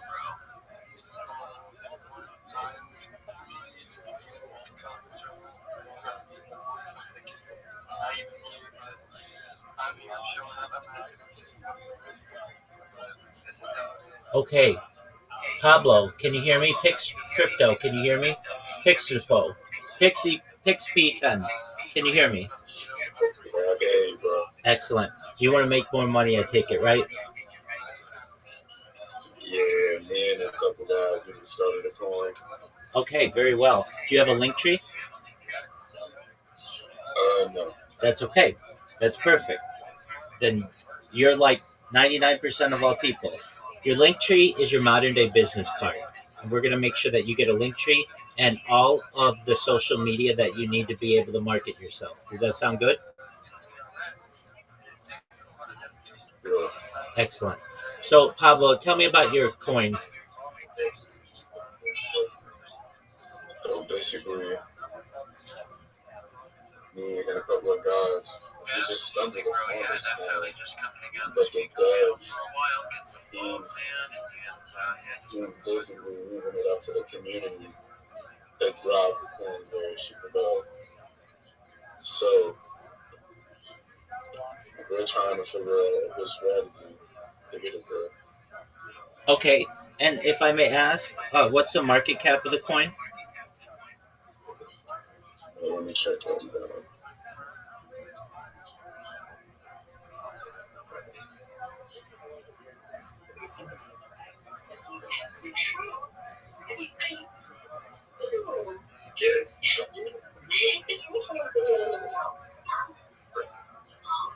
$157K. Excellent. Okay. But it's not being marketed properly, correct? No. Okay, great. Well, you can help with that. You can also help yourself as well become a better marketer. So what I did, I just sent you a message. I'm going to go through it with you and talk to you about the strategy that I want you to use. And again, this is all free, and everything that I say is free, so you're not going to have to pay anything. But basically, I say I'm Rabbi ROTHSCHILD. I want to help you make more money as a social media marketer. Join my Discord. You already did that. Great job. All the information I give is free. I will never ask you for money. All these social media services have free options. You want to create a link tree and connect all the social media platforms available to you.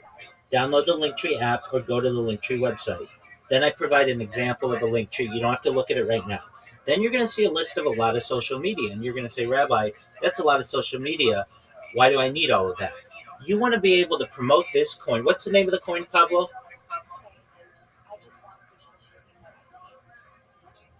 America First. Beautiful coin. So you want to promote the America First coin in as many places that you can for free so that it doesn't cost you guys anything. so that when someone types America First Coin, you show up first in Google, you show up first on YouTube, you show up first in TikTok and in Instagram. That's your goal, right? Of course. Excellent. All right, so this strategy is going to help you with that. So what you're going to do is you're going to create, if I were you, I would do this both for the America First coin, and I would do it for yourself as well. If you only want to do it for America First, I understand that though. So what you're going to do is you're going to create a link tree for America First. Then what you're going to do is you're going to put any social media that America First coin has. Does America First have an X? There's an X community. Okay, there's an X community. Does it have an X account? Nah, it does, yeah. Okay. There is a America First account, but we are not the same project. Exactly. And you don't want people to get confused, so you've got to get your America First X account. I know you have a community, and that's great, but there's already confusion. You got to knock that other one out of the blow them out of the water. So you create an X. You create an X account for America First. Do you have a YouTube account for America First or any other social media aside from the community? Not as yet. Okay. This project just started to. Oh, okay. I'm kind of taking the reins right now. Absolutely. Okay, great. I mean, that's the perfect time to do it. So what you want to do is you want to create a Gmail for America First Coin. You want to create a YouTube for America First Coin. You want to create a TikTok for America First Coin. You want, whenever anybody types America First Coin in the search engine, you want your project to show up number one and not this other America First Coin. Okay, so you're going to create America First Coin on all the different social media, especially the big ones. But in addition, you don't want somebody impersonating your coin either. So you want to get on about the top 30 platforms that you can. Then what the plan is you're going to come to me. I'm always live. We're going to look at your link tree. Once it looks good, we're going to put content on it. So you may have some content that you already have, but you may not have much more than that. We're going to go to Grok. We're going to use AI to make videos that say, buy America First Coin. It's the best coin. America's the best country. This is what you want to invest in. Reinvest in your country. Reinvest in your future. Something like that. Right, Pablo? Yeah. Excellent. Then what we're going to do, once we get content, we're going to put it across all of the platforms. So whenever anybody types America First Coin, not only do your account show up number one, but the content shows up number one. And we're going to push people to buy it. So is it available on Pump Fund, or where's it available? Where do I buy it? It's available on Fanla and Pump Fund. Okay, excellent. So we're going to have the links there so that people can go to those, and you can put the links of those in your link tree. Then what we're going to do is we are going to also, if you want, we can teach you how to make memes if you don't already. You may say, why do I need to learn how to make memes? You want to be able to quickly advertise yourself for America First Coin, but more importantly, we want to put in the corner the link tree so that people know where to buy it. You can also put the link to Pump Fund and anywhere else where it's listed. Then what we're going to do is we are going to teach you, if you don't already know, how to clip spaces. And the reason why we want you to clip spaces is because some of these spaces get really big with these big influencers, and we're going to tag them. And we're going to say, hey, buy America First Coin. Here's some alpha. It may be when you show. Now, the most important part is your sales pitch, is your elevator pitch, is your shill. So within a few days or so, I mean, I'm sure I already talked with you. I can tell you're a confident individual. You can talk about this coin, but you got to get the shill down to a 30-second pitch, a 60-second pitch, and about a 3-minute pitch. And then what you're going to do is you're going to start going to these shill and chills, but also there are a lot of very patriotic Twitter spaces that you're going to want to promote this coin in. You just ask nicely, do you mind if I share my project with you? It's about America First. Most of these patriotic spaces will give you the opportunity, depending on how much time they have. And you're going to say, thank you for the opportunity. I'm Pablo. I'm a spokesperson for the America First Coin. The America First Coin is the best cryptocurrency in the world because it does just what its name says. It puts America first. And we need something to get America back to its once former glory. We want to make sure it surpasses any expectations that not only we have as a country, but what the world expects from the United States. And when you buy the America First coin, you can purchase it on Pump Fund and these other channels. You are reinvesting in not just our country, but in our people and the confidence that you have in your patriotism. You can find out more about the coin at our link tree, which is linktree.com/America First. I want you to know that you can reach out to me with all my social media on Linktree. And finally, you should know that my DMs are open. If you have any questions, I'll answer your questions immediately. You follow me, I'll follow you back. I want to connect with you. I want to connect with like-minded individuals. I want patriots to be raising the banner for this coin, because this is potentially one of our last opportunities to be able to declare our independence from fiat currencies and take our country back. You want to be able to say something like that, right? Yeah, of course. Exactly. So that's what you're going to do. And like, that's the plan. Now, you may say, all right, Rabbi, well, it seems like a lot of social media. Do I really need it all? And absolutely, because you've already got competition. So you don't want people impersonating you. You don't want somebody saying, hey, I bought $100 worth of America First coin and they bought the wrong one. So you've got to make sure all your channels are focused on your coin, and also that you dominate any impersonators that you have. But that's the basic plan. You've got a message for me that lays this out, basically the social media that you need, and it's just on you to create it and then promote America First coin. And you come back in here. I've got a network of people with whom I can help you to be able to get this out. There are, but where you're going to be able to diversify yourself is in Twitter Spaces. Most coins don't have that patriotic lean. It's just like a dog. Nobody cares about that, or a cat. Nobody cares about that. But yours is reinvesting in the country, and that gives you a huge opportunity, especially in many of these America First spaces and these patriotic spaces, for you to be able to convey to the populations that are listening to this why your coin's the best. So that's a basic breakdown. Pablo, how's that sound? That sounds perfect, bro. I'm just trying to get my team to lock in right now. Everybody's kind of all over the place, but of course you are. Get it together, of course you are. You launched your coin today. It's gonna be a hectic day. Yeah, you know how that goes. 100%.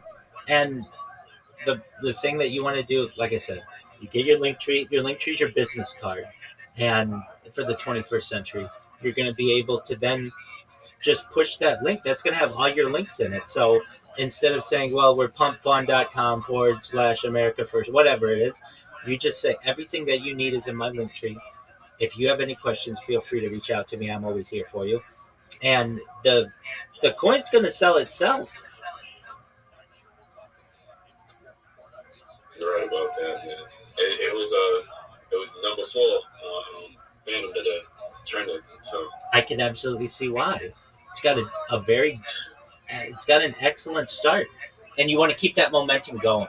So yeah, this is what you do, and you're going to be able to create all those videos on Grok in about 10 minutes. You'll be able to create 10 videos. Yeah, I've been using Grok all day. Excellent. I've been cooking on the memes. Excellent. That's wonderful. Now, the memes that you create, do you put your link tree in there or any website or anything? No, every time I post, for now, I've just been posting the contact address every post. Okay, that helps, but that's a lot, to take in as well. It's easier for people to just type in a website usually, or just go to an app. So create that X account so that people don't confuse you with the other America First coin, and I'm here to support you in any way I can, okay? Gotcha. Thanks, bro. Excellent, Pablo. Don't be a stranger. You're always welcome. You're good, Pablo. I was just saying, don't be a stranger. You're always welcome. Okay. Take care, my friend. You too, bro. Absolutely. Pixie PTO, how are you? How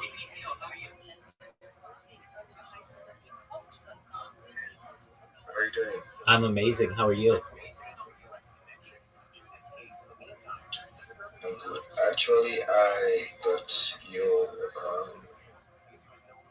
say on X, and I had to join in as far as I could. I wanted to let you know that actually I'm an artist. Just to brief what I do. I'm an artist, content creator, and also I help men point project, develop animations, meme art, and all of that to just give the best engagement, sharing what I do actually again. So yeah, that's me. Excellent. Are you a graphic designer? Yeah, I've helped some project. I would just say mostly abstract chain project, Solana, and yeah, base apparently. Okay. And you want more business, right? Yeah, of course. Excellent. Okay. So, very similar to what I said to Pablo, look at your direct messages. I just sent them to you, and we're going to go through your strategy. And I'm going to make you a very well known artist. Okay?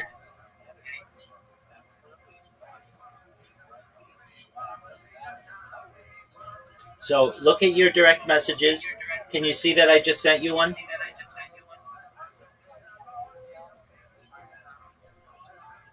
I haven't checked through it right now. Okay. Yeah, check your direct messages in Discord.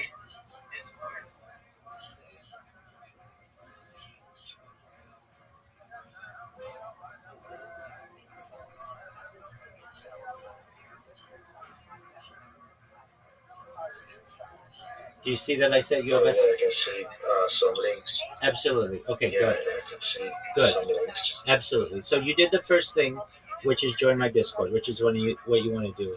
And Pixie, I'm never going to charge you anything, and all of the strategy that we're going to use isn't going to cost you any money. Everything's free. But right now, you want more business. You want more people to see your art, right?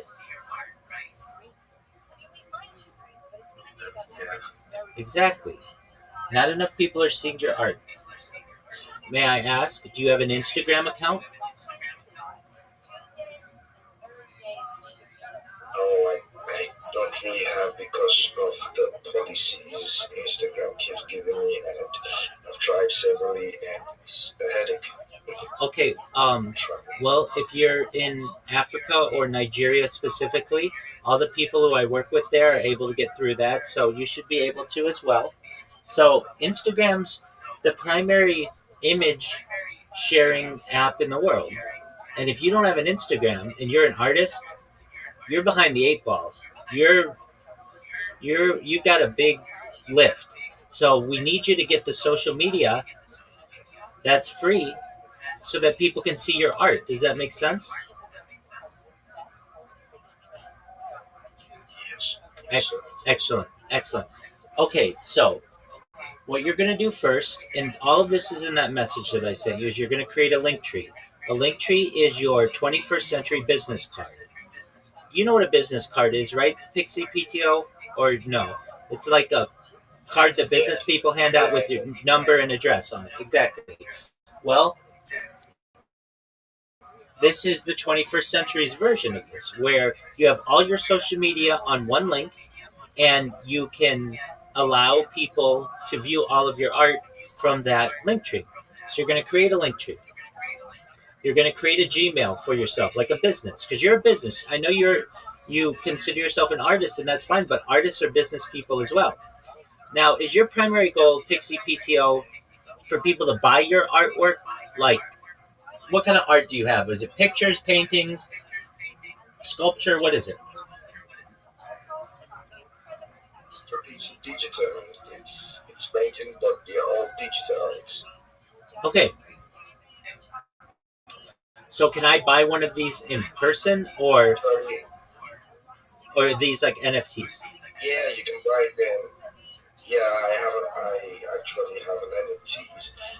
I just launched one. Okay, but I've not really built on it, but I'm still trying to build on it though. And also when it comes to sociality, I'm trying to also build on that. But also mostly I help project, network project, whereby they need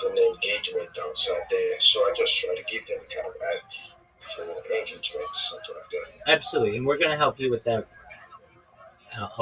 in multiple ways. So what you want to do is you're going to create your link tree. Then you're going to create a Gmail for yourself. I don't know what you call yourself, but we'll just say Pixie PTO Art. That's the name of your business. Then we're going to make sure you have a YouTube. You create a YouTube. You're going to say, Rabbi, I don't do video, and I understand. But with AI, we can take your digital art and make it into a video and make it really, really cool so that your art comes alive and you play music over it and it brings people into your art. And you're going to say, but my art is not video, and I understand. But you have to understand that the world is moving towards video, and you want to take your art, which is your creation, and allow people to be able to view it in different ways. So we're going to create video with your art. We're going to upload your art to TikTok. You're going to create a TikTok account and an Instagram account. You're going to create a Facebook business account. You're going to create an Imager account. Imager is one of the biggest image sharing apps in the world, as is Flickr, as is Pinterest. You're going to put all your art, as much of it as you can, so that people can see it. Right now, your art is basically stuck inside your computer or your device and in your mind. You want to share that with the world, right, Pixie PTO? Yeah. Exactly. The more ways that you can give people to be able to view your art, the more people are going to want to tell you're doing an excellent job, and I want to work with you, and I want you to help my project, and I want you to do graphic design for me, and I want you to be part of the core of our team. And that's your goal, correct, Pixie? So, Exactly. So, Pixie, right now you have a Twitter account, you have a Discord account.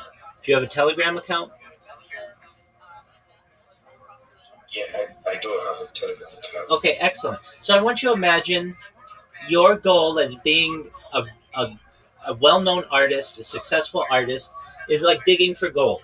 And right now you're digging for gold with maybe 3 different shovels. That would be Twitter's one of your shovels, Discord's one of your shovels, and Telegram's one of your shovels. But you're not using the big shovels that are made for artists, like Instagram, like TikTok, like YouTube, like Imager, like Pinterest. So what you need to do is get those big shovels, and it's free. So what you're going to do is you're going to register for these different social media accounts, and I've listed them there for you. And I know what you're going to say. Well, Rabbi, that's a lot of social media accounts to create. Do I really need that many? And my question to you is this: they're free. There are more opportunities for you to be able to get business. Whenever anybody messages you on one of these, it's going to send you an email so that you're going to be able to get to people, and you never have to do this again. You do it one time, and then the accounts are there, then people follow you, then people are going to view your art.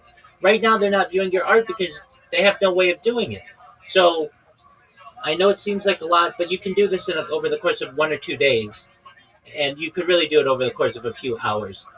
So what you're going to do is you're going to create these accounts. Then what we're going to do, Pixie, you're going to come back to me. You're going to say, Rabbi, I linked all these accounts to my link tree. I'm going to look at your link tree. I'm going to say, this is good, or you need to fix this before you move on. Once you do that, we're going to optimize the accounts. We're going to make sure people know what you do, that you're an artist, that you're a project promoter, that you're a Web3 marketer, and to be able to connect with you. Then what we're going to do is we're going to optimize your profile picture, and we're going to put content on your social media platforms. What does that mean? We're going to take these videos that I talked about, and we're going to put them up in different places. We're going to take your artwork, your digital artwork, the actual artwork, and we're going to put it on the different image sharing websites so people can see it. So that if you meet somebody in real life or on the internet, and they say, how do I see your art? You can say, just go to my Instagram. It's on my link tree. Or go to my Imager. It's on my link tree. Or go to my Pinterest. It's on my link tree. And people can view it in any way they're comfortable. Additionally, people are going to see your art on these different platforms, and they're going to reach out to you, and they're going to send you DMs, and they're going to say, Pixie PTO, that is really beautiful. Can you do this for my girlfriend? Or can you do this for my project? And you're going to say yes or no, and I'm going to charge you X, Y, Z. That's all up to you. Then what we're going to do is we're going to teach you how to make memes.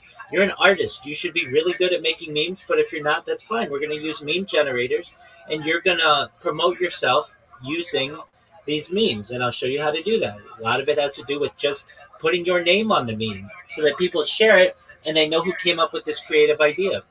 Then what we're going to do is I'm going to teach you how to clip people's spaces so that when people have art share spaces or they say something interesting in the space, you clip them and you tag the host, and that's going to get you on their radar because you're going to be seen as somebody who's not just a regular reply guy and not just a regular raider. You're someone who's smarter than that, and that you wanted their important information to be preserved and you wanted to share it with them. Then what we're going to do is we're going to teach you how to promote yourself, and that's really important.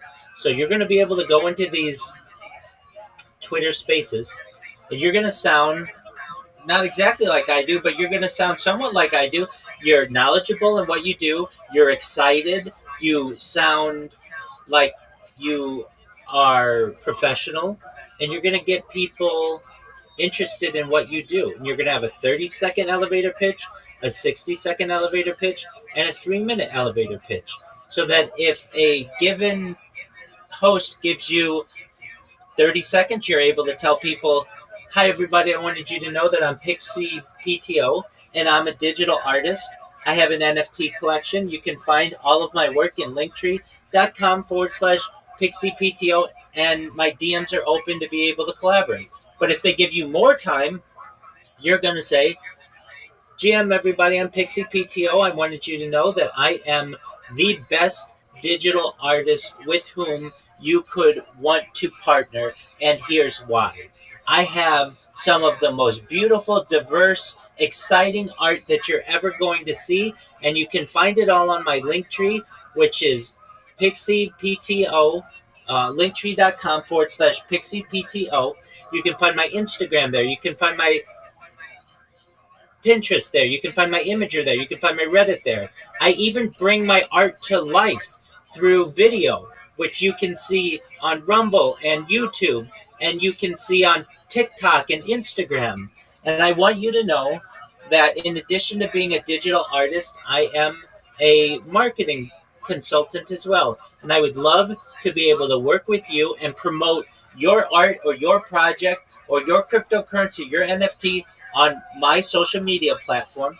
And I'd also want you to know that when you create some kind of content, I'm going to take that content and I'm going to put it across my wide array of social media. So you're going to get, instead of just a comment of GM and a like and a repost like most reply guys, you're going to get me taking your content, putting it on my YouTube account, my Instagram account, my TikTok account, of course, my Twitter account, my Reddit account, my Imager account, my Pinterest account, and 30 other in total social media platforms, which means you're going to get 30 times the interactions to your project. You're going to get 30 times more DMs, 30 times more people looking at your art, 30 times more people who are getting impressions from your project, 30 times more people buying your NFT, and 30 times more people buying your cryptocurrency. And the best part of it is I charge exactly what my competition charges, except they're going to promote you on one social media platform, and I'm going to promote you 30 times better on all of my social media accounts. That's why you want to partner with me. Feel free to drop me a DM. I want to start working with you today. That's what you want to be able to say, right, Pixie PTO? Yeah, that's a nice say. I was almost lost, but I got too overexcited about it, and it's really engaging. Thank you very much. Absolutely. 100%. Now, Pixie PTO, if I'm going to be honest with you, and I will, you want 2 link trees. So you're going to want a link tree for yourself as an artist, and you want a link tree for yourself as basically a social media marketer. Does that make sense? So that your art remains your art, and people can just go to your link tree for your art, or they could go to your link tree that has your customers' projects. Does that make sense? You mean like to account like a link tree. Yeah, so you'd have linktree.com/pixie art, which is your art. Those are your NFTs. That's your digital art that you create for yourself, okay? Meaning, if I want to see your art, I need a place that I can go just to see your art and nobody else's. And then what I would have is another Linktree account with all the different social media for when you want to market somebody else's project. Does that make sense? If it doesn't, that's okay. Yeah, just get it. So, Yeah, I get it. exactly. I get it. Exactly. So that your Pixie PTO art account is just your art. If I want to see what you've created yourself, I can see all of it there. I can see your YouTube. I can see your Instagram. I can see your TikTok and everything. But if I'm an artist and I want to hire you to help market me, I can go to your other Linktree account. Maybe it's Pixie PTO Media, and see what you've promoted for all of your customers and clients so that I know where you're going to promote my art when I pay you to work with you. So I could see what you do as an artist on one link tree and what you do for customers on another. Does that make sense? Yeah, absolutely. It makes sense. Thank you. You're welcome, my friend.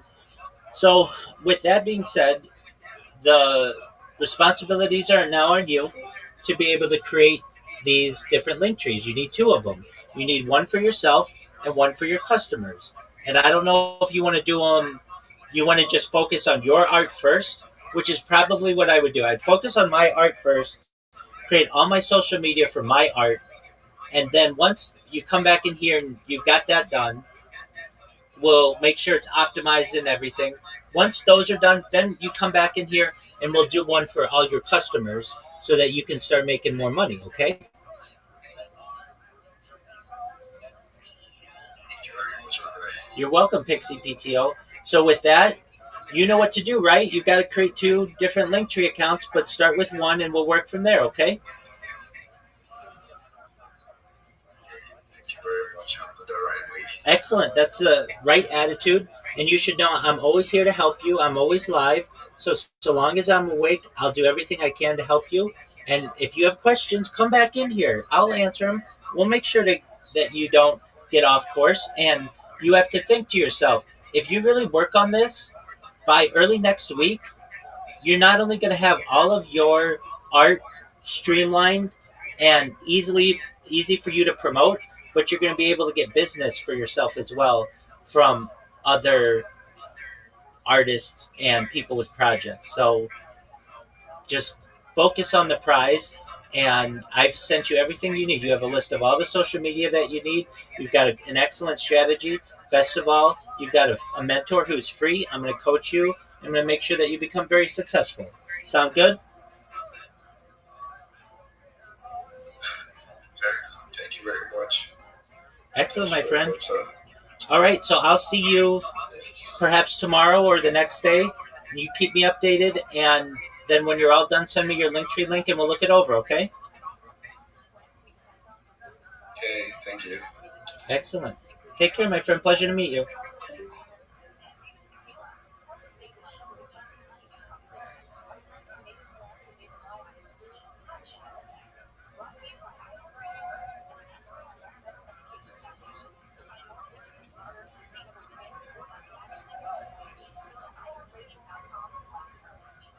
The free iHeartRadio app is #1 for music, radio, and podcasts all in one. Discover a new podcast from our library of hundreds of thousands of titles.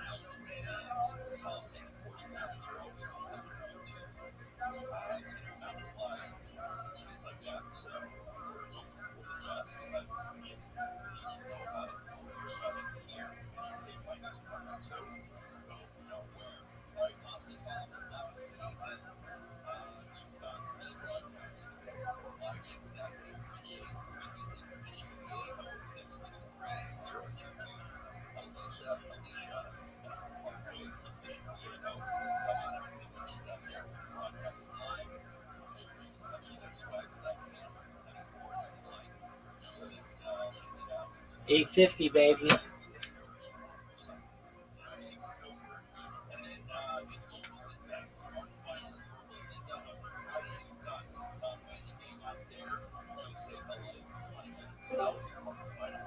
Yo, Midas Web 3. I know you. How you living, big man? Midas, how you living, big man? Can you hear me? Can you hear me? Yeah. Excellent. Okay, so I sent you a message. You're a digital marketer, right? Yes, sir. Excellent. Do you have a link tree? Not quite. Okay, not quite. All right, so everything I tell you is free, and all of the strategies we're going to use are free. I sent you a message that has a list of social media in it. Did you see that? Yeah, Excellent.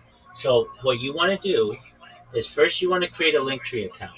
Then you want to create accounts on all of that social media. And here's why. There are about 30 different social media platforms that you're currently not using that you should be to be promoting yourself and promoting your customers. And you could be getting 30 times more DMs to you and 30 times more business opportunities. No, you're not, just because you're focused on Twitter. And Twitter's great, but we all could use more business. And these are big time platforms that have tens of millions or hundreds of millions of users who are looking for people to help them promote their projects. So what I want you to do first and foremost is create your link tree. Then you create all of these different social media platforms. And when you're done with your account, you come back in here. Then what we're going to do is I'm going to look it over. I'm going to make sure it's good. Then we're going to put content on it. You've got a great brand, Midas Web3. I love it. And we're going to make videos for you through Grok. You're welcome, my friend. Through Grok, so that you have some content on these different social media platforms. So that when someone types Midas Web3 into Google, you show up number one. Or when they type it into YouTube, you show up number one. Or they type it into TikTok, you show up number one. That's what you want, right?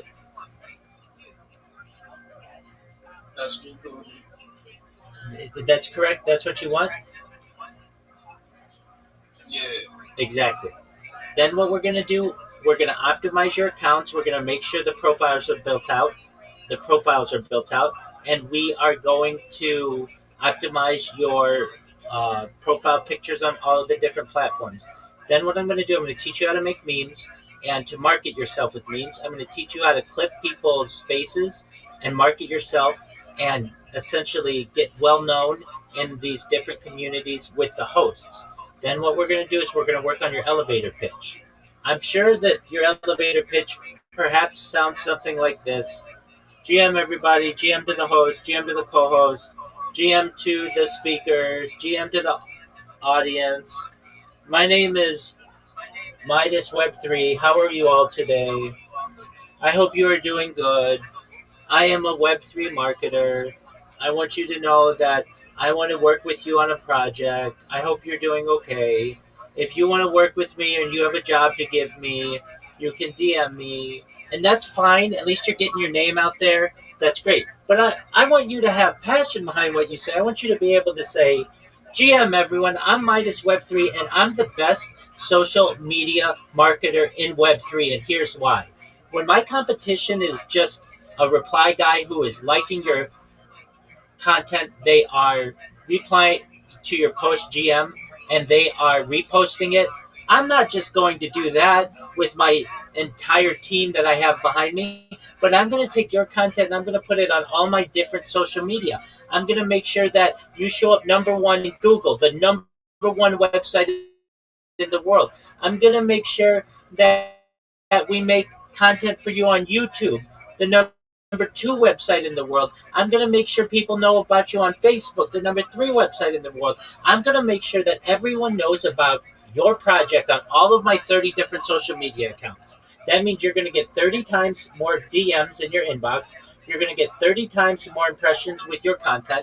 You're going to get 30 times more people buying your NFT. You're going to get 30 times more people buying your cryptocurrency. And the best part of it is this.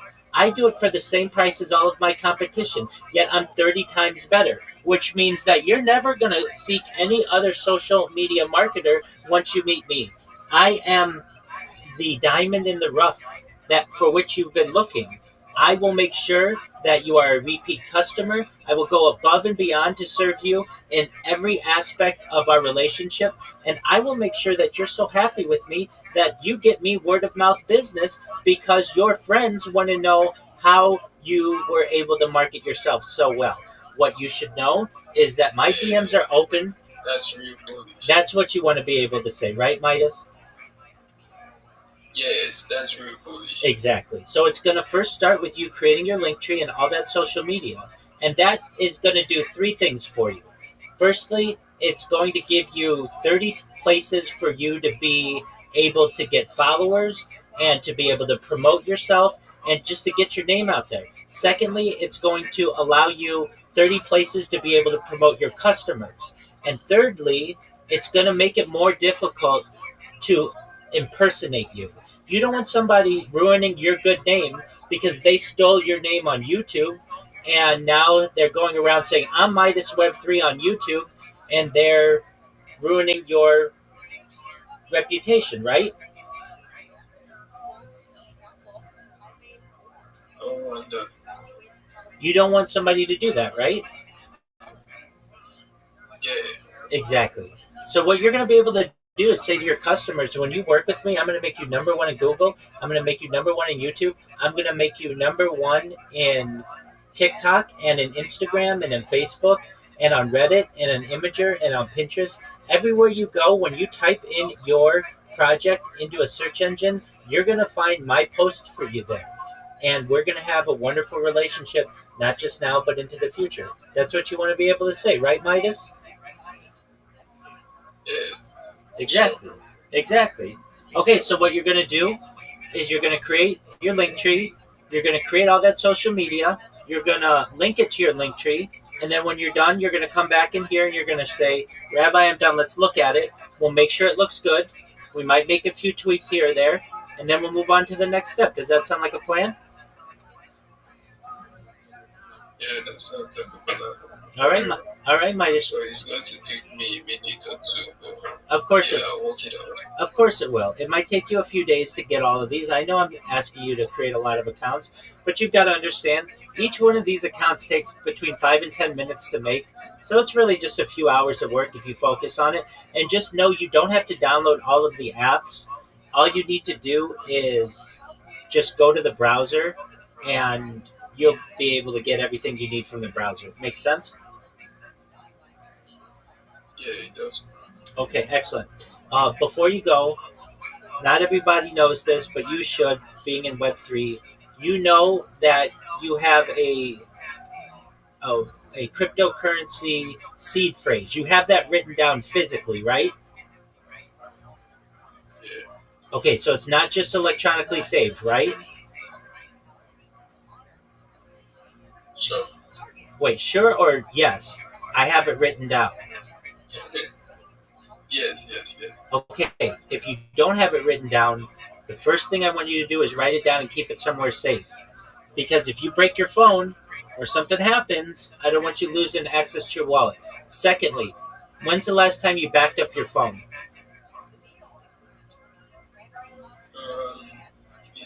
It's been a while. It's been a while. Okay, so before you start this project, back up your phone. Yeah. It's a good idea to just have your phone backed up so that you can say to yourself, when I started this project, nothing's going to happen to your phone, but if it did, I want you to have a backup of it and then save that backup to the cloud, okay? Does that make sense? Okay, I'll do that. Do you know how to do that or no? If you don't know how to do it, do you know what ChatGPT is, Midas Web3? Yeah, it does. Okay, so if you don't know what to do, put your phone model into ChatGPT and say, how do I back up my phone? And you want to back up your Google account and all that stuff. And then, Actually, go ahead. so I'll try Excellent. but Excellent. That doesn't have anything to do with the social media marketing of this, but it's good advice. Just before you start a big endeavor, make sure you have the backups of everything, and then you kind of start new. You know what I mean? yes. Excellent. Okay, Midas Web3. So go create your link tree, and if you have questions, come back to me and I'll help you, okay? Sure. Let's go. Let's go. All right, but Absolutely. Take care, my man. yeah. Shout out to Midas Web3. Shout out to Oklahoma Sooners.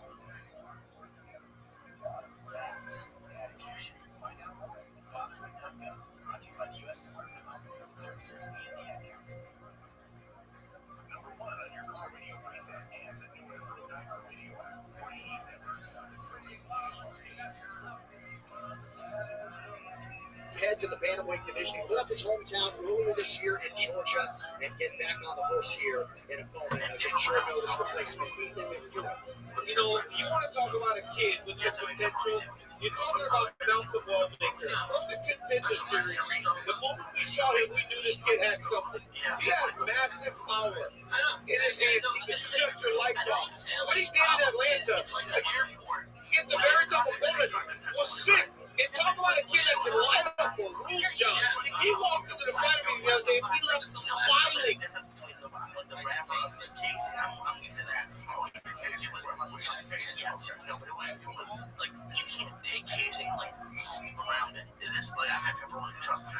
In his UFC career, Malcolm Ball made Adam Bramble hit the canvas with a devastating right hook on the Contender Series in 2024.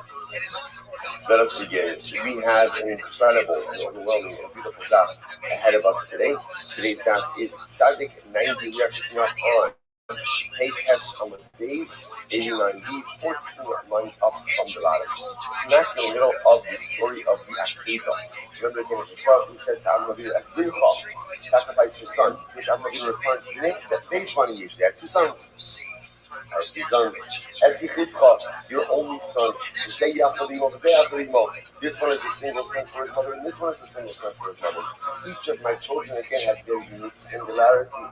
Asher Ahavtov, the one who you love. Karvayu Rechim. I love them both. Very incredible Gemara right there. Adam Avinu says, "You think I don't love Yishmael? You think I don't love Yishmael? The father loves his son, even if the son doesn't do exactly what the father wants." As Yitzchak. So finally, HaKadosh Baruch Hu says to him, "Okay, Yitzchak, I asked the Gemara, the Kol Kachlama. So why don't you just say from the beginning as Yitzchak? In other words, why the whole being over? Why not just from the beginning? Go ahead and sacrifice Yitzchak. In order that Adam Avinu not be overwhelmed by all of this. In other words, Hakadosh Baruch Hu recognized the idea that Halacha L'Maisa, this would have been an overwhelming test. Obviously, it wasn't an overwhelming test for Adam Avinu. Hakadosh Baruch Hu, in order to allow Adam Avinu to, so to speak, ease into this and intellectually ingest this, emotionally ingest this, lays it out slowly. Which is also a fascinating idea about sometimes how to convey difficult information. Sometimes it's not just about blurting it out. It's not just that simple. But again, sometimes a person has to be able to ease into a brand new reality. Incredible. Kid no Satan Dara. So see now what happens. Adam Avinu was on his way to the Akedah. It also shows, by the way, how even Adam Avinu, and I see this a little bit more, again, getting Adam Avinu to be able to get into the mindset of being willing and ready and able to do the Akedah was also a process. It's also a process, as cute as Adam Avinu was. It's not like he flipped the switch and said, "Okay, I'm ready to do the Akedah." It took time to be able to ease into it. The Gemara goes like, "The kid was not going to So the Satan tried to sabotage Adam Avinu on the way to the Akedah. Amrlo, Hanisa Davar Elecha Shvila Yinei Yisar Kodavim. The Adayim Rachel Techsak Kosher Kuin Molech Ata Tawa Elecha. Right. So there was the Ikar part of the end of the pasuk is the Ikar part of the instruction at the end of the pasuk. Hanisa Davar Elecha Tzla. So what the Satan says to Adam Avinu is, Avram, does this make sense to you that a God who loved you would actually do this? So the Satan is trying to theologically sabotage Adam Avinu. And essentially get Adam Avinu to give second thoughts to this. Maybe this wasn't the Ratzon Hashem. It's not what God really wants. It's not what God really desires. Actually, how can it be that a God who loves you wants you to go ahead and offer up something so precious? Look at that Rashi. And he said,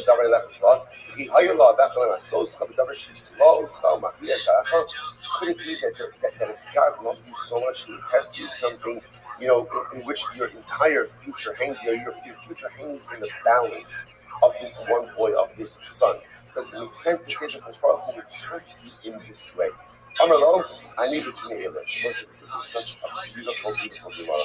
Which Adam Avinu responds, I walk in my simplicity. Like simplicity, completeness. What Adam Avinu essentially says is, you know what Amuna is? What Amuna represents is the ability to give oneself over into totality to the Rebbeinu Shalom. He's battles. I'm the back to myself to Hashem. I'm the back to myself to Hakadosh Baruch Hu. So therefore, Adam Avinu says to the Satan, it's not about us. It's about giving myself over to God. Ani b'tuni ele. I walk with completion to HaKadosh Baruch Hu. Whatever the Rebbeinu Shalom tells me to do, that's what I'm going to do. That's my avodah. Incredible. Hello, ROTHSCHILD. So the Satan says back to Rabbi, well, maybe your yirah, maybe your shemayim, maybe your fear of heaven is making you foolish. Maybe your yirah ultimately again is blinding you. Amalo, Zochar no, Mihu no. Is there anyone who has put their faith in HaKadosh Baruch Hu and has been lost? What Rabbi Meir says is, you know what? Sometimes you can't explain it. You just can't explain it. But there's one interesting thing about Amira, which is people who have it are never put at a disadvantage. Right? Might look strange, might be strange, might be unexplainable, but at the end of the day, those who have it, is anyone who put their Amira in a Kishwach, have they ever been lost? Has there ever been a person who's been disadvantaged? Like this conversation is probably the essence that every person with Emunah goes through.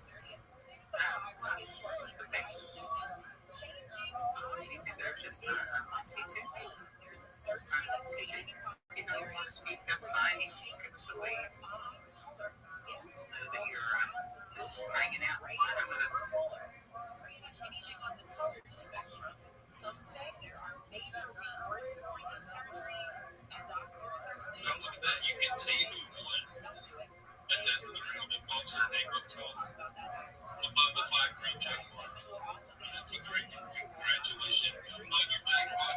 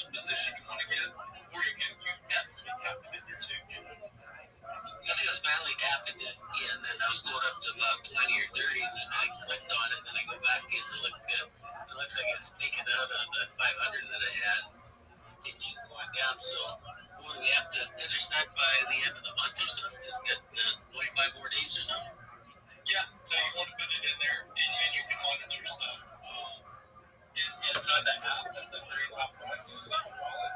You can tap on that. It's got a dollar sign, and as these tokens go up or down, that amount fluctuates. But you can actually click on that and then it'll open up your wallet and show those assets. And there's no time right there. There's no time right there that expiry happens. Excellent. So I'm going to tell you that I built the chuck wagon in the Arizona desert. I went from Phoenix here to North Phoenix where the Mexicans lived, and I built these two barrels in the front. I cooked ribeye steak, mesquite chicken, roasted potatoes, cowboy beans, 2 salads, apple pie for dessert. That cooked for 20 or 30 people in the desert, and I'd get it all set up, and the wranglers, I'd tell them, go serve your customer there, get a good tip at the end of your tour. Now I'm thinking with the sauce that Bobo has, back in the day I used to put the steak and chicken in plastic bags frozen, and then I put the teriyaki sauce with orange juice with the chicken, and then the other one I put barbecue sauce with beer, and then I bring it up to the cookout, the cowboy country, and cook for the people. Yeah, I think you're onto something. I think that'd be good. That sauce would be a good addition to your recipe.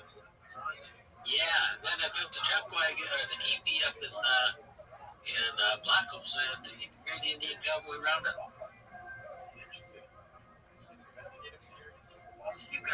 You've done so many things. I'm gonna, since we are chilling and shilling, though, I'm gonna bring Rabbi's had his hand up, so I'm gonna give him a chance to speak. Tell us what he's doing, what he's building. Okay, thank you.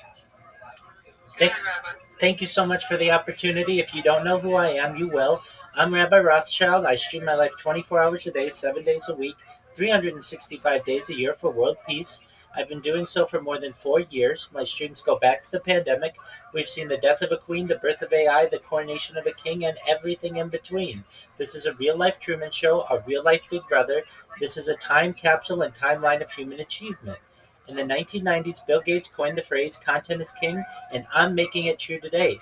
I'm the biggest thing on the internet, and here is why. In 2018, The Economist magazine stated that data had overtaken petroleum as Earth's #1 resource, and I have more data archived than any person ever, which is making me a very influential person, and I'm going to go viral, and when I do, I want to make you, your friends, your family, all independently wealthy if you're not already. I want to make sure that you have generational wealth if you don't already, and I want you to be able to start charities and philanthropic organizations of your own. I'm unlike any influencer you'll ever find. I'm not live on one YouTube stream nor 2 YouTube streams. I'm live on 20 simultaneous YouTube streams 24 hours a day. You can view my life from 360 degrees. The link is in my pinned post of my profile. You can also find there a link tree. I dare you to look at my link tree. Nobody's going to dare you to look at their link tree, but I do because I know I have more social media than any person ever. I have more content than any person ever. Additionally, you're going to find a link to my Discord there. I'm live 24 hours a day if you ever want to connect. In addition to making you rich and streaming my life for world peace, I'm an advocate for ending world hunger through the use of technology such as agricultural drones, floating greenhouses, saltwater greenhouses, hydroponics, vertical farming, cloud seeding. I want to help end world thirst. I'm sponsored by a cryptocurrency that's worth about $100 million, and one of the things that we do is we build wells and water towers in developing nations such as Nigeria for the benefit of the less fortunate. Additionally, I am an advocate for the Life Straw program, and most importantly, desalination technology, where we pump Earth's seawater onto land to make it drinkable. If you are a Web3 marketer, if you are a reply guy, if you are a rater or a shiller, and you want a coach, a mentor, a friend, all for free, reach out to me, send me a DM, I'll get back to you right away. Send me a follow, I'll follow you right back. You should know I just want to make you more successful in anything that you do. Most importantly, though, I want you to know that I'm here to support you both personally and professionally. I'm here to have a positive outlook on the world. I'm here to have an optimistic view on the future, and most importantly, I want to give people hope. And with that, I sincerely want to thank you for the opportunity to share. Great show, Rabbi. We had an awesome, we were in the Ray of Light space last night, and we had a great conversation with you. We love what you're doing. Interestingly enough, when we started the space, we were talking about desalination of water. Can you tell us, like, if, like, where we were saying we don't know where that's actively being done? Could you give us a little bit of info on that? Most certainly, it's being done in Israel. Additionally, it is being experimented with to some extent off the coast of California, but it really isn't utilized, I would say, globally in the way that it should be, particularly due to its high cost, especially in terms of energy. But there are alternatives to traditional fossil fuels and carbon energy that can reduce its cost, particularly in the world of nuclear energy, both fusion power and fission power. So perhaps within the next decade or so, it should be much more popular and perhaps be adopted by more countries in the world and particularly more states. One thing that I think is really important about it, in addition to providing clean drinking water to individuals, which is, in my opinion, its most important purpose, we can help to end droughts and ensure that the word drought is eradicated, perhaps by future generations' lexicons or their vocabularies, in combination with ideas like cloud seeding. The word drought shouldn't exist in our modern era. We should be able to end all drought globally within a few days by just creating clouds and using desalination technology to perhaps end drought. And if you weren't aware, in the United Arab Emirates, specifically in Dubai, they have a weekly cloud seeding program where people in essentially a weather station are able to manage a pre-programmed cloud seeding cells that floats over Dubai and irrigates the entire city. And it also cleans all of the buildings, and it's planned. I feel that this type of technology could help the world greatly, especially in drought-stricken areas, but then areas as well, like where we experience wildfires. I know, at least here in California, we have wildfires that devastate people's lives, and throughout the West, we experience them, and they're moving further east, and even in Canada and Australia. Wildfire should not be an issue when we have the power of cloud seeding, and I feel as if we educate people, we can eradicate wildfire as well. Thank you. That was a great education. I really appreciate it. I love what you're doing. Getting that word out. Thanks for stopping by again. Thank you so much for the opportunity. Thank you for your high praise. I sincerely appreciate it. Thank you for the opportunity to share. I hope everyone has a great day. You as well. Thank you. Brought up the subject of Rabbi does it, killing it. Killing it all the time, like killing it in space. It's always love to hear your show. Well, that's awesome. Yeah. Hey, man, sorry you're caught up in those battles on that. I'm fixing to too, because I had this thought we were discussing, and as the markets were tumbling down, a good way for people to de-risk is not to sell, instead go out.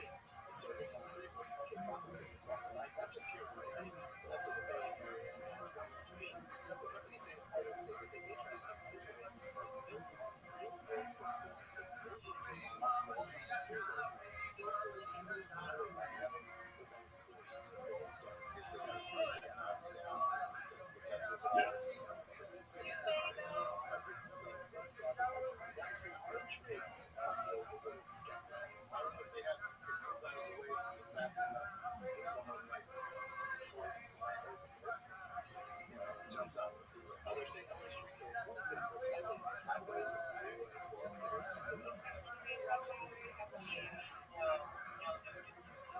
LA streets and freeways are something else altogether. They're on a big beast, and I don't know if Waymo is ready to tame that just yet, especially when you take into account the many mistakes Waymo makes on surface streets, and then to put that on freeways and during inclement weather like we're having today, or even the best of weather.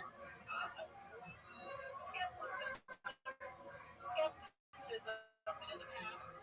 Waymo's typically avoided highways, and now Waymo's saying after years of testing, years, I don't see that testing necessarily being successful, but they do, which includes public highways with employees driving on closed courses and in virtual simulations. Waymo says it's ready. It's ready to start offering those highway trips to you. And again, it starts tonight at 7 p.m. So you have an hour and a half to get out there and nail Waymo and make sure all of your affairs are in order if you do. Because skepticism, I'm not sure. Safer at home for sure. Speaking of at home, when we come back, we're going to talk about how your rent may be seeing a stabilization when it comes to just how much you're paying year after year, as LA has now reformed rent control for the first time in 40 years. We're going to get into the details of why some people are not happy about this situation on the other side of the brands. Saturdays with Tiffany and Tiffany Hub here till 7, KFI AM 640 live everywhere, the iHeartRadio app. Keep it on the KFI 24-hour news. Heavy rain and hundreds will continue for much of Southern California this weekend. The heaviest rounds of rainfall have passed through SoCal earlier. Forecasters say there's still a risk of dangerous flooding and rainfall this evening. National Weather Service meteorologist Joe Suarez tells KFI drivers need to be mindful if they absolutely have to get on the road.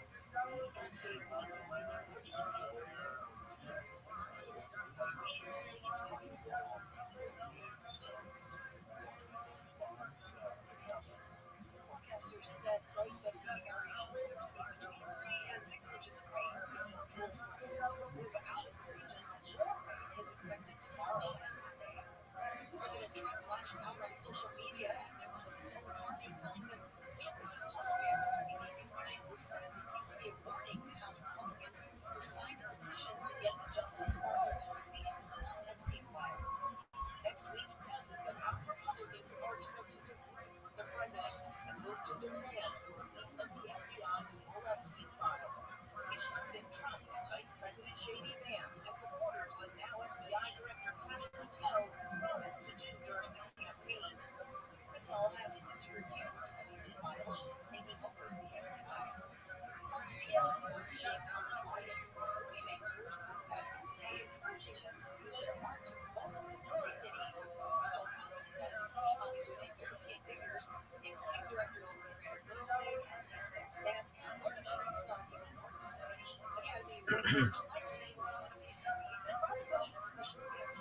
I Gang, the Pope of New Jersey.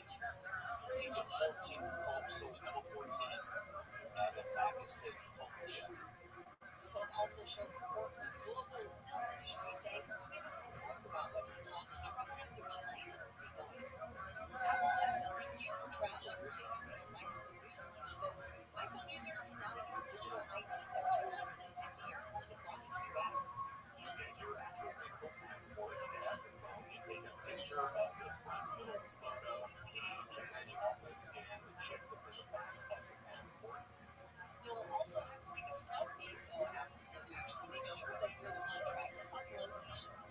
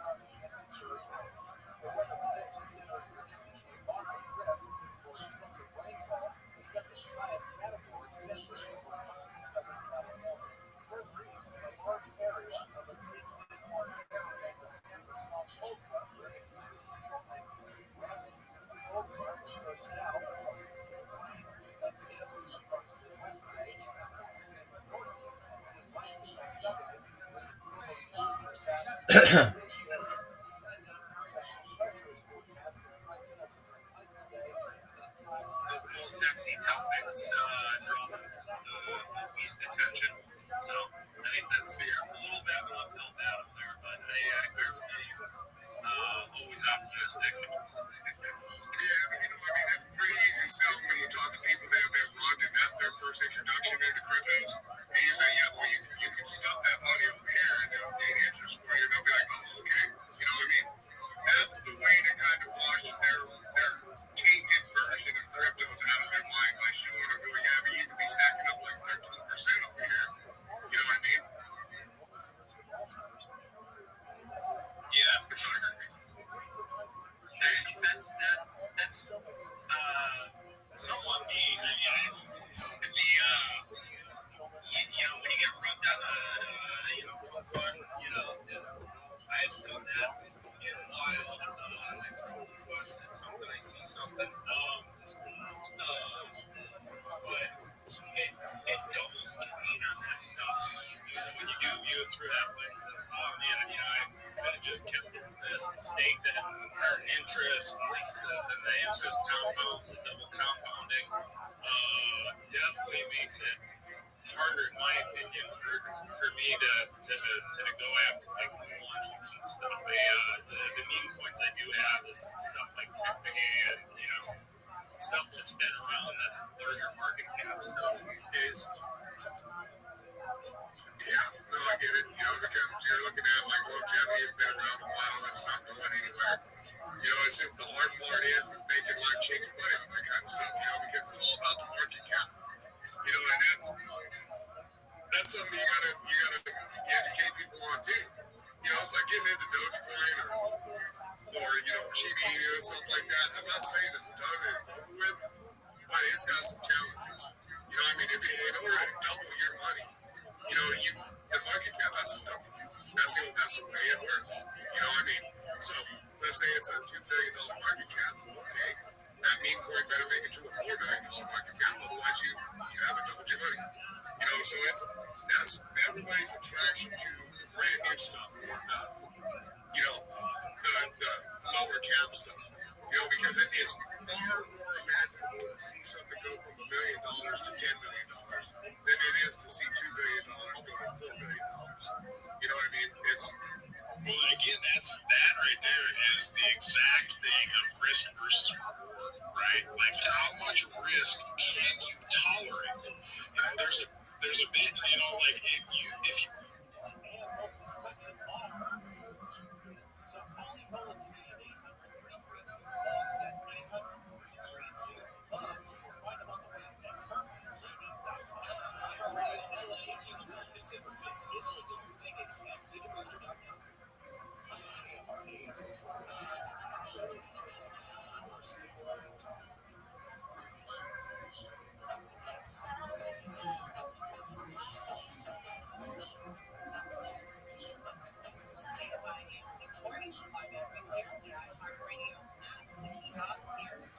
Still raining and actually not there here.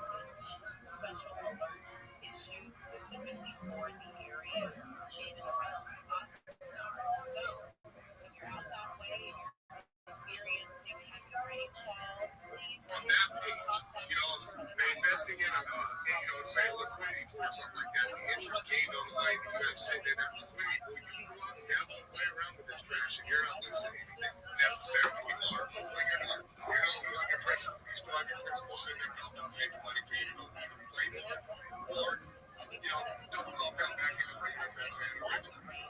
But see, in that money I got to tell you, all the money that I've lost across the years, man, if I got all that back and I had to sit in a liquidity pool staking platform right now and I was collecting just the interest off of it, playing with that loss would just seem so much less impactful, around for it.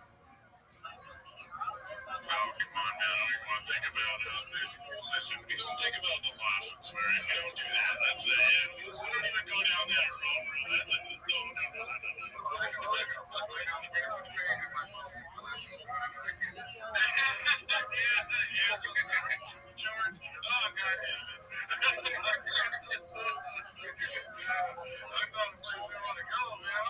No.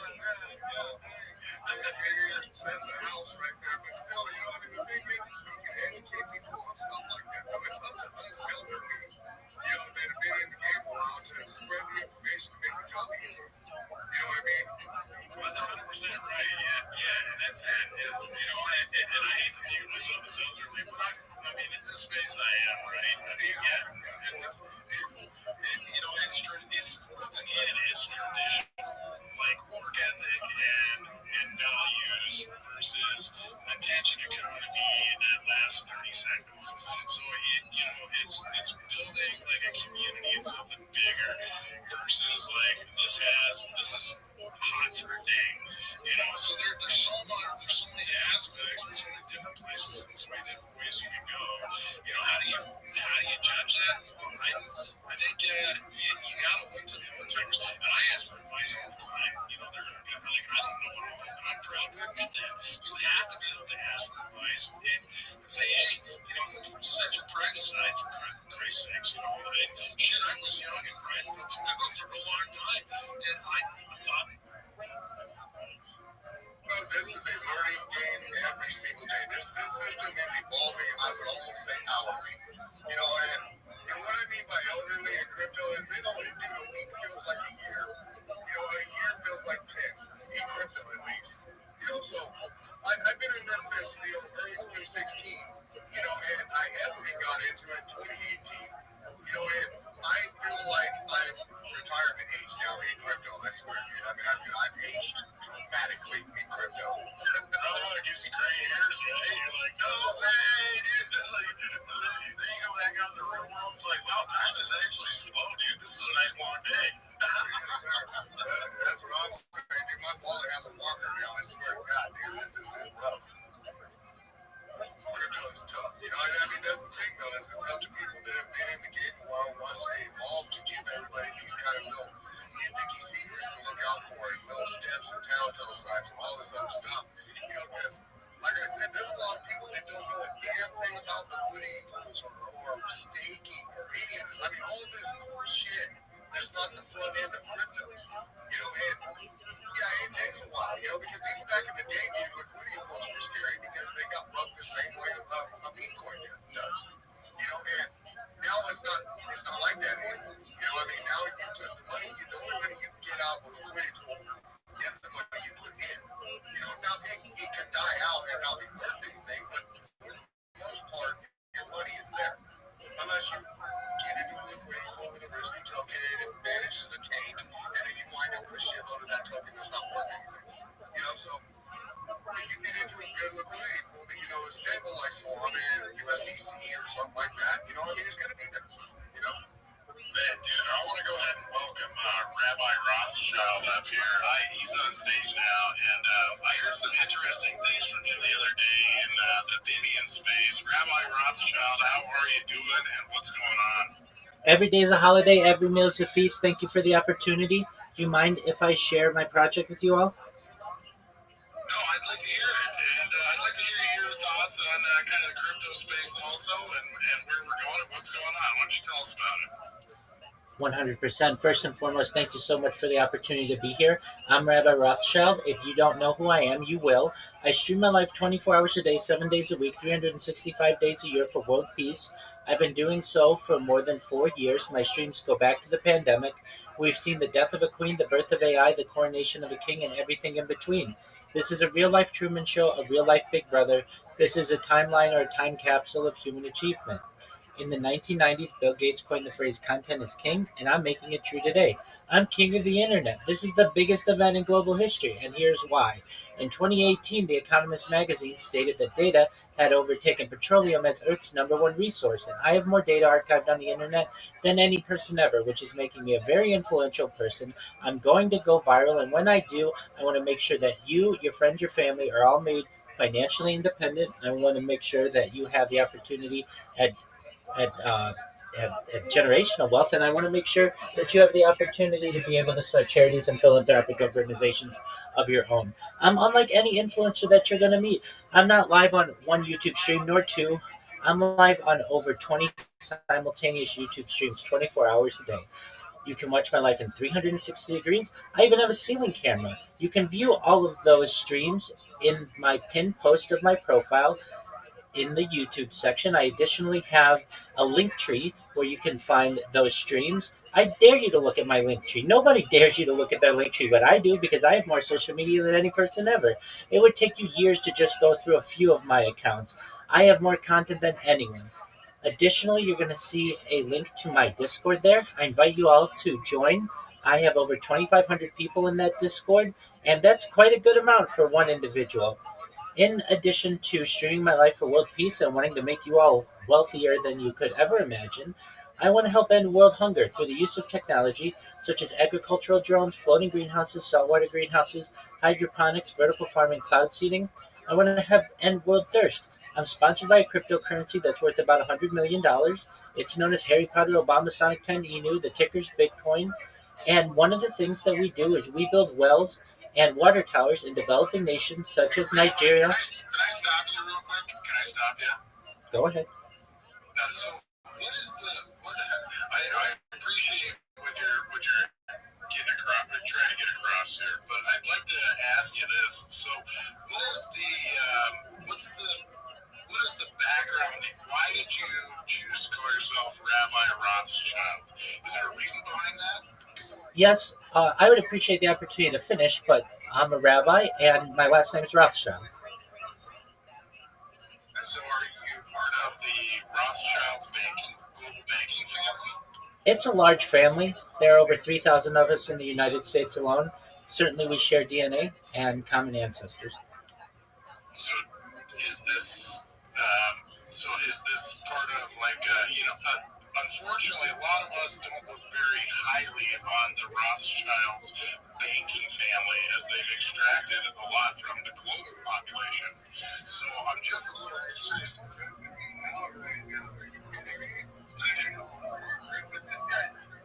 Am I asking the right questions, Noah, or what? Also, I will say it feels like he's reading something that he just picked up on like the internet, but you gotta fucking come at it more natural, bro. You sound like you're reading the script. I was about to say the same thing. My friends. I've been doing this for 4 years. Any questions that you're going to ask me, I would appreciate it if you would let me finish my show. If you don't want to, then that's fine. I completely understand. My ID is on my banner. I get asked this question all the time. We can go through all of that, but frankly, it's some. Sorry, guys, I had enough of that, so I'm just gonna go ahead and mute Rabbi Rothschild's. Nobody has a problem with that. I don't feel like getting sold to by a telemarketer, so that was a little bizarre. And anyways, Coco, it's nice to see you, brother. Dude, you got your long neck on. How the heck are you, my friend? Yeah. Okay. So, listen, as everybody knows, dude, I don't change my PSP very often, dude. It's very fucking rare. I show support in a lot of ways to a lot of people all the time, but dude, the long neck that I was given by this community, it fits me so well, dude. And it reminds me of me, bro. And whenever I saw it, I didn't even fucking think twice about changing it, dude. It didn't even cross my mind. I was kind of emotional because the other one I rocked for a long time was my friend made me my lady, and she's the best. But one thing I want to do is I want you guys to say hi. Today's my daughter's 5th birthday, man, and I want you guys to see that she's here ready to fucking rap to you guys on Spaces. Come on, baby girl. You want to say hi to my homies? What's her name? Her name's Riley. Say hi, Riley. Tell them how old you are. How old are you today, though? 5 years old, right? Yeah. Okay, tell me something about yourself. What do you love? Yo, what up, C? How are you? I'm well. How are things going in your life? Sorry, I speak very bad English. That's okay. How are you? What? How are you? Are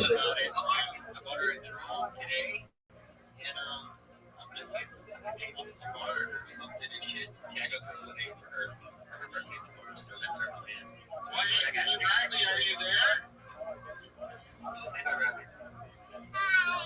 Hi, Riley. I would like to do this for you.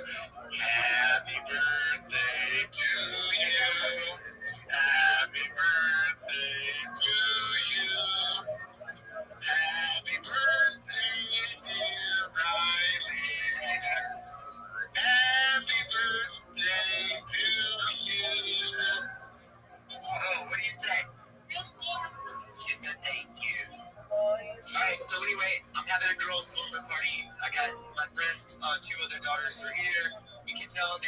that little dancing bear, shooting lights on the fucking ceiling and all that. But I had to tap in and say, that I love you guys. Thanks for the long neck, dude. My space today was awesome, bro. There were about 150 people there. At almost the whole time. I'm saying in and out, but it was so cool because I thought it would be about weed and art, and it wasn't. Dude, it was about art, and it was about deep ass stories from people who are like going through it and making art under pressure in Iran and in Afghanistan, in Nigeria, bro. People came out here and they cried their fucking eyes out for 2 whole hours, dude, and told me about their beautiful art that they're producing, dude. And I feel like I fucking hit the 10,000 home runs today with that shit, dude. It was so dope. So many long necks showed up and came in and out, and I showed support. And just so you know, Golf and Tim and you guys, I definitely shouted you guys out from the mountaintop and pointed everybody your direction. And I told them about my PFP and why I'm rocking it and why I believe in you guys. So it was a dope space and I loved it. I have to tap out because I'm getting back to this birthday party. Bro, go have fun with your daughter, bro, and with the girl. Have fun for the birthday party, bro. And I'll tell you what, I went through like I knew that, bro. When I said that to you, I was like, this is Coco, bro. Like, I have to give this to Coco. I knew that was, how you can just tell, there's a PFP for everybody that expresses that, bro. And I was like, this is Coco, bro. This is exactly who Coco is. I want this dude to have it. This is him. So I'm glad that you have it. I couldn't, there's not a better person to have that NFT, bro, that Mike Legend. That's you to a T, bro, and I'm so happy that you're in the community. Go have fun with your family, bro. Make sure your daughter has the happiest birthday of all. You guys go have fun. You guys have her smiling so big, dude. You're singing her happy birthday, and so it's dope, dude. Every day in life is a blessing, my guys. You guys know that shit. I know it better than most people, and you never fucking take it for granted, bro. Because you never also know when this is the last time you're gonna say goodbye to somebody, bro. So always give them a big hug, give them that love, and tell them that you catch them on the flip, dude. Because we always will, bro. Especially if you believe in God, and I do. And I bring my daughter up to believe in God.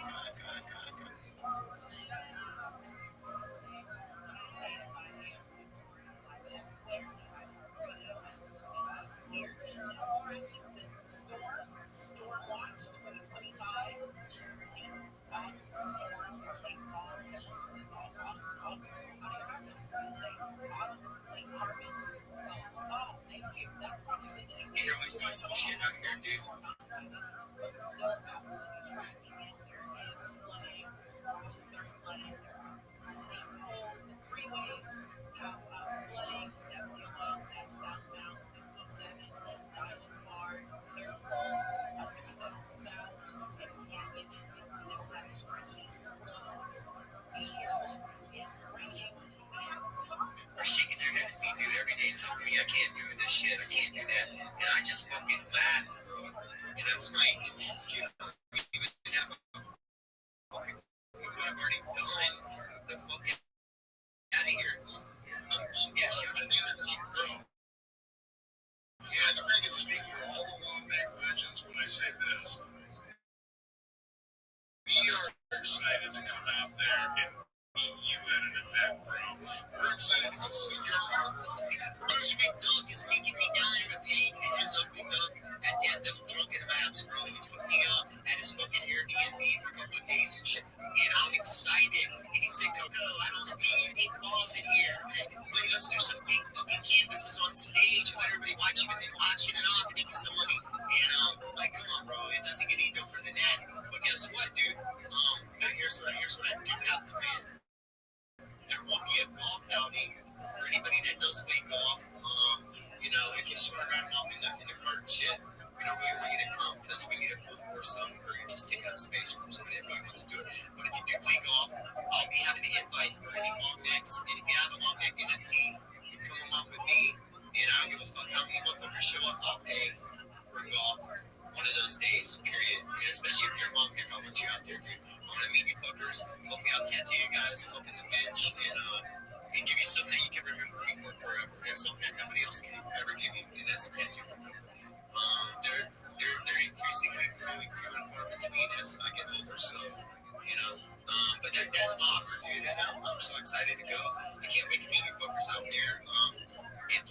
with you guys is gonna be the dream of a lifetime for me, dude. Because I can't tell you how many years in prison I practiced with this fucking stick I made and dreamed about me and Rabbi, even not thinking I would ever get out. I had life so many. And one day they knocked on the door. You know what I did the day I got out of prison? The very first day, I didn't go back looking toothpaste and hygiene and all that shit. Nothing that I needed. I bought my boots from top to white pieces of shit. And but I did because I knew that I was going to make friends on the golf course that were successful. And people that were doing it. Not only that, but you want this for real, the last gentleman forever. Like, honestly, dude. I mean, we got a couple of guys that have been gone that are, go this way or that are a little radical, but man, really, for the most part, golf has made them a good, fucking hardworking Christian men, and they just always give back to the communities and where they come from. And I love that about golfers, dude. There's nothing but charity. And so, anywho, any of you fuckers coming to run Boston, you are invited to come pick off with me. And I will pay. Actually, spiritually, that will probably pay or help us out, from some of the paintings and shit. So, dope and doper.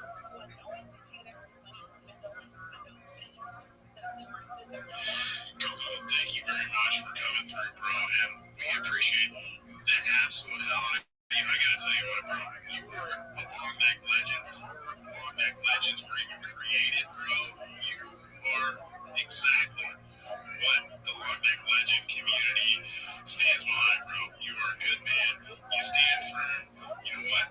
We love you, bro. Thank you so much for coming through all the time and being around for everybody. And dude, I can't wait to meet you in person and shake your hand. And yeah, I get that tat, bro. I get that tat.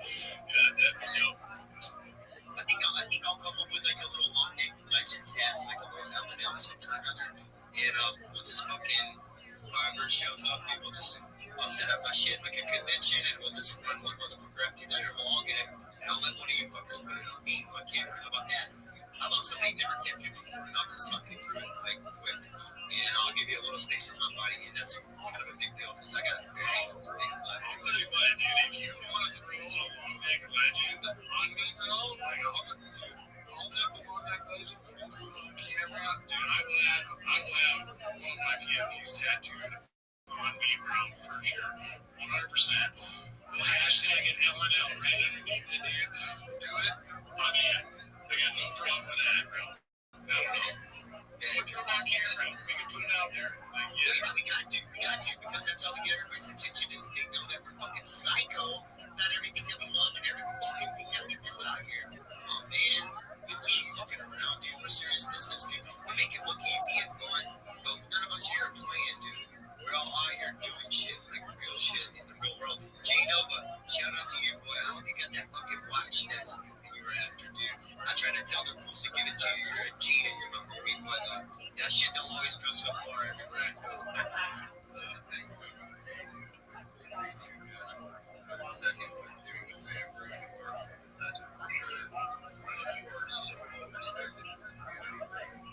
Just love having you, dude. Your energy and just the as a that you have. It's fucking, it's so hard, bro. And I just, I love that. And I love why we really connect with you. So, thank you for giving through, bro.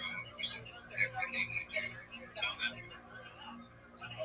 Just have the most blessed, amazing birthday you could possibly have, bro. That shit, right? Oh my God. Thank you so much, bro. The energy and the hype I get, like I have a little bit of that naturally, but dude, I get that from women and meeting real people and making real connections with real dudes, and not only that, but in real ladies too. But I get it from coming in and seeing projects because I know what a good project is. I've been here for 2 years watching motherfuckers go to the top and burn up. They're not like I've been around all the good ones that are still here, and I've been here for 2 whole years, so I know good projects for us. Not only that, but I know communities and so communities support. When I'm feeling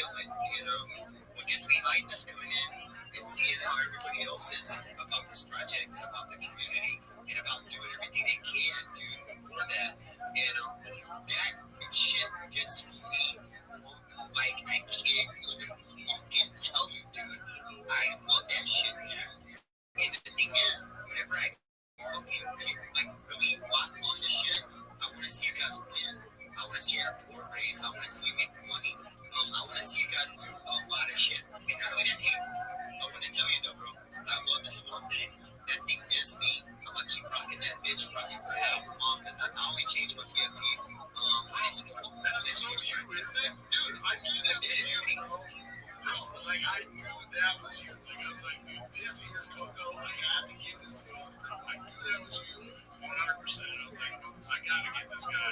Like, this has to be Coco's. Like, bro, that's you. I know, Yeah, for sure. You know, whenever I started seeing them on mix, like I brought two NFTs quick early on, dude. Whenever the mid first started, like the first day, I bought two NFTs because I met these dudes. I know golf for a long ass time. I met the golf so active in our Telegram. He did all kinds of shit for my project, and but I bought the two NFTs because I believed in it, dude. It's ain't like I got a lot of faith in it. I'm never gonna roll motherfucker that hustles out here, you know, mostly for cash all day, every day. But so it's you know it's rare that I do put any money there. But when I do, I'm not just spending where I want. But I bought the two NFTs, and you know what I did? I gave one away one night in a space to somebody that didn't have one. I know has some money and be a good like Liberty House community. And now they gave me this one, bro. This Saturday coming up, dude, I'll be giving the other one I bought away in my space, dude, on Saturday morning, dude. And I'll help them with you guys. And we'll give it to somebody that doesn't have one and that might be like a solid member of your community. You never know, dude. But that's how you spread the love, is sharing it out. yeah, Coco, you're the absolute man, bro. We're so happy to have you around, dude. It's, you know, and like I was following you way back, dude, doing those beautiful murals for NFT NYC, and like, bro, I was like, man, this dude is a legend, bro. He's really committed. He loves the communities. He's like all about it. Like that kind of brought me up, and then I started following you. I'm like, this dude's a fighter. Like this guy is like, dude, you are 100% Meg legend, bro. Like I absolutely love it, dude. I gotta ask you though. You gotta go spend time with that little girl and her friends, man. I want you to go have some fun. I don't want to keep you on this stage, bro. I'm gonna say thank you so much for being here, dude. We really appreciate you. Make sure that that little girl has the blast, the best birthday ever, bro. We love you. Thank you. Hey, Rabbi, say goodnight, baby. Hey, say goodnight on the camera. The girls all say goodnight, guys. Goodnight, guys. I love you guys. And whenever you guys can go some crazy good shit tomorrow, we'll throw a video up and we'll shout her out because it's her 5th birthday. And she's the best thing that ever happened to me in this world, you know. And she's the reason I'm out of jail, and the reason I'm successful, dude, is all sitting right here on my right now. And I know anybody that's a dad fucking understands what I mean about that. So, good night, guys. Much love. Next, come on. Hey, Riley, can you do this? You know. Next. Come on, give me a good one. Come on. What about you? Give me one on it. Alright. Okay. Come on. Next. Come on. Yeah, motherfuckers, you're right. Come on now. Why are you saying motherfuckers for each I love other? you guys. And thanks for supporting me and my podcast and my art and all that I do. I do it all for you guys, in case you don't know that. Literally. I do. So good night, guys. I'll tap in with you guys tomorrow.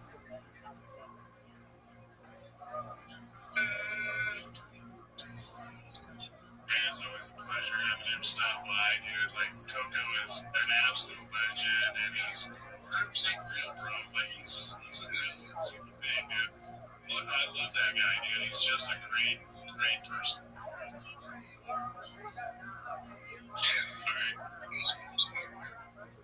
Alright, so I gotta ask you guys. So, Rabbi is still here. He's still requesting to come up. Should we get this guy a chance to come up and like talk with us? Like Rabbi Rothschild's still here. We talked. It doesn't rain, dude, because I can't have a look. Yeah, I'd rather just have a conversation with this guy, find out what's going on. I mean, you know, I'm not a, you know, I'm not a big legend. I like free speech, but I don't want to get sold. Like, it's like, you know, you got a Jehovah's Witness show up at your front door. Like, dude, I don't need you to read me this spiel. I've heard it a billion times. Like I'm not home. It's pretty humble. That's kind of what we're doing right now. All right, so I'm gonna let him back up. Let's see what he's got to say. All right, Rabbi, you're back up here. Let's hear it. What do you got to say, brother? Well, thank you for the opportunity. I wanted to say I really appreciate the opportunity to be able to share with you what I could. and I wanted some advice on what you think I could do to improve it. I'm hearing it. You guys think that it sounds like I'm reading it. I'm not. I've just done it for 4 years, so I know it very well. But you're saying more of a natural tone. Is that what I understand? Well, yeah, I mean, I would like to have a conversation with you, kind of find out what you're all about. I don't think that everybody wants to get sold on something. I think people in general would prefer not to have the vacuum sales pitch, or the elevator pitch. Just jump in. Let's see what you're all about. If people are going to be interested, they'll be interested, and they'll talk back with you. So we kind of want to talk with you and see what you got going on. Certainly. Maybe I misunderstand. Isn't that what a shill is? An elevator pitch? Yeah, I suppose so. But there's a point where you lose interest, right? So you kind of got to get it. When you take a college class for communication, you're supposed to memorize your pitch. It's never supposed to sound right. Yeah, not so robotic, right? It's got to be engaging. It's got to be short. You have to captivate people in a short amount of time. I understand. I appreciate the feedback. It is memorized. You can, if you want, not that I'm suggesting this, but look at my YouTube. You can see I'm not reading it, and I sincerely appreciate the advice. I really do. Thank you. It should be more concise, sound more natural, and I appreciate that.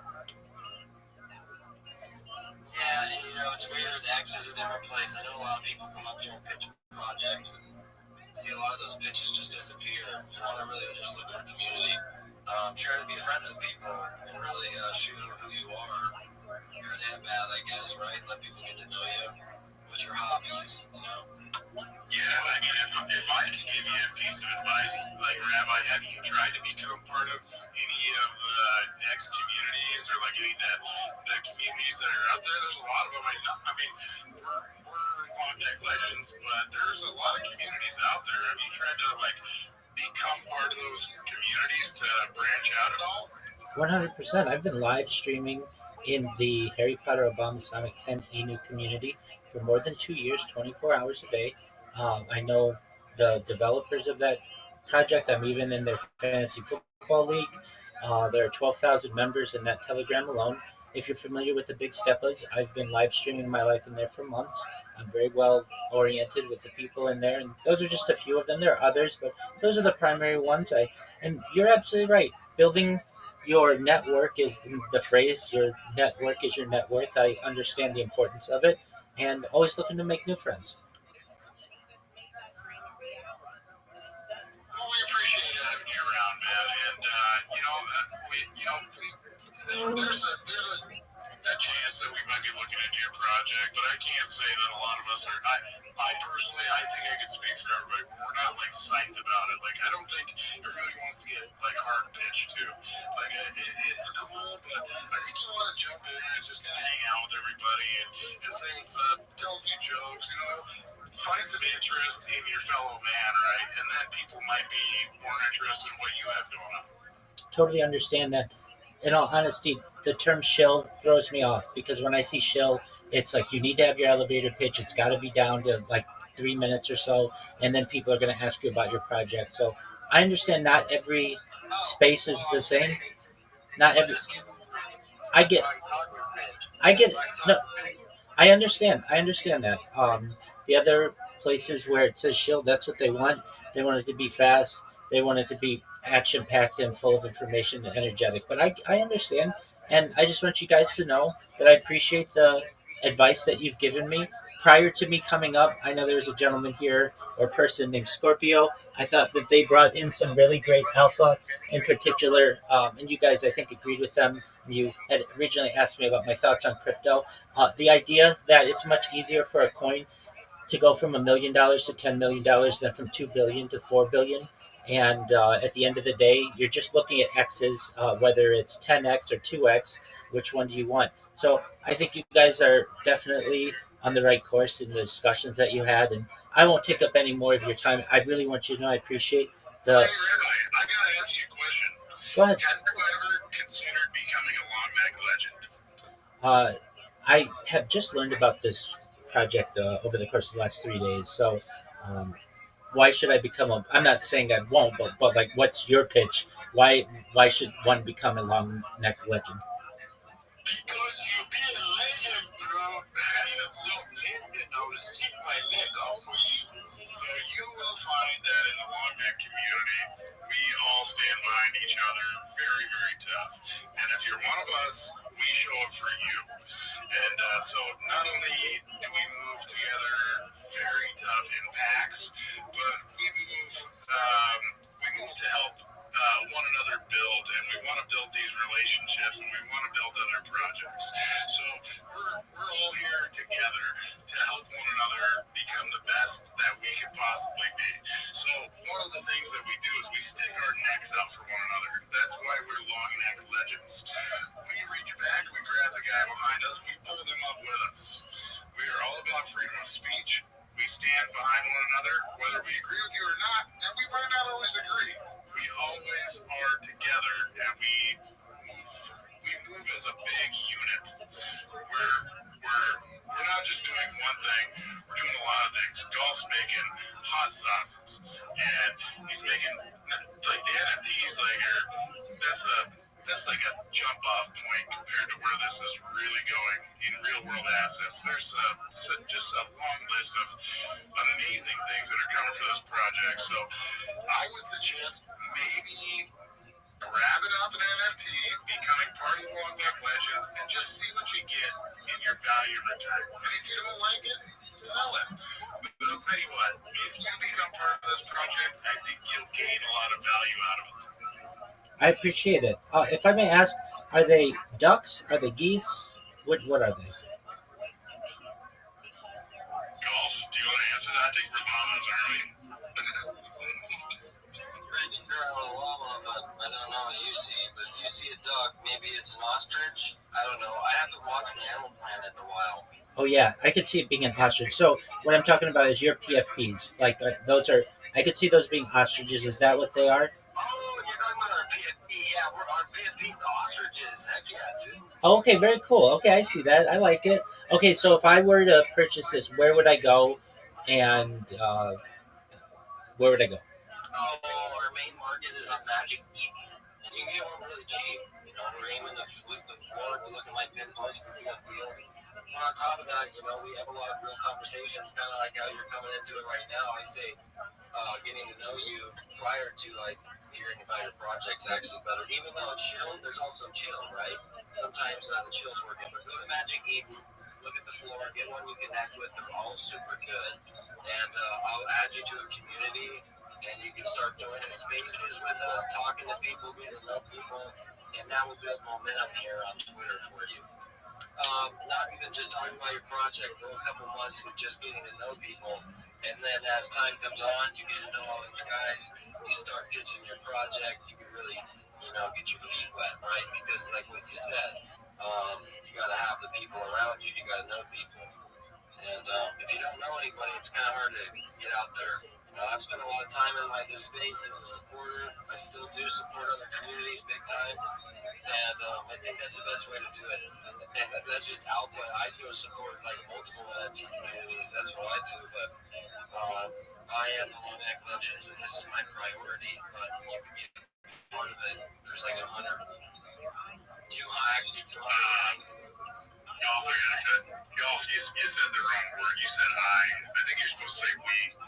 Yeah, we. But I can say I too, because I did the other one. What's mine is yours is a long neck. We're not married though. We're bought in the blockchain together. But yeah, we are kicking ass together. We all are showing up. We all do a lot of things here in the space, and we are very committed to this project.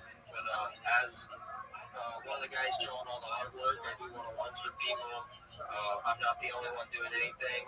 Jimmy's doing something, always out pitching. Jethro's always in another space pitching. Jay Nova's been coming in the last few weeks. Like Mike Tyson, swinging heavy and doing a lot of work. We have a lot of people in this community that are very supportive of projects. Get to know us. It's a pretty good one. Great. Also, if you forgot, maybe things happen and they turn around to invest in you. Excellent. Well, I appreciate the information on the project, and certainly we'll take a look at them and If I see anyone that I like, I'll certainly buy in. And just want to thank you for the opportunity and the feedback that you gave me. All your feedback is very important, and I'll take it to heart.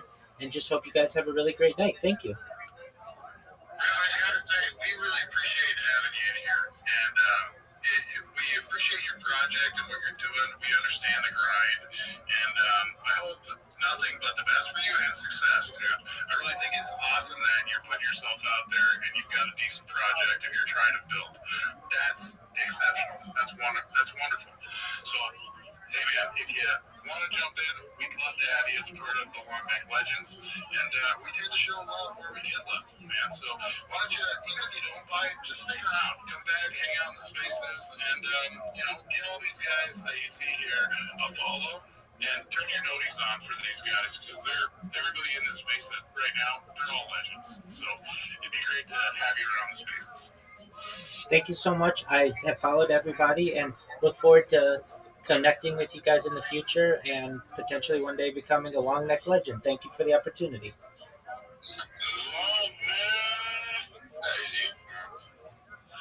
You gotta be nicer to me.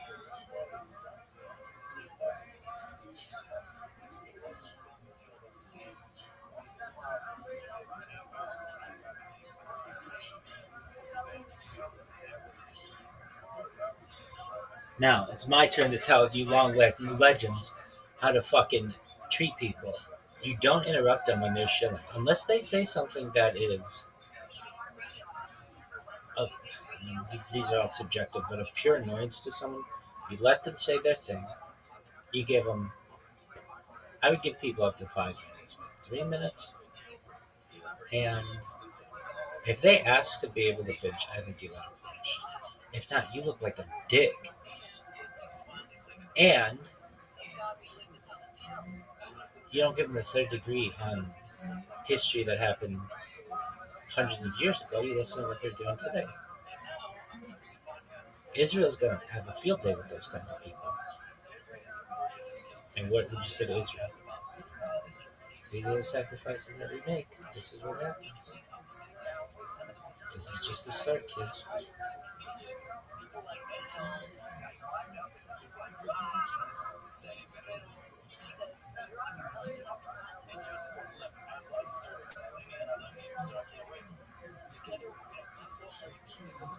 And what would you say to that fucking Scrooge McDuck guy? Dog, you are a, what is the word? Well, just a high pressure salesperson, but also um, you're a.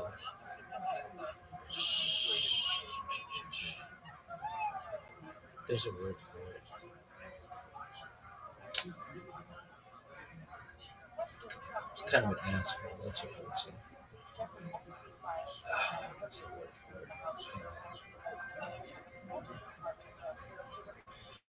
Alright, she.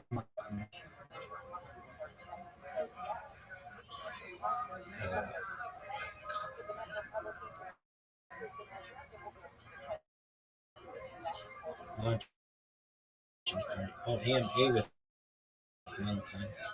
That's not shill. Grifter? I don't. Is that the word? I don't even know what that means. I know what 6-7 means in hieroglyphics. Grifter. What do you think grifter means? A charlatan? What's a charlatan mean? Person who swindles you by means of deception or fraud. Yeah, that's what I think. So what's a charlatan? Someone lives in Charlotte.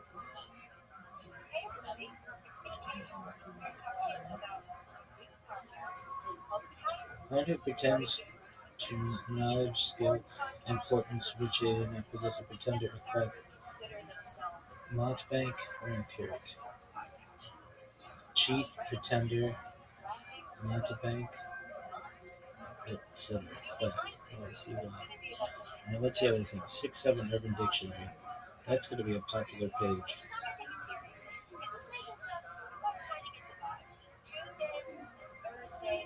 A UK gang that makes music and talks about drilling people. Is that real? When a 6-9 is in progress, it's only 1/2 of the couple is familiar. The 6-7 is declared as a promise for future payment. No, dude, that'd be like a 6'4". A state of resentment towards your partner when you try a 6'9" twice and they fart in your face. I don't believe that. Sex position 6'7", 67.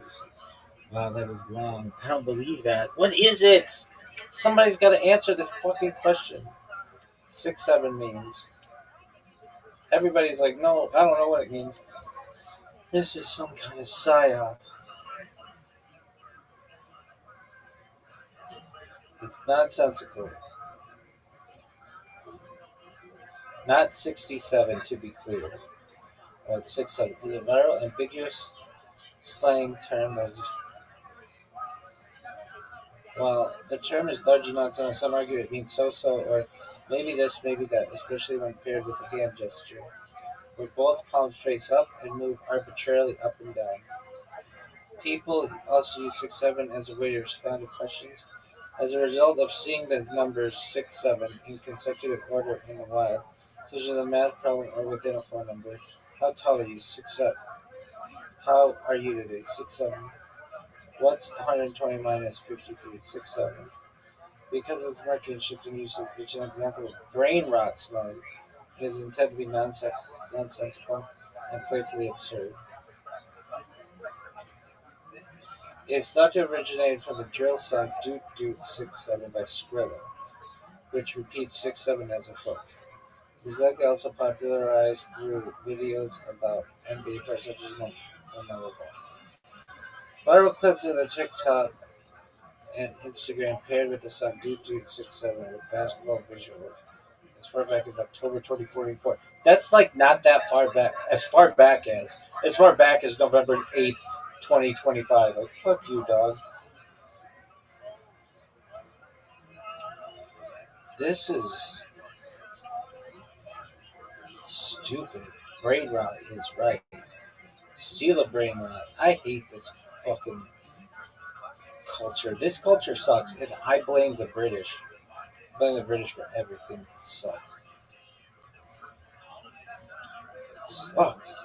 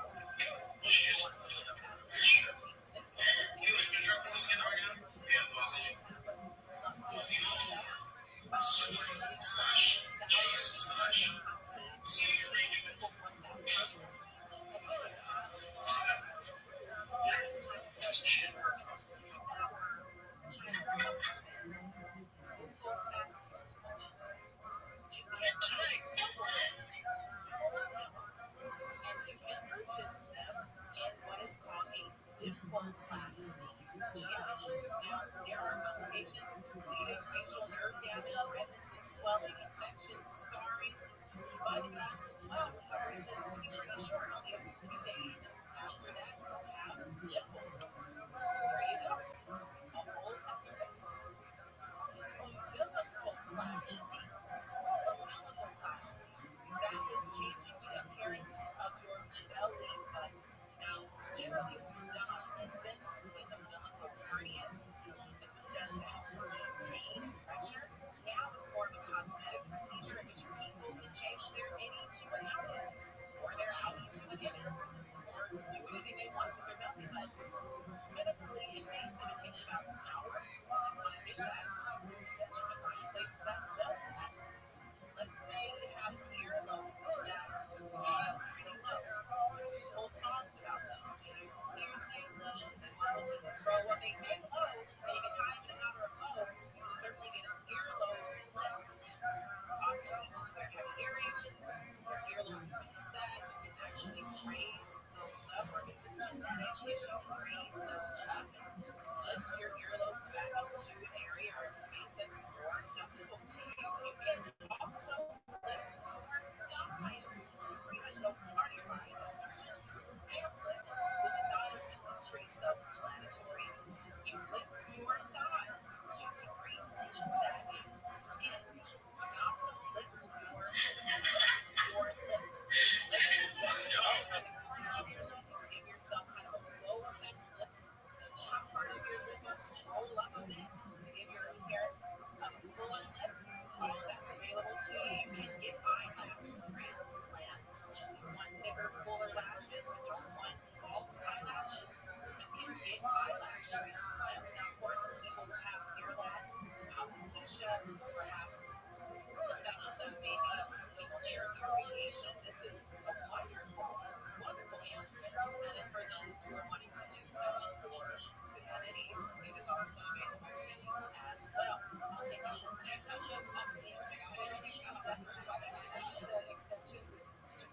you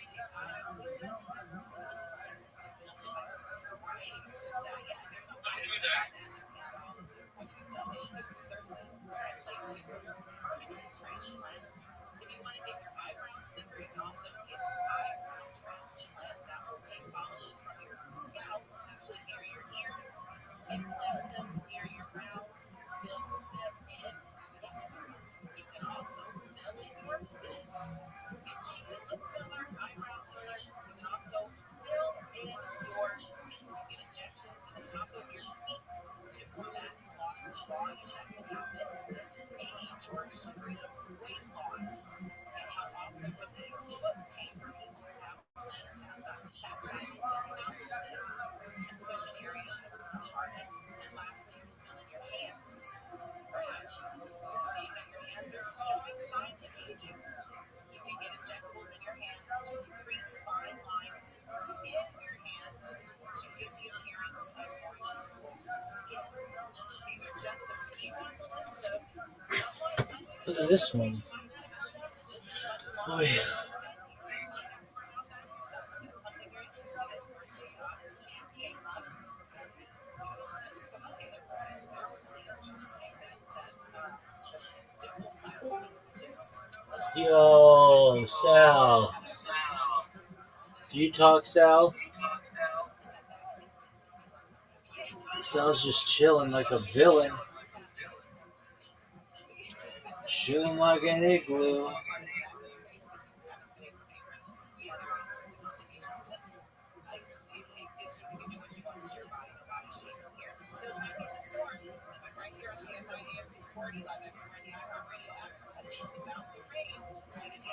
Yo, Sal, I hear you. What's up? Yeah, we go outside. Yeah, dog. Went outside earlier today. How about you? Do you go outside? Yeah, I go outside. Like it's completely dark in there. No, it's not. There's a light right there, and there's like computers there. How'd you find out about me, Yeah. Sal? How'd you find out about me? How did you find out about me? You stay on camera. Yes, all the time. I know. What? How did you find out about me? Discord? No. Okay, very well. Well, enjoy yourself. Mm, yeah.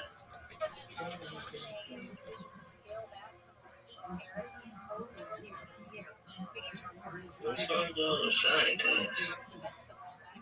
These are Doug, I answered your question.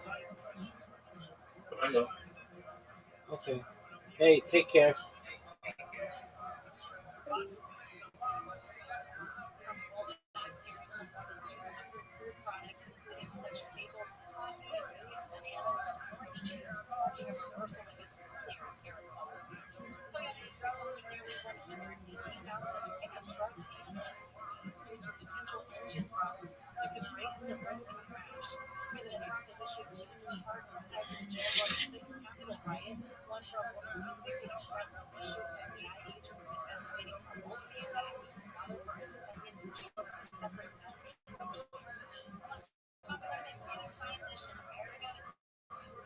According to the survey State of the Science by Canvas, studying rates the most popular side dish this Thanksgiving.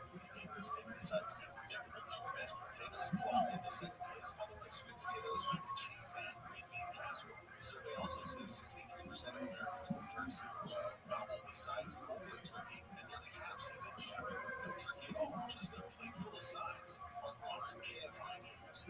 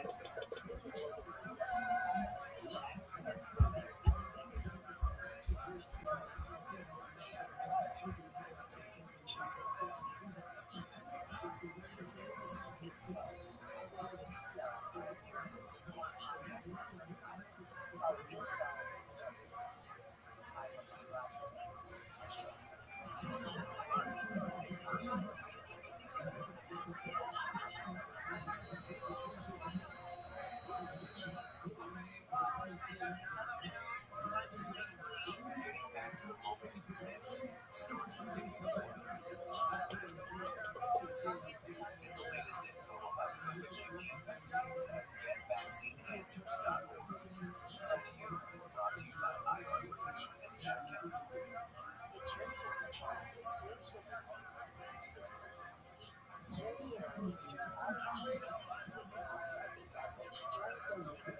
Mhm.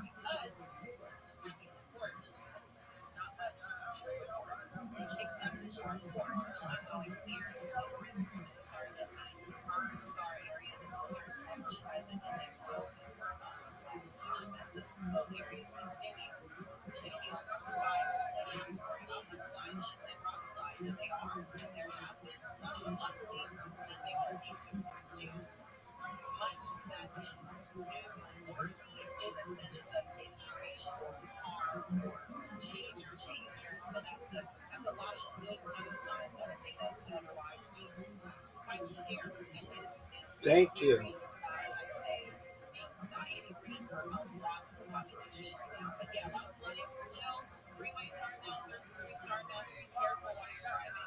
It's a mess. We need to watch that. Ali on the board there has given us a gift, and I want to share that gift with you. It actually is an intro to our Scammers Not Scams segment. Ali, would you mind playing that for us?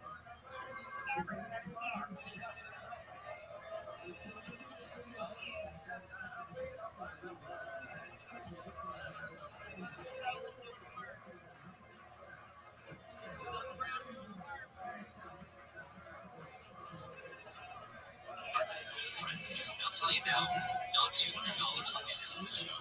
So let's find out. One of those places they beautiful three-quarter, two-bedroom West Village, heading from the street.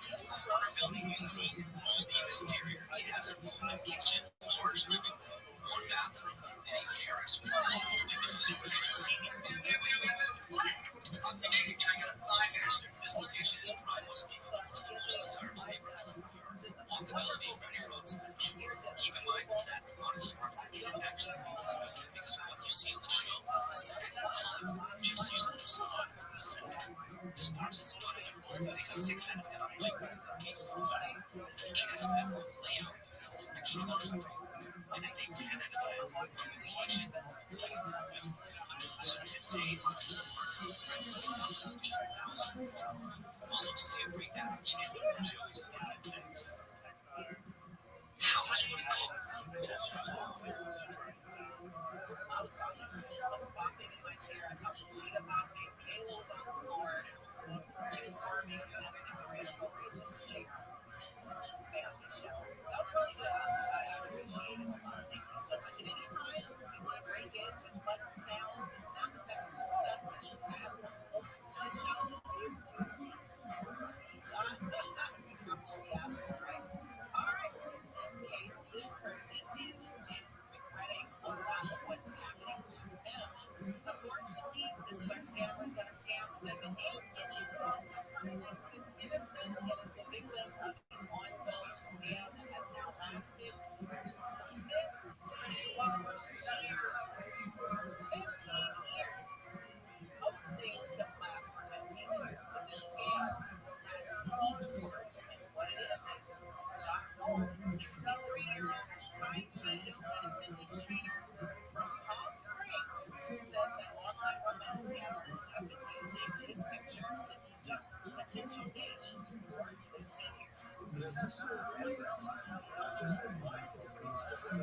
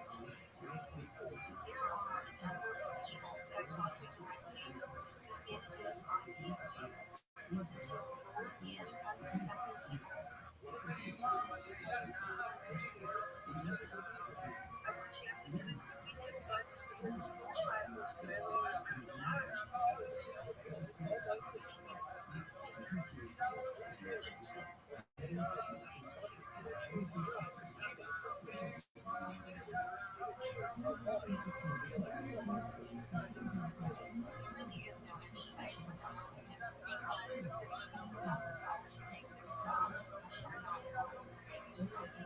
How awful. Do you hear what she said? That there's no end in sight for people like Scott Cole because no one can really get ahead of this thing. It's like it's a runaway train at this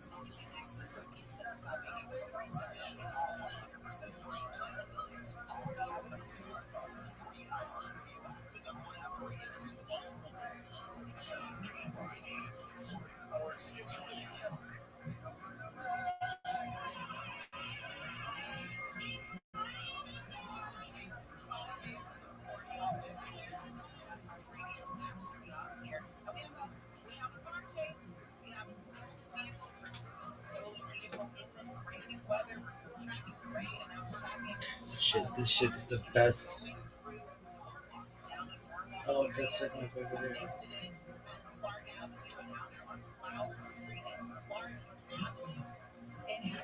I know exactly where that is. That's right by where.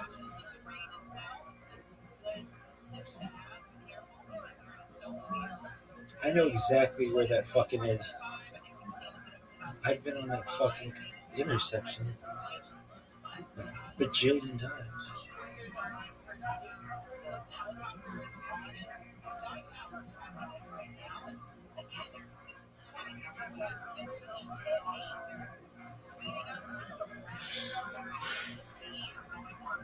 Slow.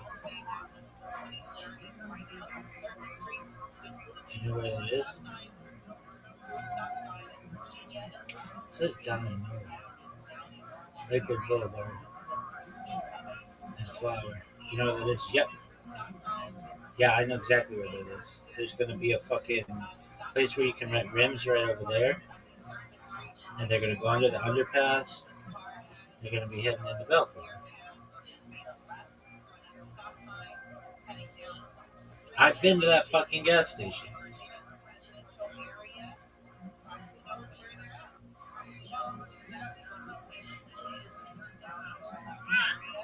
You can rent rims at this place right over here. Oh, they're going on the 91. He's going on the 91. No doubt.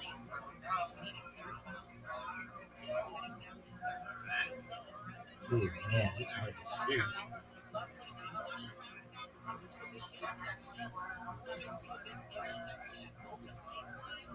Damn, this is gonna get dangerous.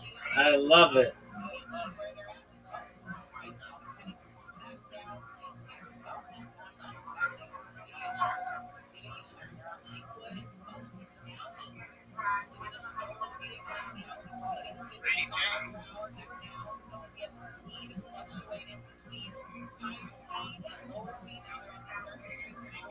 This shit is so baller. 6-0 on the road trip.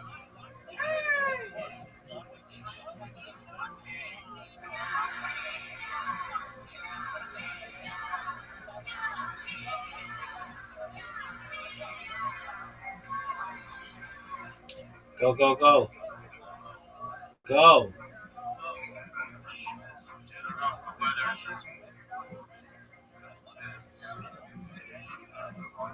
What happened? What happened?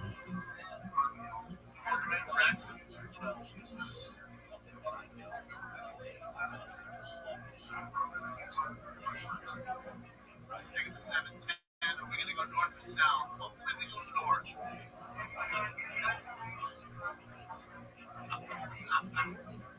Like south and east is gonna take us to the weather.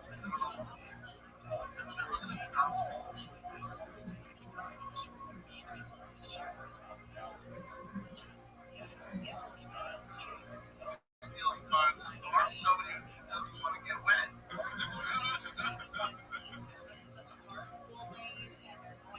Really? Makes sense, doesn't it? Ron, I just want to get wet. Great. There was that steering river, no, right? That's the best I'm using.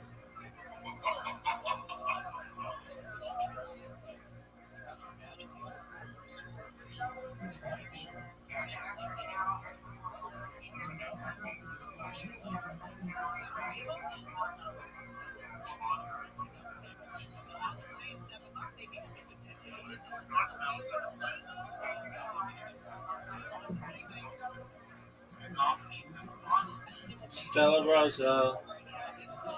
Those motherfucking billboards are over the 710. I remember too. The news choppers are all the way high.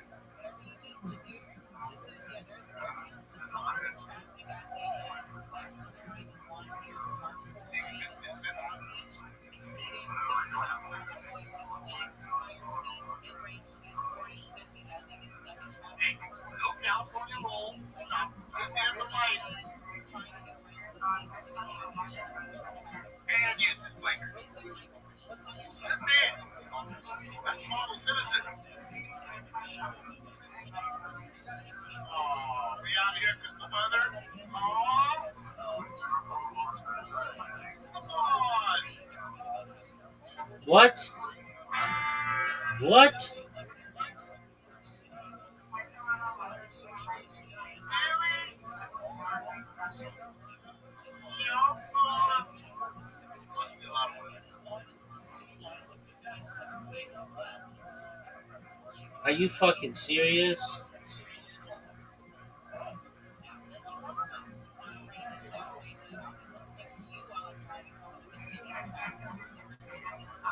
Oh, they're trying to catch up. Maybe they are. Maybe they just trying to cut across. They cut the frog.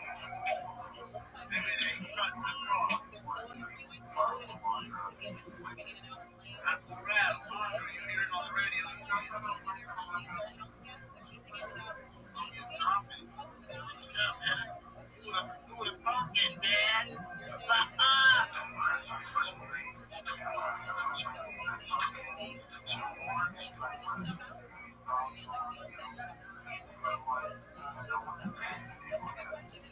Dang, he's not in the crib.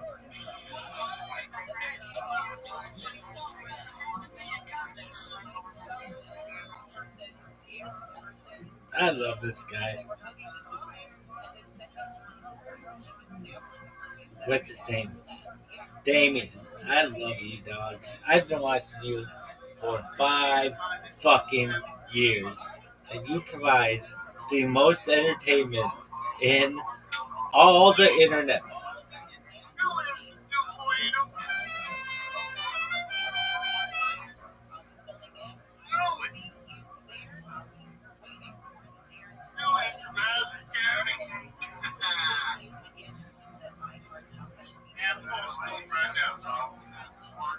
Dude, this guy, if I could die and be somebody else, it would be Damien.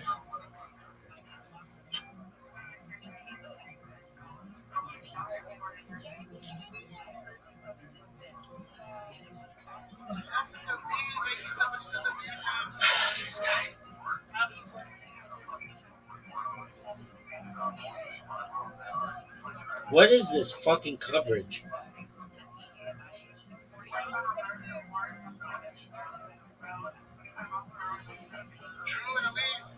Happy birthday! Happy birthday! Happy birthday! Very good, yes! Happy birthday! Happy birthday, Nick.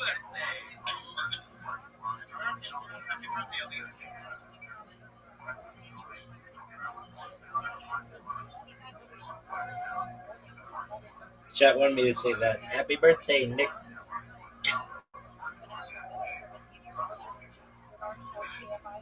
Over there with the flight path. That's fun.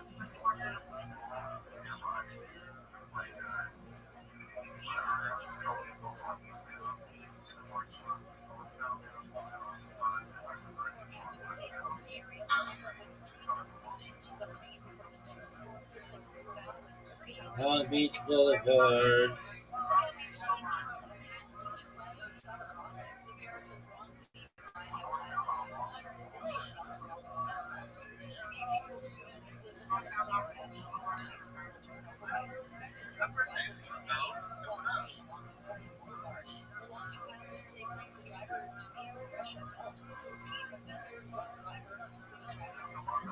Dog, what is this bullshit coverage?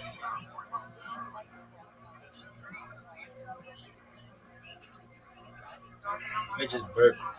I almost threw up a little bit in my mouth. Psych, I did throw up a little bit in my mouth.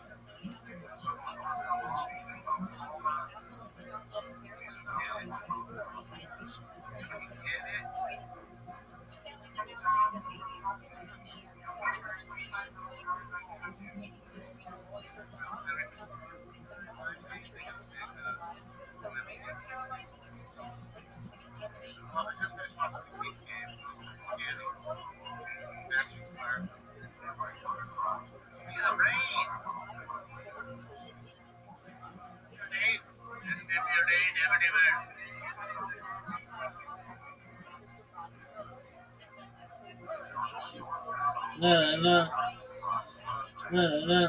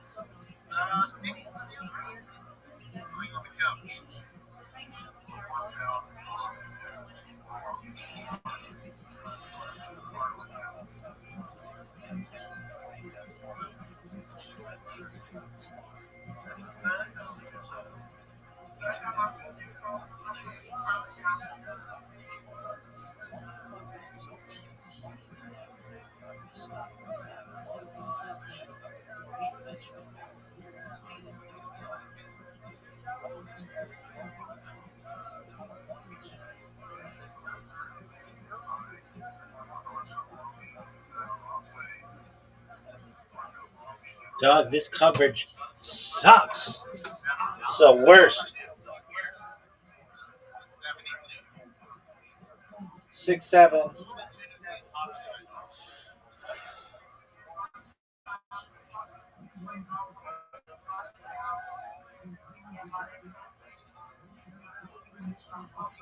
Dog, this coverage sucks.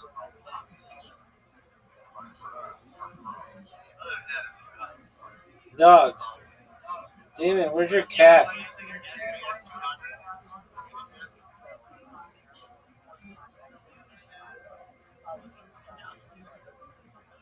Damien! Can't believe I'm gonna watch this motherfucker for 5 years.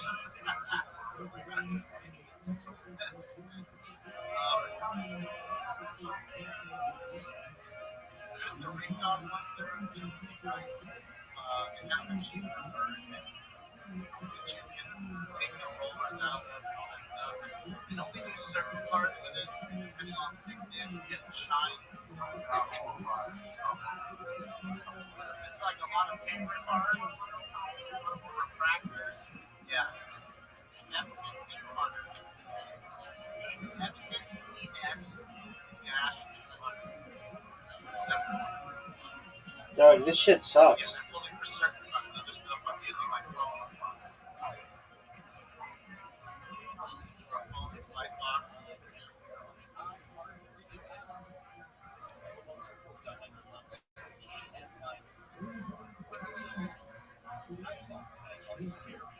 This shit is the worst.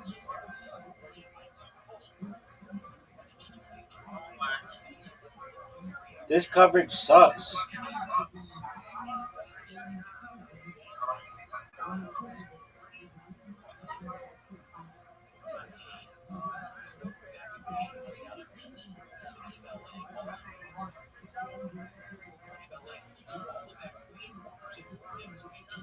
Atmospheric river my ass.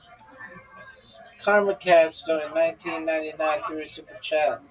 Wicca wicca wow. Wicca wicca wow wow west.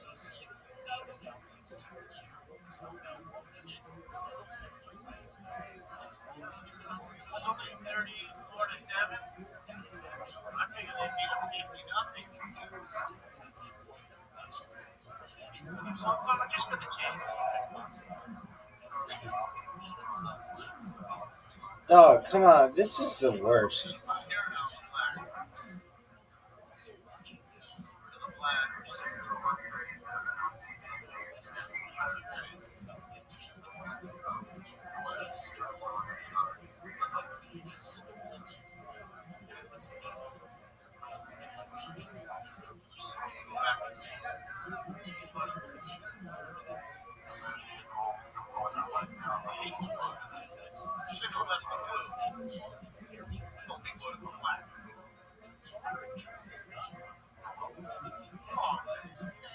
Dude, what is this fucking coverage? Right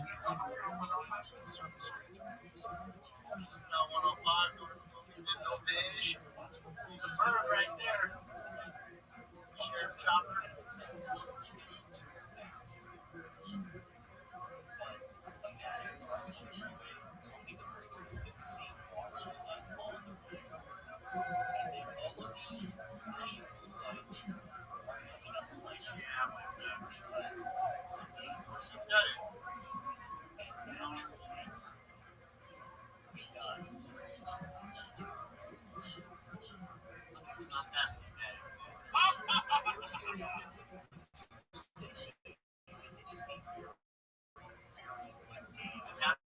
All my internet drops. Weather. It's underground here. A lot of it's old. Now get soaked. Oh, you know, the fuckers get filled with water. Straight dust. Yo, dog, this sucks. Damien, tell him where to go.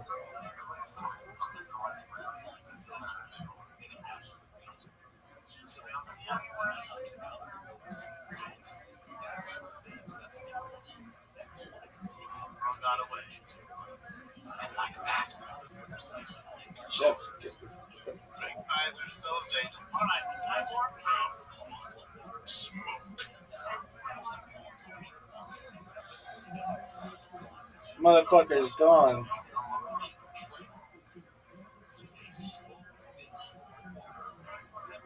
He's gone. Chef's kiss.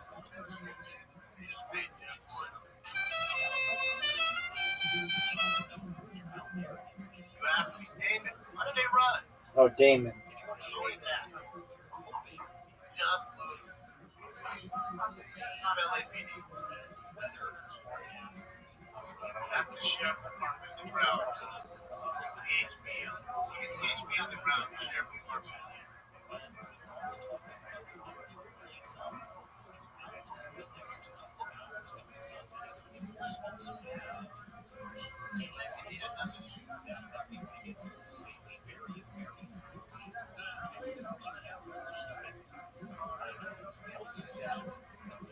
He gone.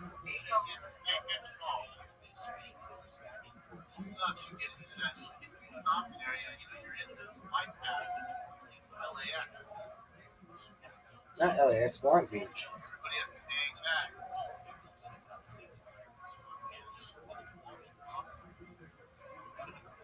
He gone.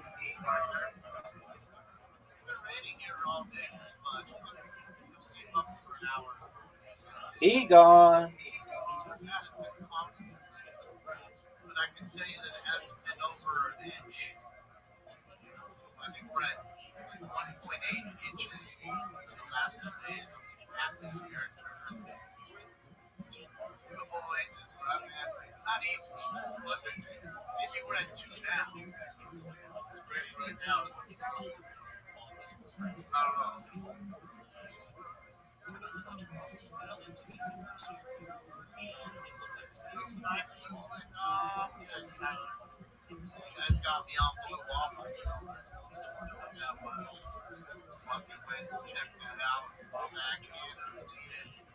After that, I just said to myself, well, you know what?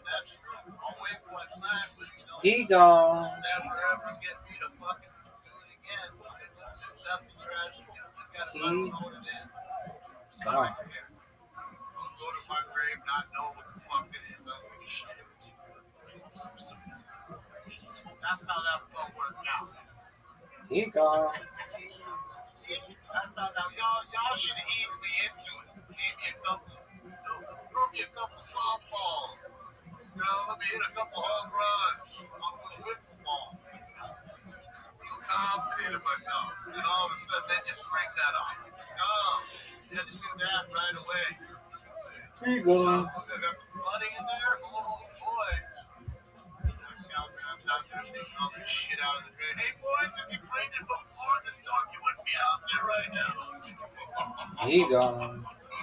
Slapped it all laughing at me. Hey, shit, that's why I'm getting paid $200 an hour with the overtime. Ego. You got me. Ego. So it's purposeful. Got it. Purposely Ego. don't believe something. Was that a mudslide? That actually looks like a mudslide. Ego. I can't tell if that's actual flooding or if it's a mudslide. I'm going to go out of this space.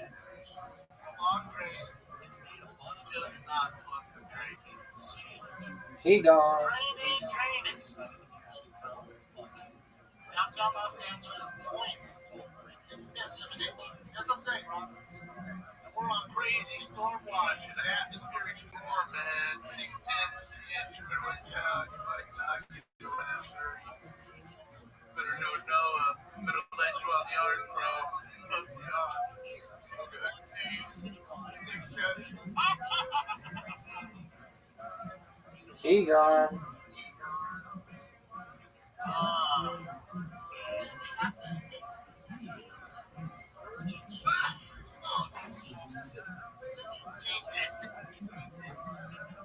me show me the weed. Let me show you weed.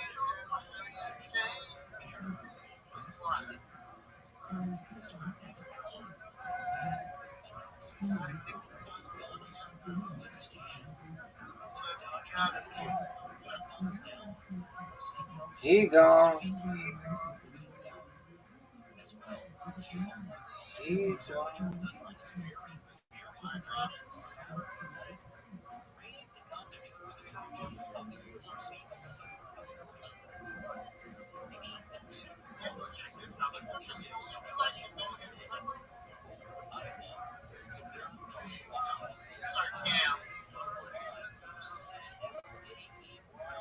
LA River, high.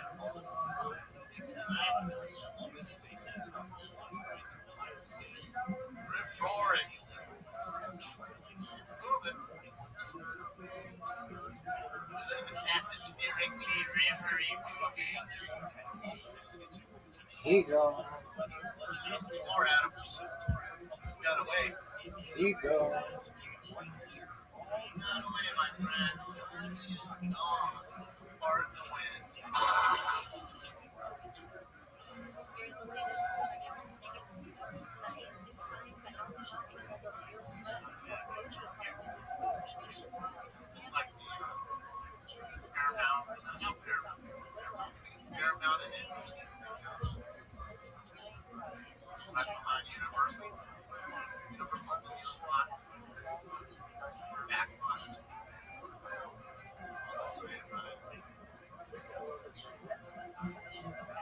Ego. All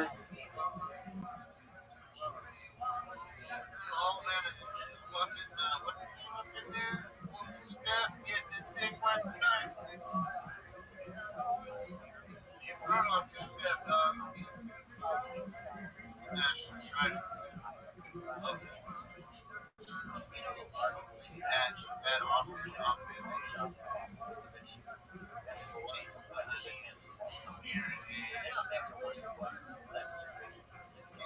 Now see, yeah, we're gonna cross storm watch, right? Storm watch.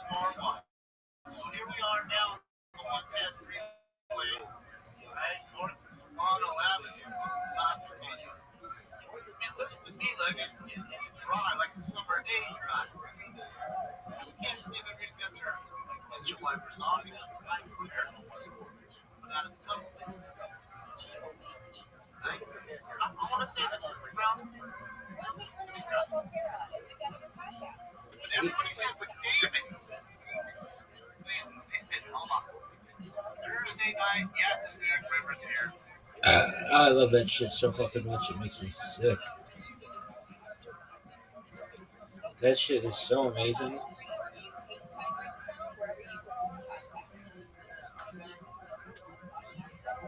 Scale 1 to 10. That shit is amazing. Look at this move. Dog. This bitch. She's doing psychic readings for ghosts. The Psychic Ghost Podcast. Oh, Ghost Therapy. Pardon me.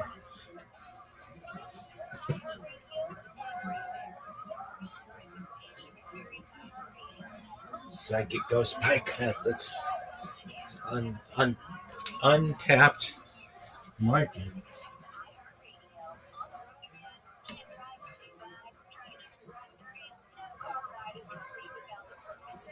That's why iHeartRadio wants to complete your commuting and road trip experience by integrating with the world's largest navigation app, Waze. Now, while you navigate turn by turn in Waze, you can also stay connected to your favorite stations, playlists, and podcasts from iHeartRadio. Just tap on the music icon from the Waze navigation screen and select iHeartRadio to listen to all your favorite content. iHeartRadio, everywhere you want to listen, including in the car through Waze on iPhone and Android. Check it out for free now. iHeartRadio, anywhere you want to listen. iHeartRadio is there. Here's this week's iHeartRadio countdown of the top TV streams. Here's what you've made popular by Get Your Stream On. Starting us off this week is the Apple TV Plus drama The Last Frontier. That's followed by Slow Horses on Apple TV. Debuting at 8 is the new Peacock drama On Her Fault. The new season of the romantic comedy Nobody Wants This on Netflix is up 5 to 7 this week. Sliding back to 6 is Tim Robinson's The Cheer Company on HBO Max. Task on HBO Max falls out of the top 3 to 5 this week, with The Diplomat on Netflix starring Kerry Russell in at 4. The new crime drama Down Cemetery Road on Apple TV starring Emma Thompson and Ruth Wilson jumps up to 3. Debuting at 2 is Vince Gilligan's new sci-fi mystery Purpose on Apple TV. And for the second straight week, the new horror series It, Welcome to Derry on HBO Max is your #1 stream show. All those are top TV streams of the week on iHeartRadio. The new report says there will be a home crisis in the U.S. According to the National Association of Realtors, the typical age of first-time buyers climbs to an all-time high of 40 years. The report also says the number of first-time home buyers has dropped to a record low of 21% in 2025. On top of that, the Capital Bank report says 84% of Gen Z says they will put off major work milestones like getting married and having kids just to afford a new product. Waymo's driverless taxis are being speed in three cities of Manhattan, Phoenix, employment to select drivers in Phoenix, Los Angeles, and San Francisco. Waymo plans to expand to Miami, Washington, D.C., San Diego, and London next year. It's also started testing cars in New York City and Tokyo. Disney reportedly losing millions of dollars per quarter as its upcoming movie release. YouTube TV continues to attempt to reopen its according to reports from the web. Disney would be out $16 million in lost revenue if the stalemate reaches 14 days. Disney-owned channels like ABC, ESPN, and others have been notified of full-day subscription streamers since Halloween. That's prompted the service to offer a $20 rebate to customers to compensate them for the disruption. And this week, we had to say goodbye to a tiny monetary the U.S. film process less than the treasurer says Indian Kennedy is going to stay in the U.S. $56 million. But at what cost? Will it pay for your costs? You won't be able to get your 2 cents. Well, good luck because you won't find one on the ground. What do you call a fishing rod? And is it the independent groups? The government is not making more, but you can still use the much you have. Most likely to charge attention. Oh yeah, the beloved cartoon character now in the public domain is getting the horror movie treatment. This time as Maddie Bird, the iconic blue slumber girl, is being by the I'm Monica Nelson. If you're considering a business episode of iHeart is Larry's #1 podcast network. Open the free iHeart app and explore podcasts like this. Meanwhile, last spires lies the sun. 2021 and 2022 has been prepared to happen this year.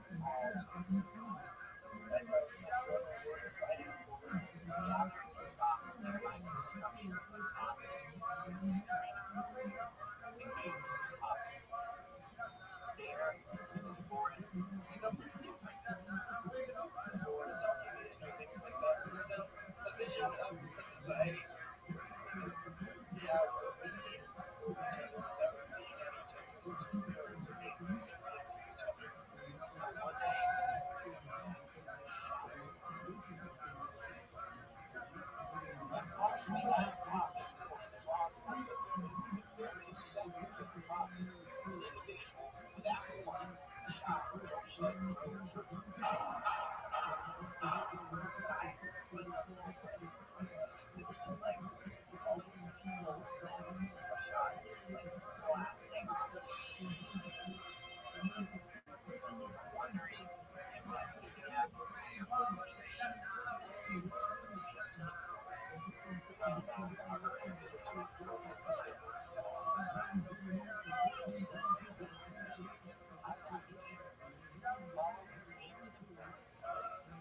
Listen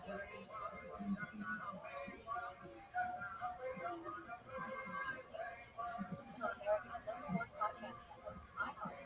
Open your free iHeart app and listen now. Besides, follow moving to documentaries. Rabbi is listening to Sarah J. Fox. From Monday to start listening free when you sign up for a 30-day trial at Audible.com.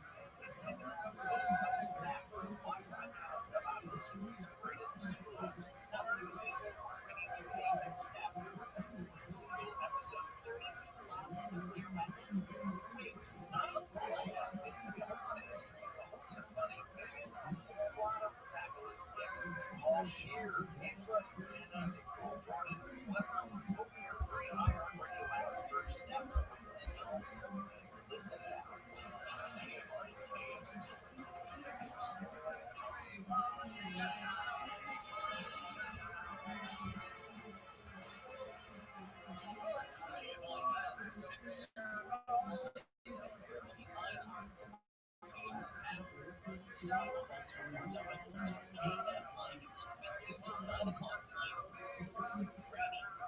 Chilly Saturday night across Southern California. Rain has really come down. It doesn't look like we face a serious disasters in this region. We'll continue to keep an eye on this. We'll be back to that report in just a moment. First, let's hear from our listener line.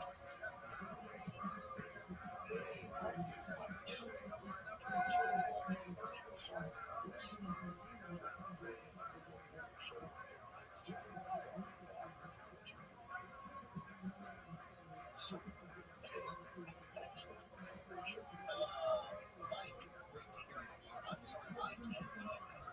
Oliver, you are checking the record tonight. Can't help. Oliver, good evening to you.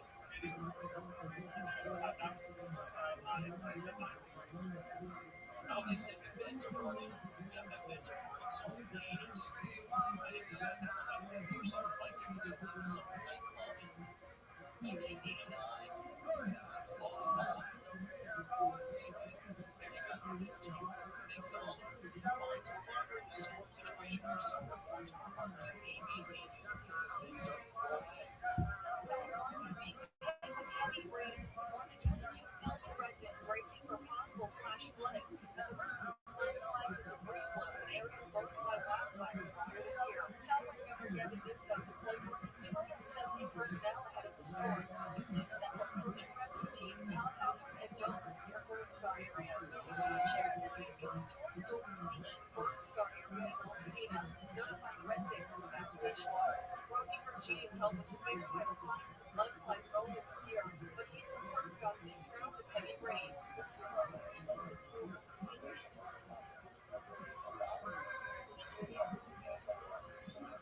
those evacuation orders in the burn-scarred areas of the Altadena Pacific Palisades areas remain in effect through tomorrow morning.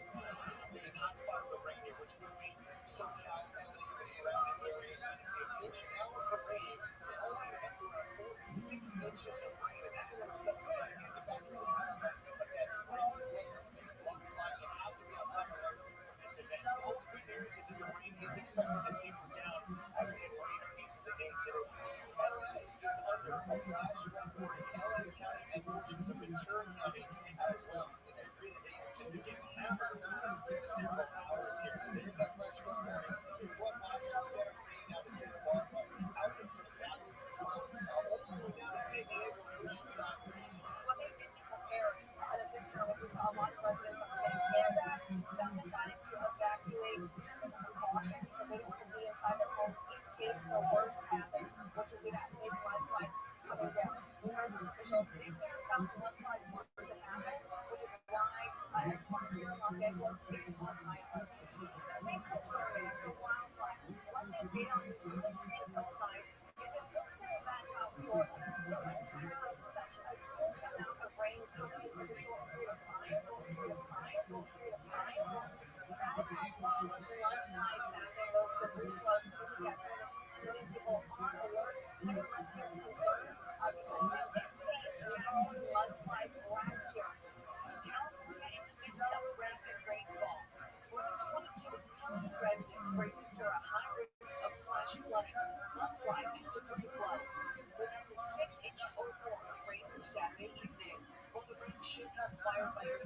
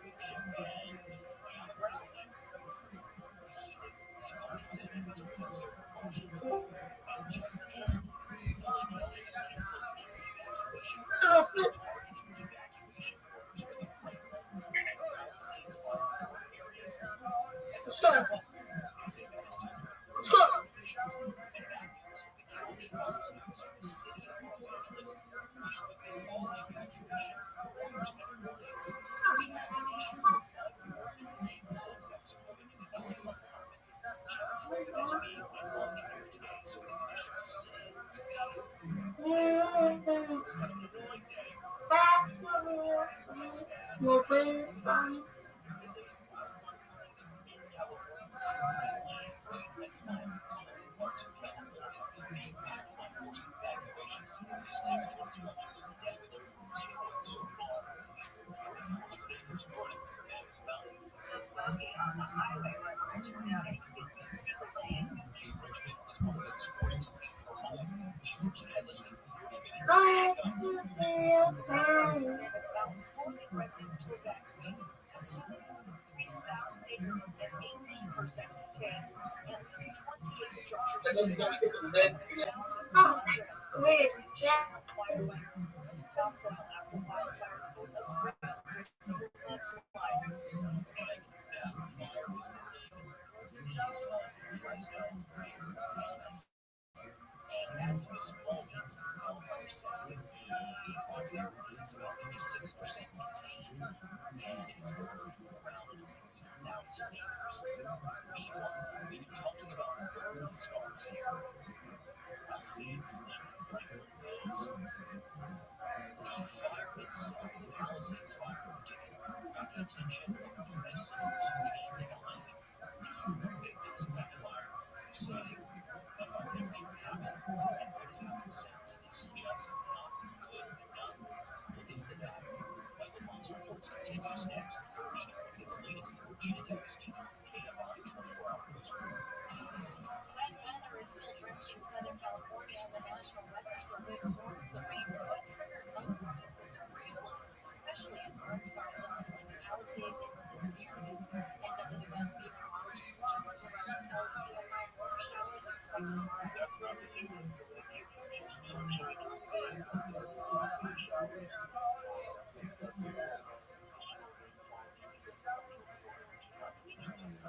Weaker system could bring more rain early next week. If you visit us on the Greenland, migrants in Brazil, would you prefer to visit to the Amazon rainforest? So near the heart of the Amazon is one of 15-story high-tech tower. Sensors and data that's collected and shared all across the United States of America, including the state of California. Lisa spent one day in the Amazon River Basin Yeah.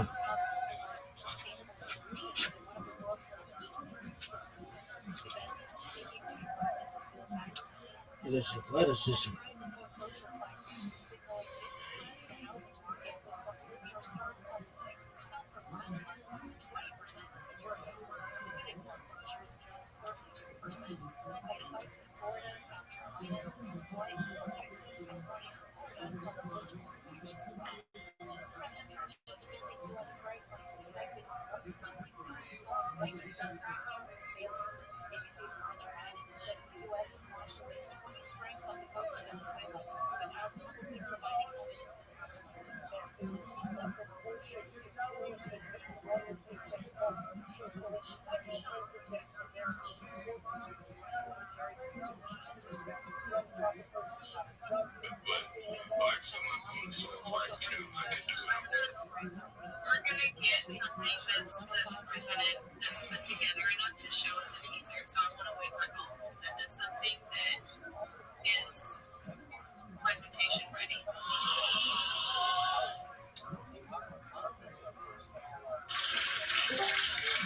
There she is.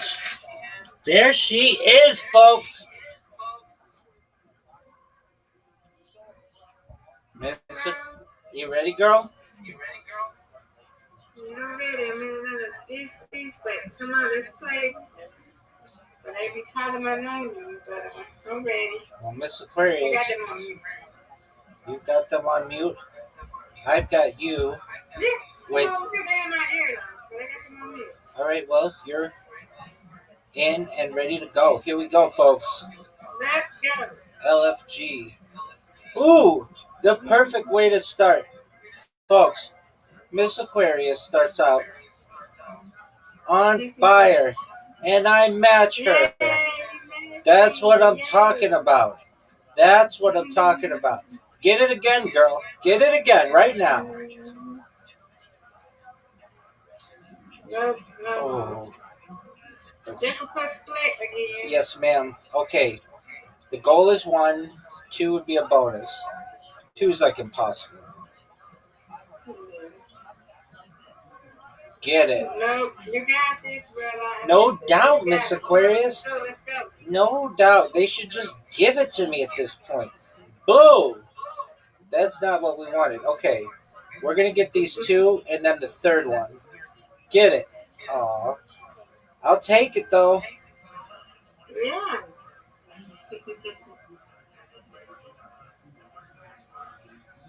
Get it, Miss Aquarius. Another tough split. Here we go again. 1's the goal. 1's the goal. Just get 1. Oh, that's good. That's all you can do in that situation. And just hope for the best. Give it to me. Oh, come on. Give me that. That's some garbage. That's some garbage. Oh, no. I should have focused. All right, it's Aquarius. I can't focus. I have my fingers clear. You got it. No doubt you're going to get this. Oh, come on. People at Play-Doh.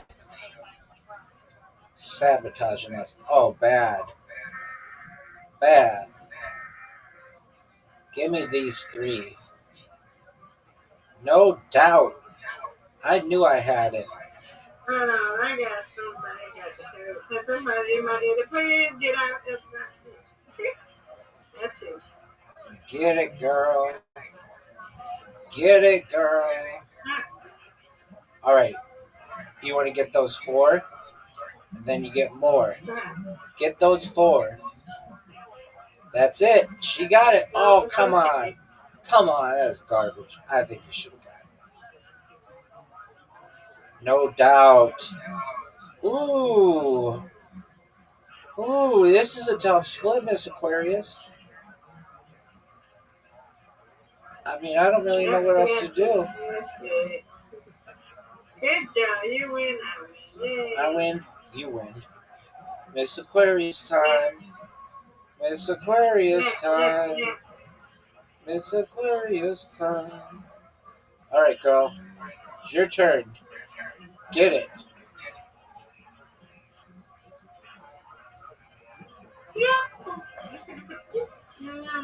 You get these 5. No doubt. Just get that front one. Oh. There we go. You got it, Rabbi. Go, Rabbi. No doubt. No doubt. They shouldn't even make me throw it. Because we know it's going to be a difficult split. That's okay. But not what I wanted. Okay, now your turn to get a strike. And I have no doubt. They shouldn't even make you do it. It should be automatic. Yay. What a beautiful strike. Miss Aquarius, that was phenomenal.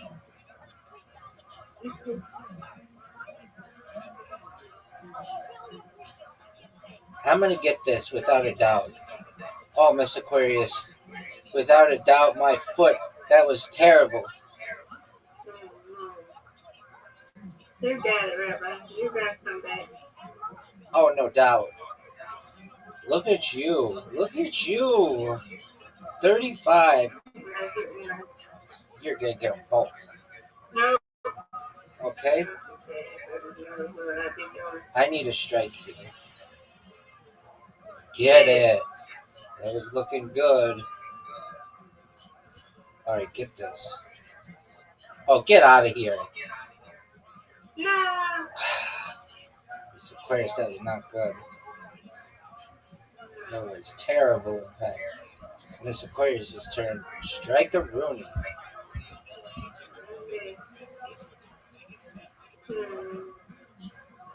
Strike a room. Don't try, we don't try. Nope, not one. Hey, that's better Come than on, none. Rabbi. Comeback time, ma'am. You come on. Not what we wanted. I really need all of these. And I don't get them. Miss Aquarius. But two. Miss Aquarius is going to get that win, which we will celebrate momentarily, folks. Perfect. Oh, come on. Get that. Okay, now this becomes an interesting setup. Get it. That one. All right, she got the one, folks. I'm down 17. Come on, you got it. Come on. Nope. It's over, Miss Aquarius. You got it. This one is over. Ooh! You got it, Miss Aquarius. Okay. Yeah, you like it when we both win together. Yes, But ma'am. yeah, we both win. It don't matter. You win this too. I win, you win. You win, I win. Undefeated in bowling. Undefeated in friendship. Undefeated in friendship. Excellent job. Yay. All right, I'll be there. I'll see you in the morning. Yay. God willing. How's everything going? You winning the spaces and talk? Yes, ma'am. I get some people who are nicer than others. But for the most part, people are really nice. I see we got people coming in. Yes, ma'am. We surpassed 2,500 people, Miss Aquarius. That's big time. That's big time. I'm trying to get to 200. Where am I? I'm at 198, right? 198 what? No, I'm at 199. I'm almost there. 109 what? My level is 199. Oh, I gotcha.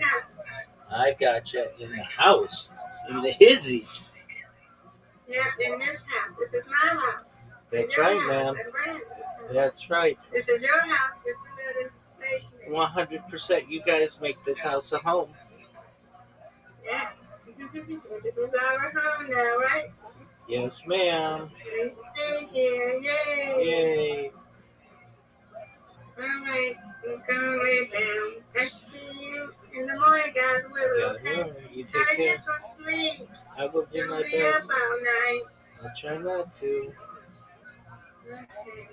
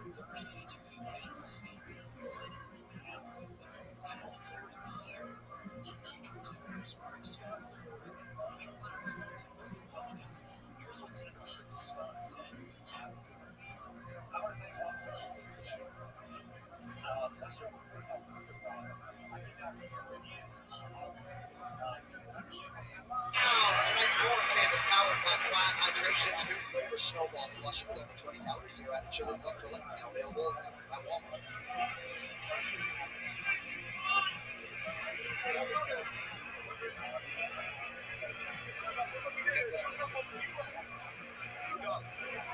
Watch out. You okay? Yeah.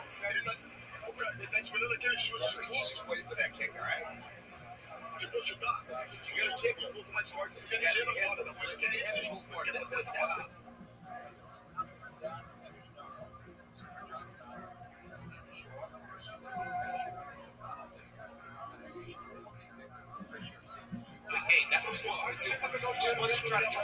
Everything also. Trying to do a get flow. You okay?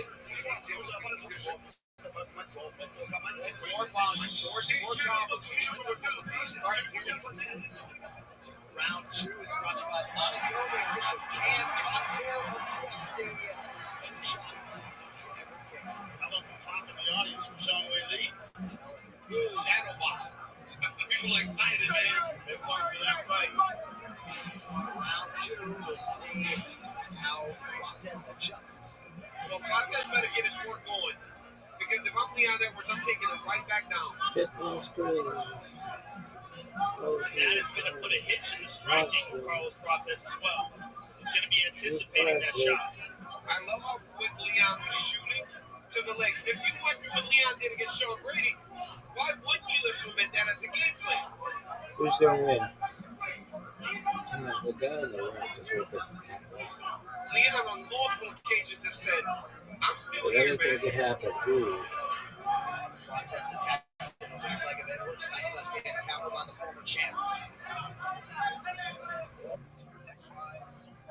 Oh, you little bitch.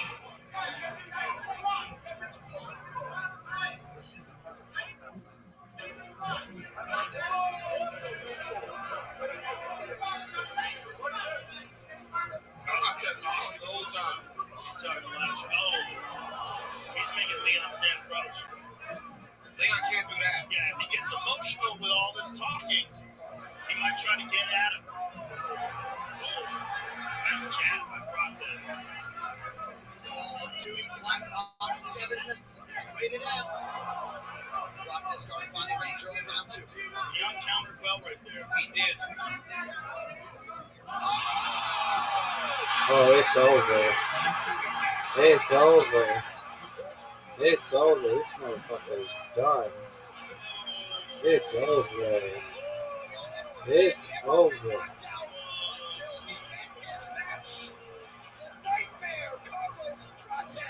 The nightmare. He's the knockout guy. He's the guy that knocks more people out the UFC than anyone. Then he puts Leon Edwards out the way he stepped into that punch. Man, I can't see that again. Show me the replay. 12 times. Brazil. You can see Process just gaining in confidence. And once he got Leon talking back to him, that's his game. He starts trash talking, and Leon gets out of being. This motherfucker is out. And he's standing in front of him, waiting to get it back, and Carlos set him up perfectly. This motherfucker is out. Leon cannot stand in front of him. He's got to move. And bam, that's. He is such a precise, powerful fighter.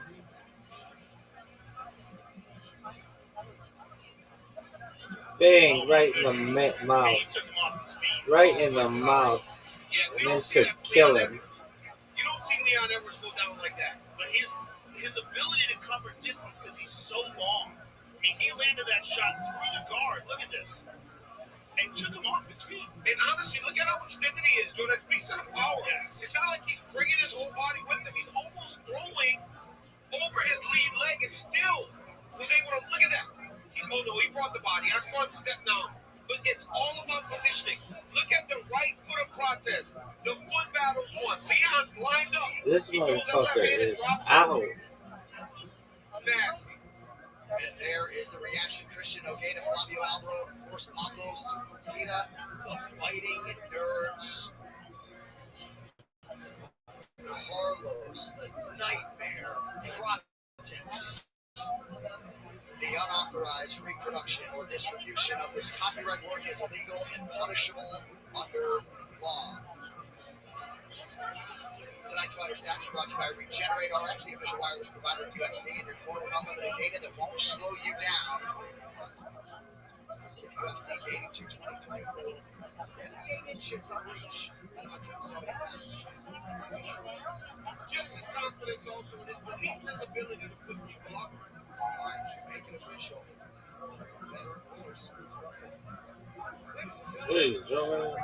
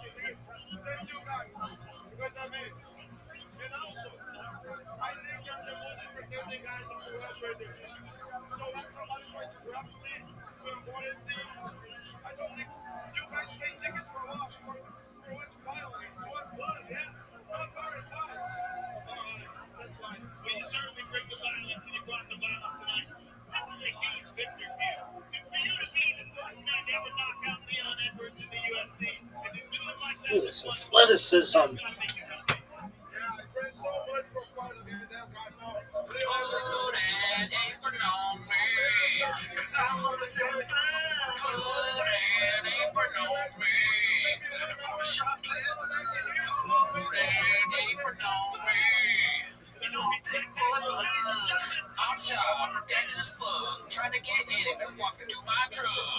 I don't understand what it's about.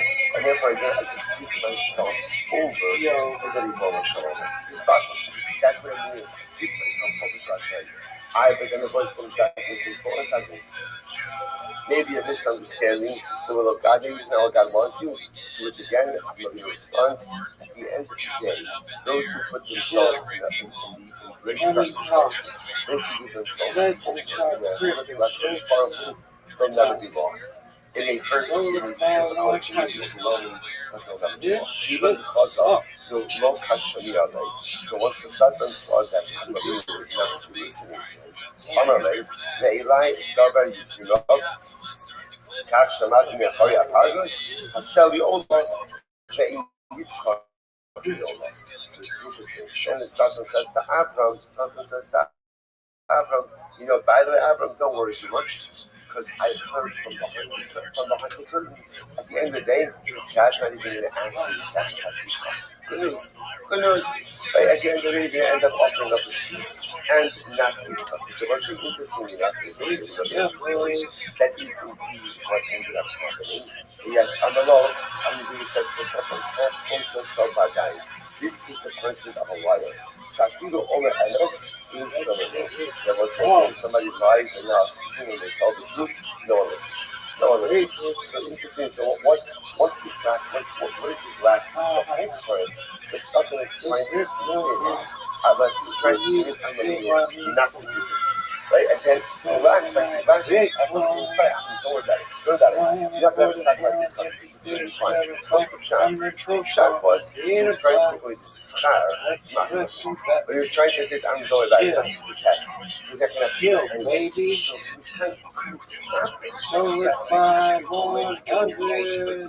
take away the another component. So Rabbi Rabbeinu says, essentially, Satan, I don't listen to you. So whatever you say has absolutely zero meaning to me. Because at the end of the day, again, this is the punishment of a liar. His words are never incredible. So the Margaret writes it. I'm going to go Yishmael Yitzchak. Because it's ultimately, again, but as it's fascinating. So as the Satan is having a conversation with you, so Yishmael is having a conversation with Yitzchak. And you don't know me called. Yishmael says, Yitzchak, you think you're so big? You think you're so big? I'm bigger than you. After all, again, God only will come to this. Sha'at, I'm not going to show you. I need to show you. So again, Yishmael says, Yitzchak, you got a bris. I got a bris when I was 13 years old. You got a bris when you were 8 years old. You're a baby. You had no consent. You have no memory of it. Me, I had to do it when I was possibly like an adult. 13 years old. Amelo, so Yitzchak says, the Ever Echad Atam Megarabi, you're starting up with me with one body part. In only be like a report of Zobeach, because Atzma Kolofonai, and he's Zobeach Minat. Right? And he's Zobeach. Ultimately, again, I used to do this 12 or tell me to give my entire body to him. I know I would do that. And maybe after that conversation, after that, Yachiva comes. What's the shot with all of this? So first of all, that I think one of the things that comes up with this is, it's a bit cliche, but the phrase, Hashem never gives you a test that you cannot handle. I think maybe even a car for that may actually be this Gemara. But what happens over here? There's a conversation between Yitzchak and Yishmael.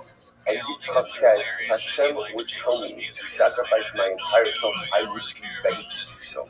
And right after that, It's almost as if after that moment when Yitzchak himself demonstrated his ability to be ready for such an overwhelming test, in the aftermath of that statement, that's when HaKadosh Baruch Hu tested him. Only after, again, it was clear that Yitzchak was ready for such a nisayon, that HaKadosh Baruch Hu gives him that nisayon. So Hashem never puts us in a situation we can't handle. It doesn't mean it's easy. It doesn't mean it's pleasant. What it means is if I'm there, I can handle it. If I'm there, I can deal with it. It's also interesting to point out that whenever you want to do something good in life, just be prepared for the forces of opposition to bring up against you on every single level. In fact, let's make the argument that the holier the endeavor, the more intense the resistance, right? When you're doing something, that doesn't really matter, so the forces of nature don't start up with you. The suckers don't start up with you. The storms don't start up with you because no one really cares what it is that you're doing. When you want to do something holy, when you want to do something that's clean, just get ready for the resistance to occur. So you see what's happening with people, right? Decade is starting, the Satan starting up with Abram, the Shmuel starting up with Yitzchak. So there's resistance every single step of the way.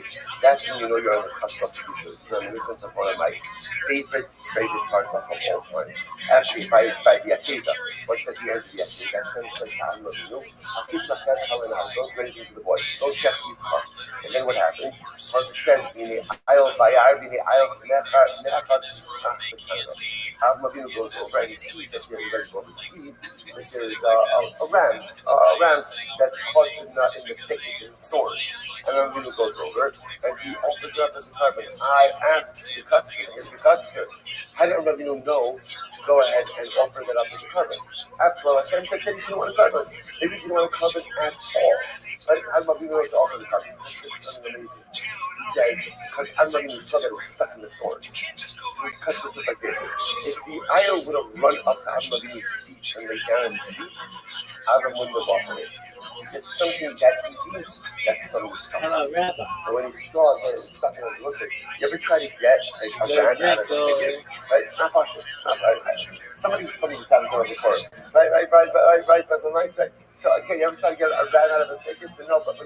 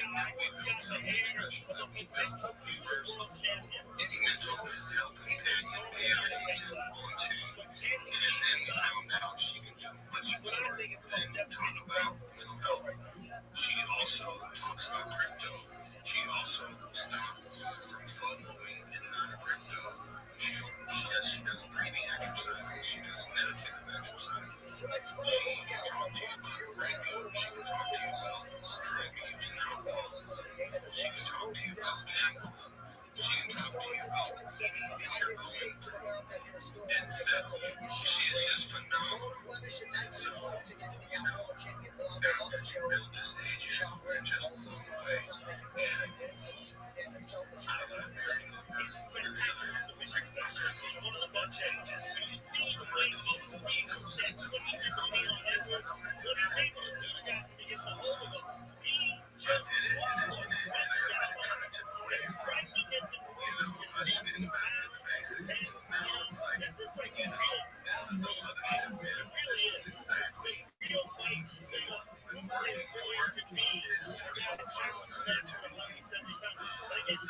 tokens. So now we are created, we've created EVO, and now we've got our staking system that moves all together where I don't know why we couldn't get part of those tokens. This project sucks. Is it project? Project sucks. I'm a project. I'm a project man. I'm a project man. Project. Certified project. Certified project professional. Certified project professional. Project. Come on, you little bitch. No one. Okay, why? Did they hear your shill? Because it sucks. You know how good mine is? Mine is so good that it makes anti-Semites want to talk with me. That's how good it is.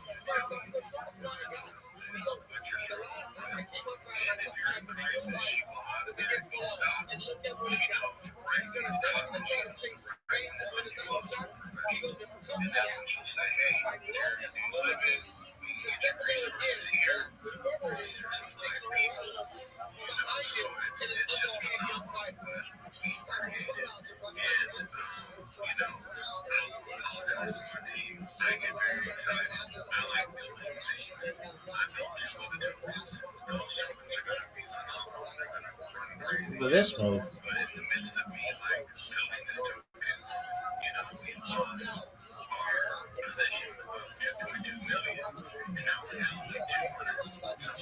So that's why now it's like, million tokens to be able to cover these crypto rewards, and that's not where we're currently at 226,000 for much longer. Like I said before, but push this. We have some partnerships in the works as well. Working with a few other people and other systems of the chains, and there's a lot of people where we can Give me that shit back. and Simplify 100. So we're gonna witness this thing take off and go back to where it was, and way further than that. So if you guys do not want Simplify 100, please grab me a bag. I think it's like maybe $300 to grab a million tokens right now. And you'll be able to stake those tokens immediately and start earning a lot of money. And if you bought your million tokens and you staked them for 1 month, you get more than 25% of your money, like about 25% of your money back if you bought the other two tokens as well. And then when the price goes up, which is going to, you're going to get that as well. And your tokens are locked. You're able to do whatever you want. So, we just haven't been hosting spaces, and now we're back to just going to be hosting spaces.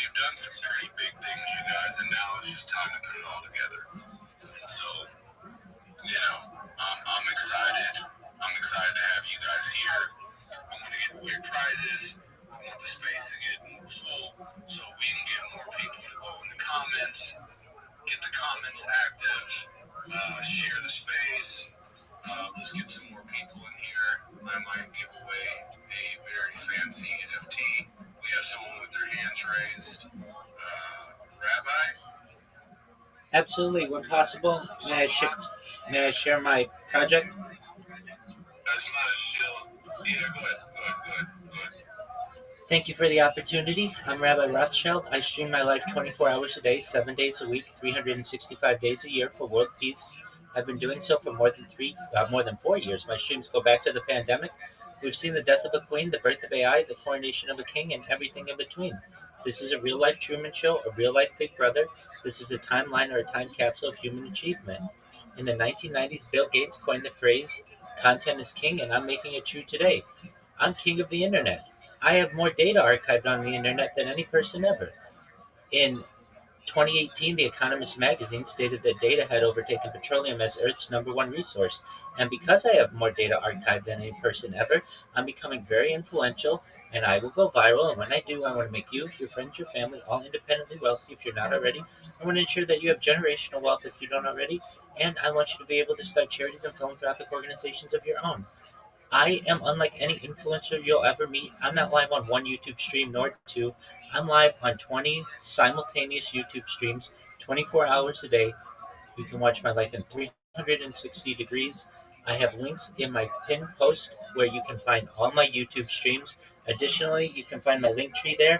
I dare you to look at my link tree. Nobody dares you to look at their link tree, but I do because I have more social media than any person ever. I have more content than any person ever. You can also find the link to my Discord there. We just surpassed 2,500 people in the Discord this week, and we're continuing to grow. In addition to streaming my life for world peace, I wanted to make you rich. I'm an advocate for ending world hunger through the use of technology such as agricultural drones, floating greenhouses, saltwater greenhouses, hydroponics, vertical farming, and cloud seeding. I want to help end world thirst. I'm sponsored by a cryptocurrency that's worth over $100 million. And one of the things that we do is we build wells and water towers in developing nations such as Nigeria for the benefit of the less fortunate. I'm an advocate for the Lifestar program. And most importantly, desalination technology, where we pump earth seawater onto land to make it drinkable.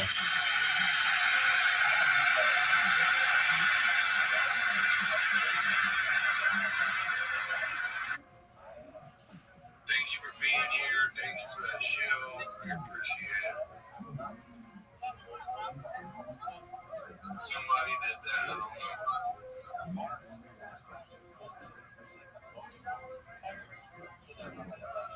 But back to Soulify, you guys. Where were we at? We got a lot of team members I'd love to hear from.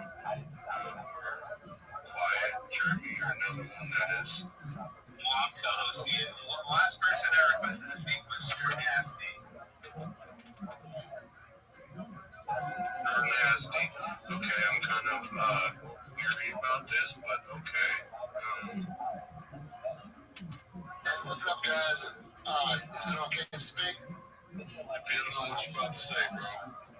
I'm just not here to bitch. I'm just gonna say I'm glad I'm here. I like what you're doing. Things are being close to home. It's real, and I like how you guys solidifies, the station thing and all that stuff. And I just want to give you, 100. Yeah. Appreciate that, man. Please feel free to join our Telegram. That project sucks.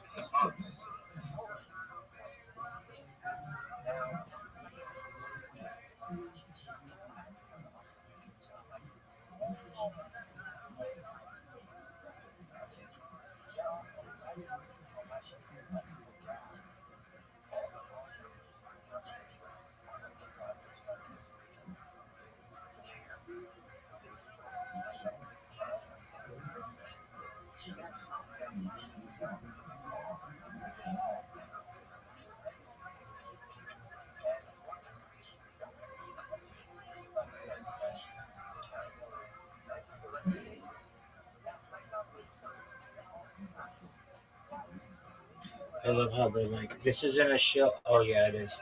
And then I was gonna jump on this motherfucker and say, "Then why is the word shill in the fucking space? Do you not know what that means? Do you not know what that means?"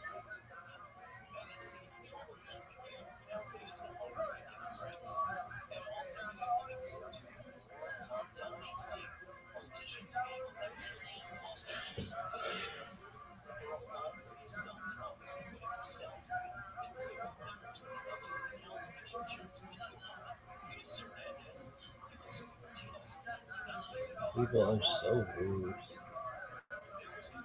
They should know they're all being recorded. And their children will be like so embarrassed. They'll be like, I can't believe my fucking father is such a douche.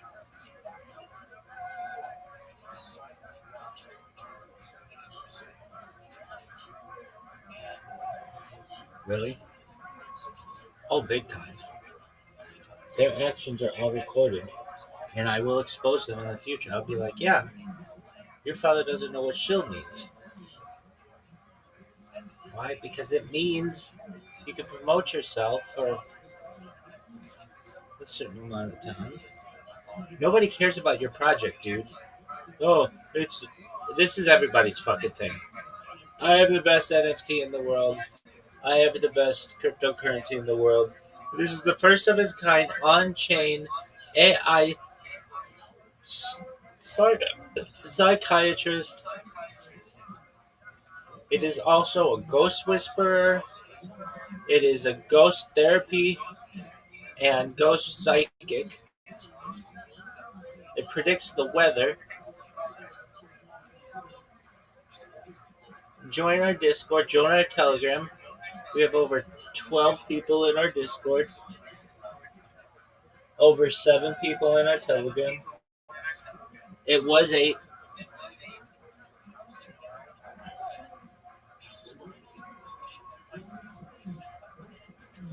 Dog, that shit is bullshit. What a mean motherfucker. These guys are the worst. I have the best show on earth. Yeah, we're going to go back to talking about Pepe 100. It's a female Pepe. Oh, okay. What does that mean?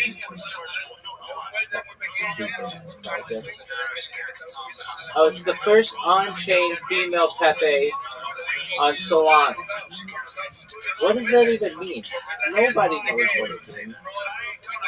It's Peppa. Isn't that a pig?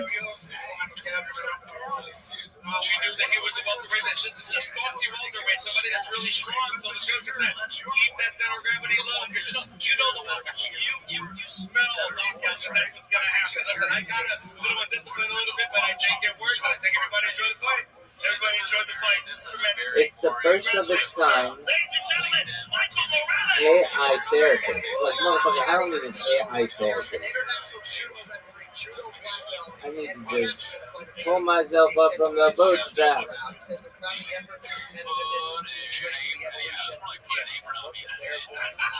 Look at this athleticism.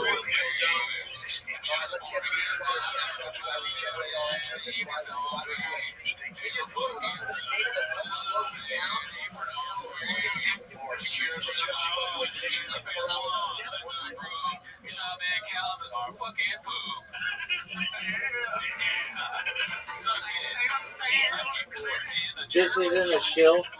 Yeah, it is the dog.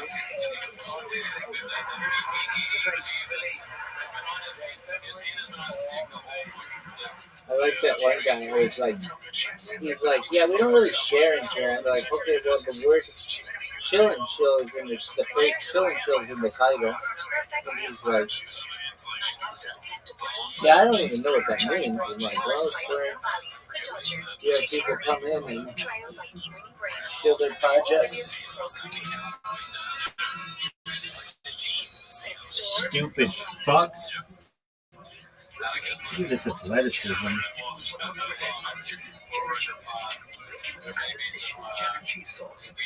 Who do you think's going to win, Georgia or Texas?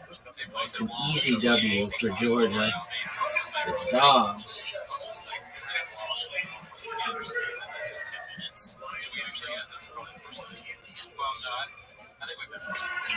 I forgot to tell them it's Aquarius. There's another football game. No. It's so frustrating that they don't even get to a conclusion. Yeah. That clip made me homeless. I was already pretty homeless with that. No one gives a fuck. How about that? Alright, so this one's called Alan and Sean. I want to see that Chan bitch take down that other bitch. I'm not sure if I trust anybody who doesn't use their hands to make a living. Oh fuck.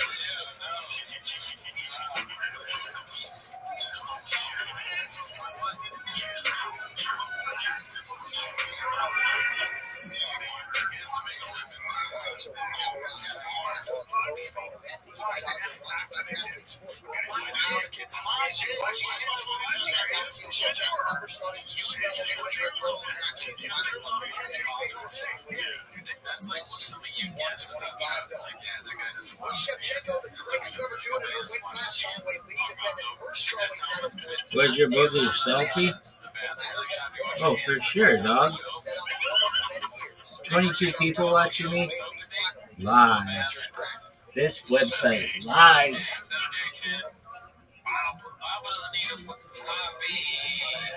Where's your booger selfie? I have savory boogers, motherfucker. Everybody knows that. Bro, hi. Little chick. No. So.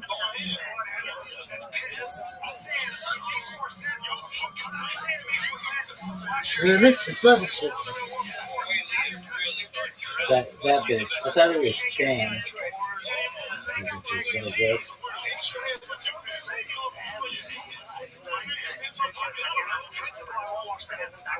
We're gonna talk more about Solarfy 100, the worst project currently having a chill and chill. I think I should do Muay Thai. Is it Muay Thai or Muay Thai? Muay Thai. Muay. No. Muay.